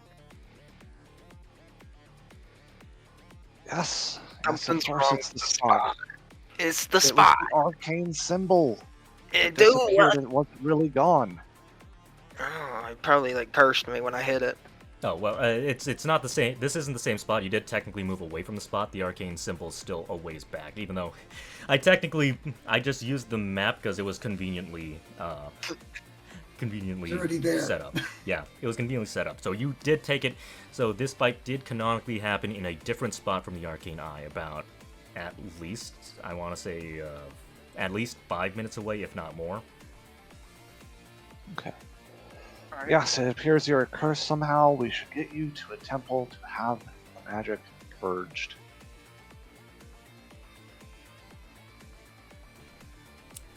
Hide trailing to the side of the group. Okay, Raphael, make a stealth check. Bones is seeking a way out.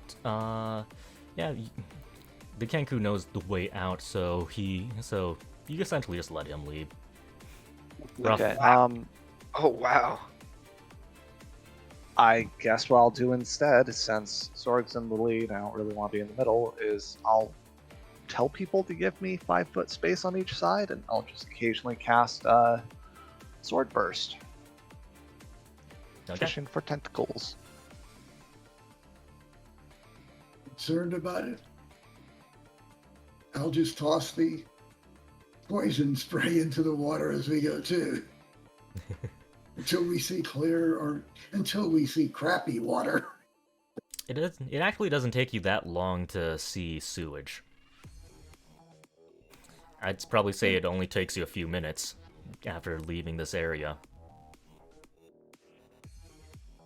We start to see sewage, I think we're safe. If is that ironic? Oh, goody, sewage! And since you and Zorg were seeing the same thing, you also feel like you're not being watched anymore. I believe most of the party did feel like you were being watched earlier, but pretty much all of you, the second you round that corner, you don't feel like you're being watched anymore.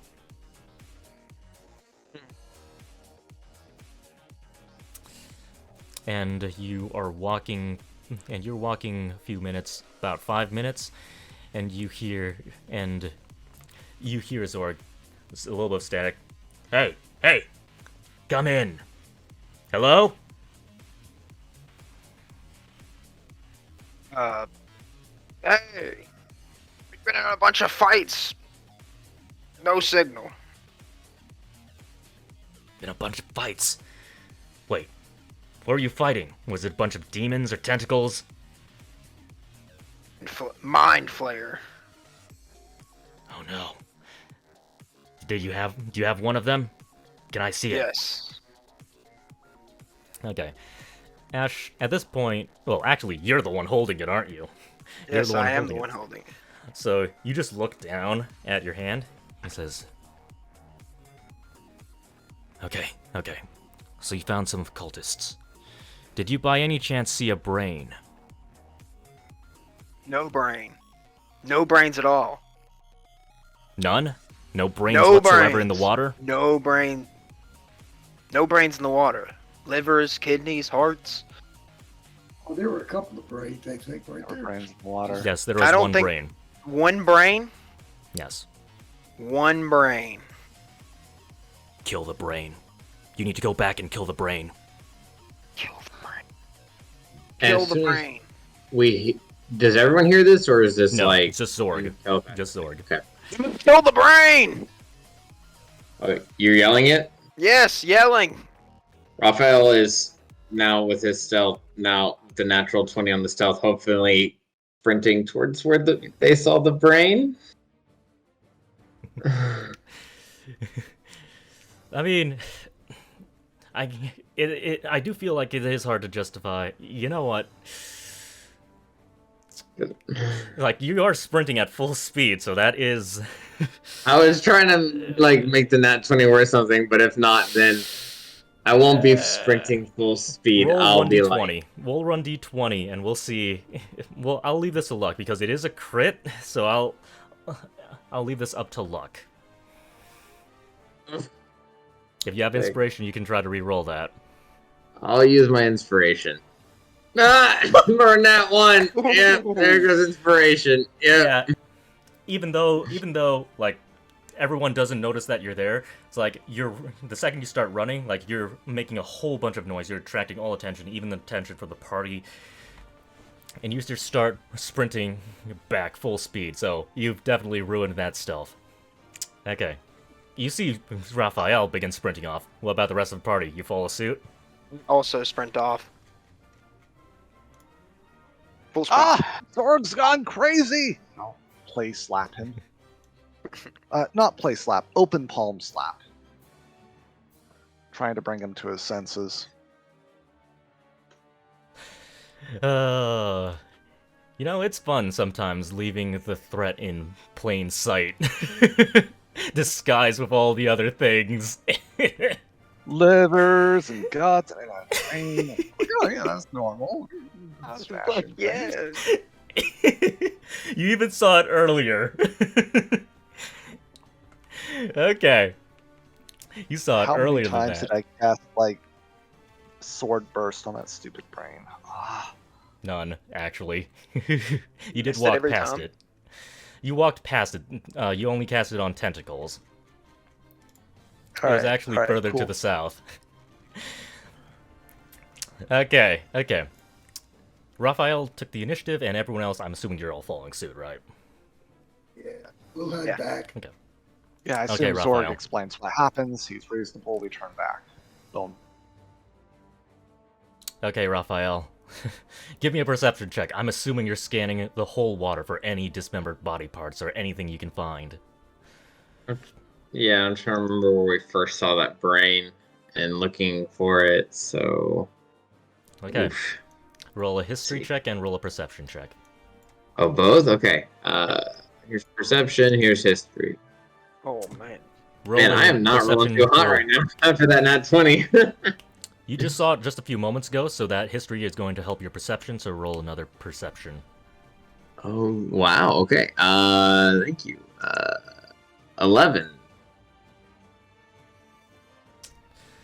The body parts are drifting off to the west. You don't see the brain, but you see body parts drifting off to the west. They're going that direction. Oh, my boomerang! Oh yeah, you forgot to pick it up. Alright. I'll take it that you got the initiative, so you are pretty far ahead of the party at this point. They can hear Raphael's. Yeah. Because, yeah, with the stealth, and then I probably fumbled on my way, so I would say probably 30 to 60 feet, because that's my movement or double. Okay. Alright. The sending stone begins to break up again, and you hear him say, "Good luck!" as he cuts out again. Alright. Everyone's fumbling behind. Okay, you're gonna follow the trail of body parts?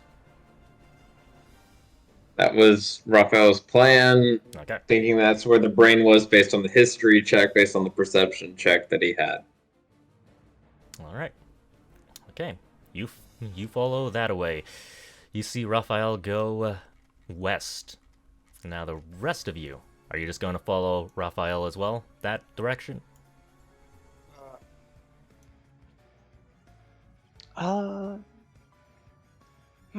That is interesting. Does someone want to stay at the top and watch? So I think we should let Zorg lead us. If he starts to act funny, we know we're close. DM, all magic items stopped working in that area, right? Yes. Oh. How was I moving? I have magical legs. You know, I might say that there's technically an exception to that, because it would be a divine thing, because it's made by Zygon himself, and divine weapons are a different class than magic weapons. So, Would his artificer ability not work on me then? Since I get +1 armor, it mimics a magic item, does it not? It's infused with magic, so. It's infused No, with magic, then it but would. your Then magic it's spells do kind of like work. a spell.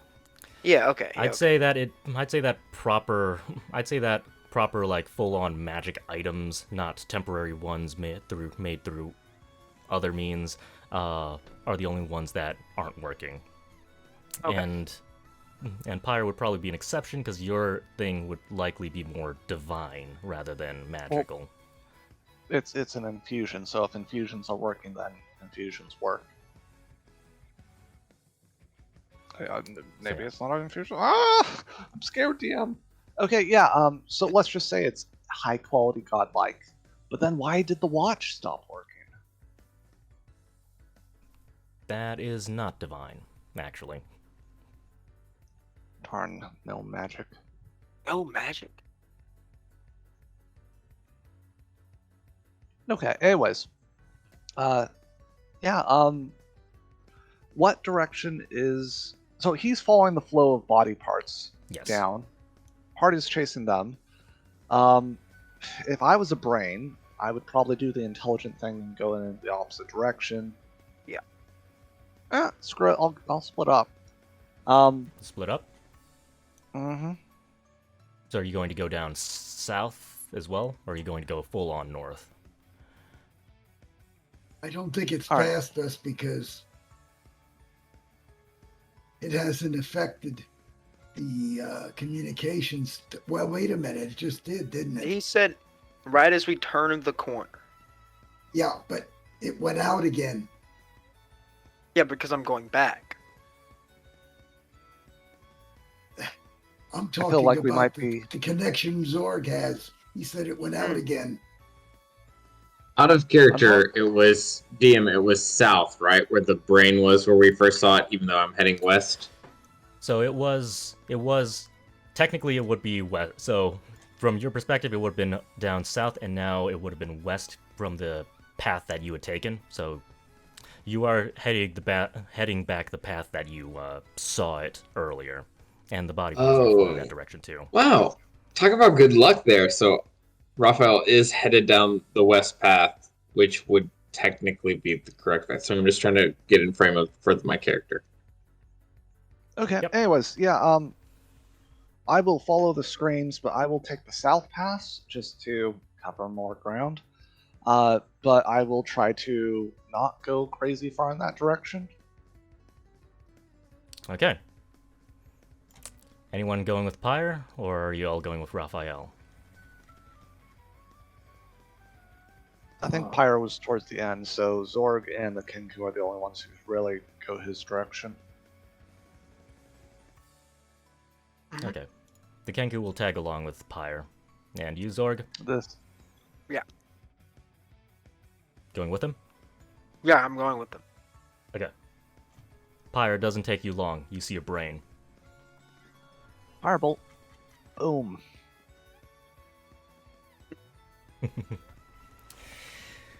Okay. Alright. You two roll initiative, and I'm going to assume you cast Firebolt. Zorg, he's busy casting a spell. You want to say something? Guys, we found the brain! And at that point, all of you stop in your tracks, and you double back the other direction. And Raphael's probably out of earshot, and Ash yells to you, Raphael, Raphael! The brain's in the other direction! They found it! Alright. I am going to use the same map again since it's already set up. And we are going to do a little bit of change. So... Brain hunting. But we're already 1 hour over session. Do you want to save this for 2 weeks later, or do you want to wrap this up all right now? I mean, I'm kind of down I'm kind of to wrap it up right now, to but finish it out, but I don't know how. Why don't we wrap it, and that way we don't have to try to remember what we're doing. I Alright. have no problem with hand waving that I just blew a brain out of the water and now we can go back home. But I did But it's bring more the than one scariest firebolt. and most weakest person with me. So I'll let you. So make your one firebolt attack, and everyone. Okay. 24 to hit, 3 damage. Yep. 3 damage. 3 damage. Okay. It doesn't look like it was that hurt by it. And it turns around. Everyone, select your character. Roll initiative. Let's wrap up this story arc. Do you want to restart the initiative so we can roll? Yeah. Give me a second. Boop. Da, da, da, da, da. Rolled a 12, by the way. You just deleted it. Damn it. Actually, we probably could have just kept everyone there. Oh well. Rolled a 12. Alright. Add 12. Bam. No. 12. Find something smarter than me, and I take offense. Y'all all roll great initiative, and I'll roll horrible initiative. I rolled a 9 this time, so it's okay. Oh, goddamn GM. I'm in game. What? Stefan is killing it with initiatives, though. Like, not 20, not 19, Can't not... believe that. Because I don't have but a 2. Damn. Bonus to it. I have a 2 as well. Alright. And now it's time for a little bit of just a shift. We're going to just move you over to the right side of the map now, because I think that could use a little bit of use. Let's clear out all the dead bodies.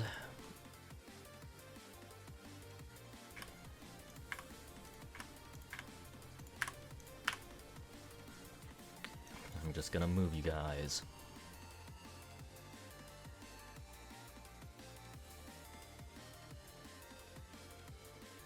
I'll place you all in order in just a second. So Raphael would be really far ahead. Raphael is very far ahead. He is the greatest distance. In fact, I can probably just leave you right where you were at the far end. Ash, Monica, and Stefan were following. I didn't say we were following him. Oh, you didn't? No, So you were following Pyre as well? I wasn't heading off at all, really. I was just staying with the group. Yeah. Yeah, Pyre was No, I behind you. wasn't Pyre was the following one him. that split off. I thought we must be somewhere near us because things weren't working right. Okay, well, it might have been a bit of a disconnect, because it sounded like Pyre wasn't going to mention anything or say anything to the party. He's just splitting off because he had a hunch. And that's why he said the people behind me would know, but not the people in front of me. If you were following along in the line, you probably would have been following Ash, and Ash was following Raphael. And Pyre didn't say anything about what he was doing. He just kind of just did what he was doing. Whatever, doesn't matter. Yeah. Yeah, I did also ask if is everyone, like, who's going with Pyre, and I assumed that anyone who didn't say that they were I was Pyre. going with anyone because I was just following the group. Okay. Wherever the group was going is what I had in mind. I wasn't going to go running off by myself. All right. Unless, of well, course, what's her name ran off by herself. Yeah. Unless Monica ran off by herself. I suppose in the future we just need to be clear on, like, where Yeah, everyone is heading. It If doesn't you don't, matter at this point. You can put me back a ways. It doesn't matter, really. yeah. I'll try to be clear in the future about, like, if you don't say anything, I'm assuming you're doing this course of action. Yeah, okay. Okay. Perfectly fine. No problem. Okay. So Raphael is back, Ash is also back, Stefan and Monica are also back. The Kenku and Zorg followed Pyre, and you followed a brain. Not a big brain, mind you. A smaller brain, and that brain took 3 damage. Yep. Alright. The Kenku is going to assist you, Zorg. The brain is sitting in completely clear water. Not a single body part, not a single piece of sewage or debris or anything. It's completely clear. Alright, and Stefan. It is your turn. Okay, let's see. Just to measure. What? It's not giving me an accurate measurement. It keeps saying 5 foot square. So that means that each square Yeah, I moves, know. So I know what it means. I can do 5 squares. Okay. I can go 12 squares if I dash. Yep. So that's what I'll do. I'll dash to catch up. I'll catch up fairly close, and that'll be into my action. Okay. I'll tell Monica follow. Whoops, can't move. Gotta get that off. About here? Yeah. Or here? Just where you are right now. Okay. Alright. And, oh, I think the API died. I think it died for real this time. Give me a sec. that's what it looks like? And we ignored it? Pyre, I how guess much there were health do you got? tentacles in water. Well, it is supposed to be an actual brain, it's just using the stock image for an older brain, which does have tentacles and other stuff like that, but in this case, it literally looks like a normal brain. Okay. Alright. Alright, Yep. Pyre. Alright, Pyre is going to do 3 things actually. First of all, fire. Kill it with fire. See what that rolls. 23 to hit, 8 fire damage. He does want this thing dead. That is a scary health bar. Okay, so I will then, bonus action, cast Sanctuary on the Kenku. And move further in. Okay. And Could you also that's my print turn. out Sanctuary, just for me to see in the future? we'll do. Monica, will also dash right behind Stefan. That's her turn. The brain. Binky and the brain. Okay.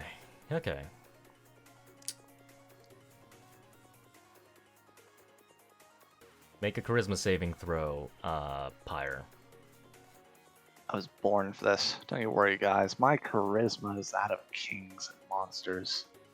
I am descended from the god of fire and the wings of a dragon, That one. and that's a 12.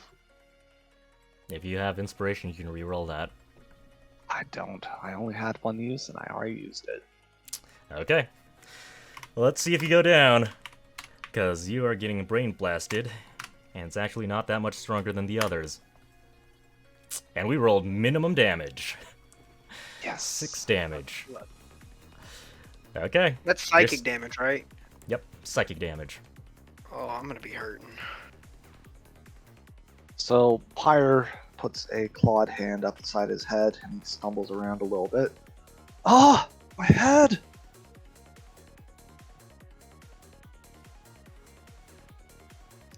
Alright. And the brain tries to swim away. Zorg. Your turn. I will move a bit closer. I will reckless attack, and I will throw a javelin at the brain. So an advantage javelin. Okay, you don't need to actually reckless attack because the Kenku's already giving you advantage. Ah, he is indeed, isn't he? Yep, They're 13. that hits. Okay. Do you want to also pop your rage as well? I will not. I'll pop the rage.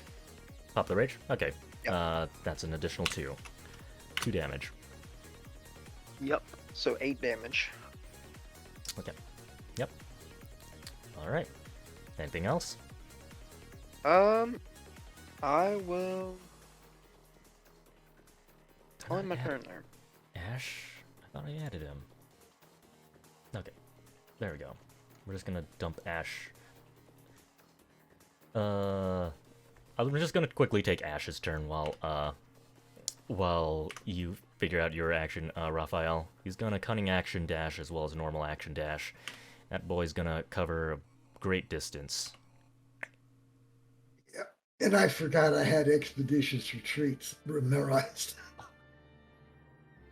I could have got up there to attack too. Oh well. Actually, wait. I just remembered it after I passed my turn. It's in the water. It's still technically on the top. I think he would still... The Kenku has the light. Yes, so he would see. He'd definitely see the brain. So Ash is going to make a ranged attack. Ash is going to pull out his short bow, and he's going to make a ranged attack. So he's cunning action dash. And that is a hit. No sneak attack.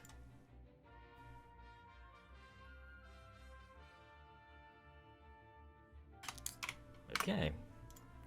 Alright, sorry, Raphael, your turn.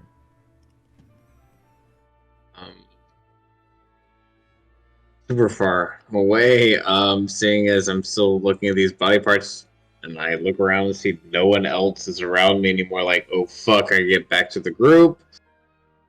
I'll use my movement to get as far as I can. Oh, there, and then my action dash. 1, 2, 3, 4, 5, 6.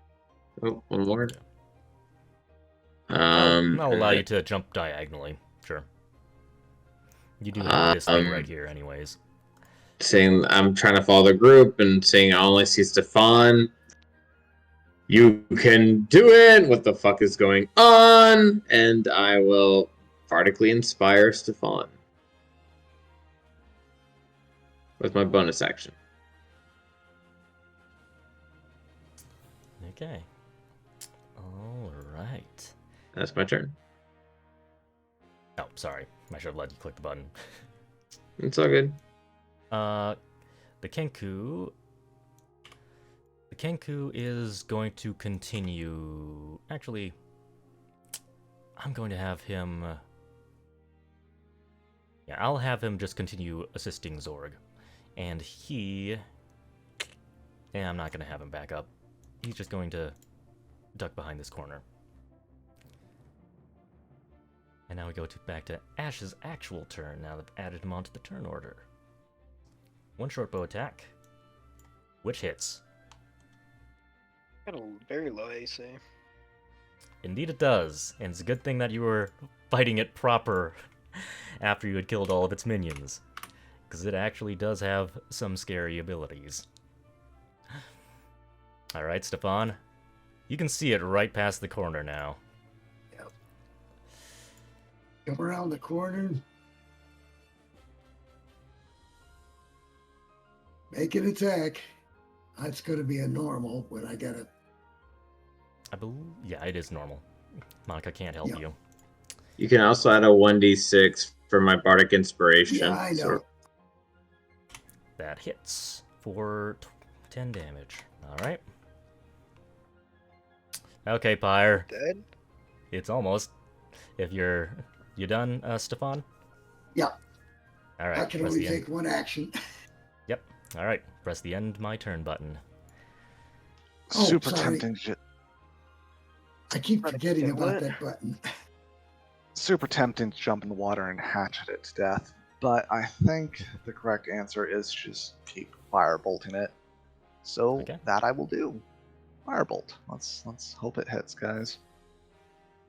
The end of a demigod. 16 to hit for 8 fire. Good. For 8 fire damage. That probably kills Show us the numbers. It's still up. Oh, Okay, and now Pyre, sensing his mortality, will bravely run and hide. Let's see how far he can go. Alright. You got 6, buddy. Hide All right. behind the corner. Hopefully it's line of sight, even though it doesn't have eyes. And turn. Actually, it has blind sight about 120 feet, or tremor sense. Yeah. Pyre's not the most experienced when it comes to monster hunting. Alright. That the end of your turn? Mm-hmm. Alright. Click the end my turn button. Thank you for the hint and then the blunt remark. Alright. Monica will assist Stefan again. And this thing's slow. It does try to look for you, but you are cowering right behind that corner where it can't see you. Zorg.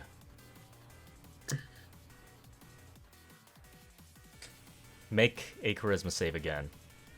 Mm-hmm. 14. Okay, you failed.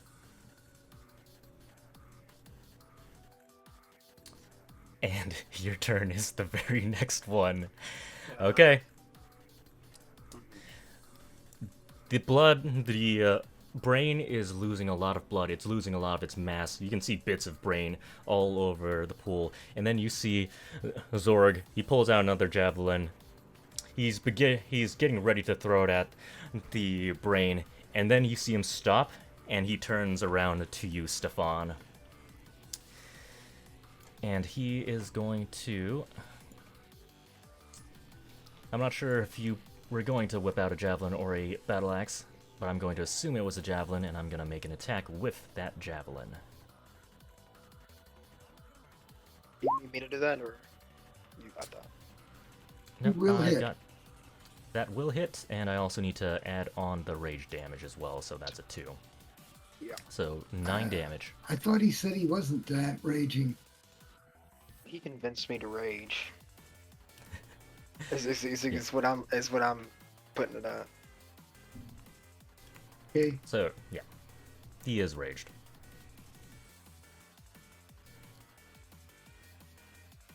So that's a 9, so, yeah. 9 total damage. Okay. Okay. Raphael. Your turn. Oh shit. Here. I guess I'll just have to do what I did last turn. Kind of like. I've used all my spells. No, it was Bardic Inspiration. Yeah, no, I'll just. Or your boomerang and There's my. Well, that's my move. I can't get in range, so No. I can action dash. And get about. If you wanted to throw your boomerang and try to attack Zorg, who you can probably hear is attacking your teammates, I can be convinced to allow you to make another roll to see if you can curve it around the corner to hit Zorg. If you wanted to do that. One roll to see if you can curve it around the corner, and then another one is just the plain attack roll to see if you hit Zorg. See, here's my thing. I wouldn't know. Because I couldn't see that around that corner from where I'm running. And so I would probably just action dash to jump across. And then after I jumped across, see what's happening. And that would kind of be my turn. Alright. Or, yeah, right there. Alright. That everything? I'm trying to see if I put. Nah, yes. Alright. The Kenku... Did I set this guy up? I don't think I did. The Kenku is going to try stabbing... He's going to try stabbing Zorg to get him to snap out of this. Pulls out a shiv. Pretty much. Doesn't hit. It's a miss. Okay. Alright. And Ash is probably going to be finishing off the brain. He's going to prioritize the brain. If he kills the brain, he stops everything. And that is a hit. Seeing that Zorg is attacking his teammates, Ash decides to just dash a lot closer to the to the Elder Brain and puts one right in between, I guess you could say, right between the brainstem. It's like putting the arrow right between the eyes, but it's a brain, so. And the brain just begins to fizzle and just lose its form, as it's just a big mass of flesh in the water now. And Zorg, you snap out of it again. Heck yeah. Pulls the javelin out of his shoulder and hands it back to Zorg and says, "You missed. You left this here."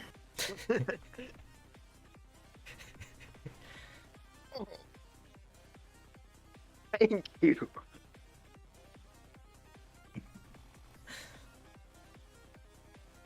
And as soon as that happens, as soon as you get the javelin back, you hear the doctor.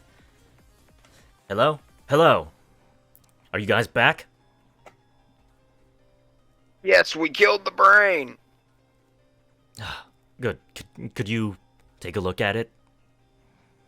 Put the monocle on and look at the brain. There is a flash of light as Pyre does what he was intending to do. Actually, no, I'll give you a chance. Pyre steps around the corner as you look in the direction of the brain. He's taking a deep breath. His throat's expanding. Do you say anything? Do I say anything? Mm-hmm. Are you trying to blast the brain? It looks like he's about to breathe fire, so... Ash goes, wait. It's dead. It's dead.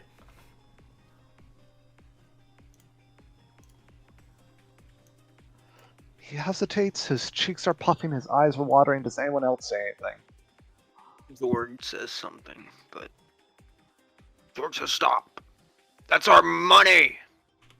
All right, that's what Pyre needed to hear. So Pyre raises his chin last second and lets it out because he can't stop it and ignites the ceiling, but not the brain. Big gout of fire, and that's Pyre.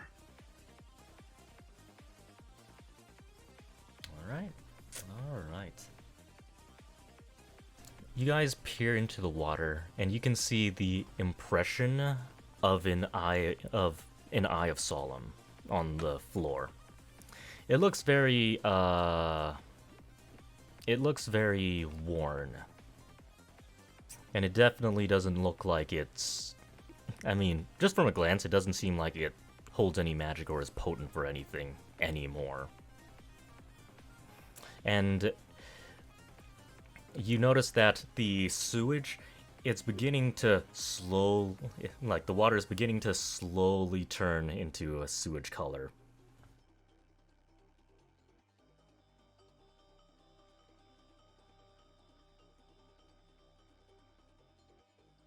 Now we're done with this. Let's get out of here.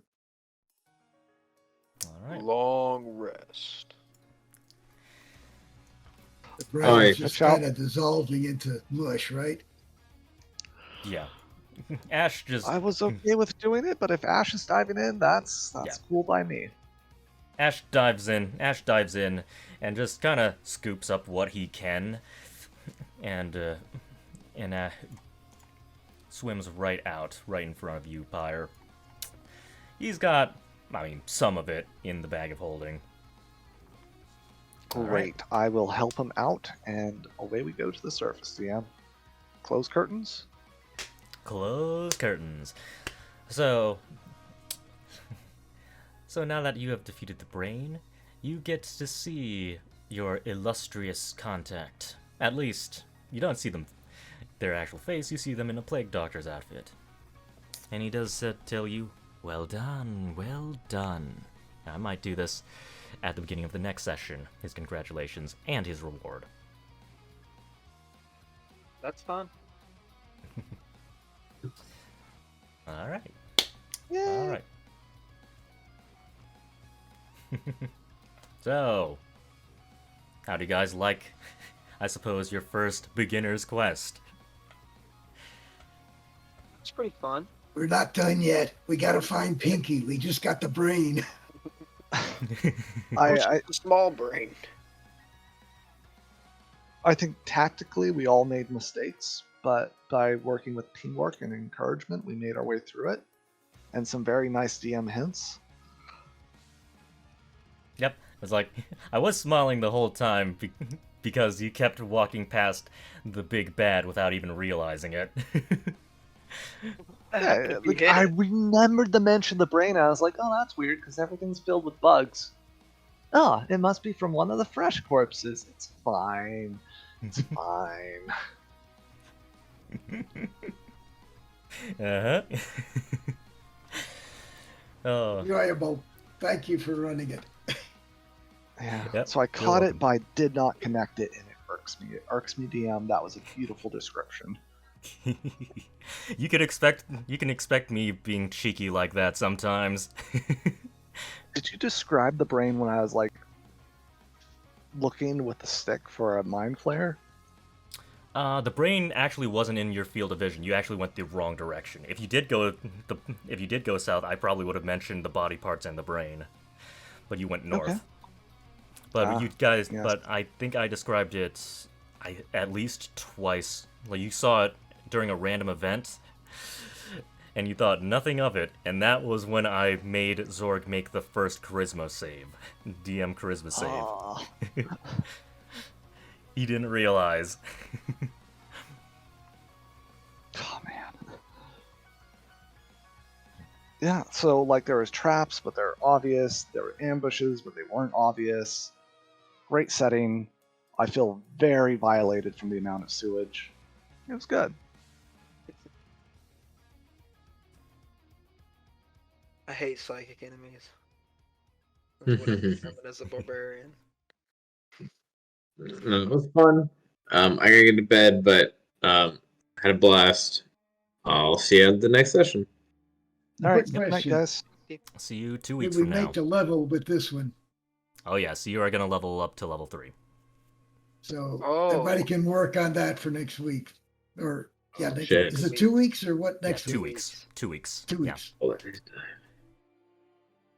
Oh, and that one, you let me reroll on that one's for health Yes. die, right? Yep. Come on, baby! Ooh, not bad. Okay. Yep. 6. A little above average. Yep. I'll just run the average. You have any comments about the game and how it's going, Master DM? Are you speaking to someone I know? Yeah, we're not master DMs. I like it. I'm very happy. Yeah, this is awesome. I'm enjoying it a lot. But Okay. I'm tired. All right. Good. I good. like the variety in combatants. The tentacles that grappled, the illusions, the mind flayers who potentially attacked us mentally. We're not sure what they would have done, but it was worrying. And then the brain HP sponge. Oh, it was a really nice variety of low level stuff, and typically it's just goblins at this point. So I'm happy with what you did. Yep. I moved around some numbers and I made some new custom abilities. But I think everything worked. Yeah, felt very balanced. In our favor, but those crits. And that throg. Double crits. Those crits by the creatures in the thing were really almost a bit much. Yeah. I thought we were going to have a lot more trouble when that happened. Oh yeah. That didn't look good, did it? You No. almost had me diving into the water going like, oh, it's an illusion, guys! Plump. You think he's going to come up? Maybe there's another side. Let's all go into the water. Death by tentacles. Yep. Oh yeah, I keep forgetting you have that. You can do that before, right? Yeah. Yeah, that's why it didn't hurt so much with the damage. I got one real hit point of damage. Yeah.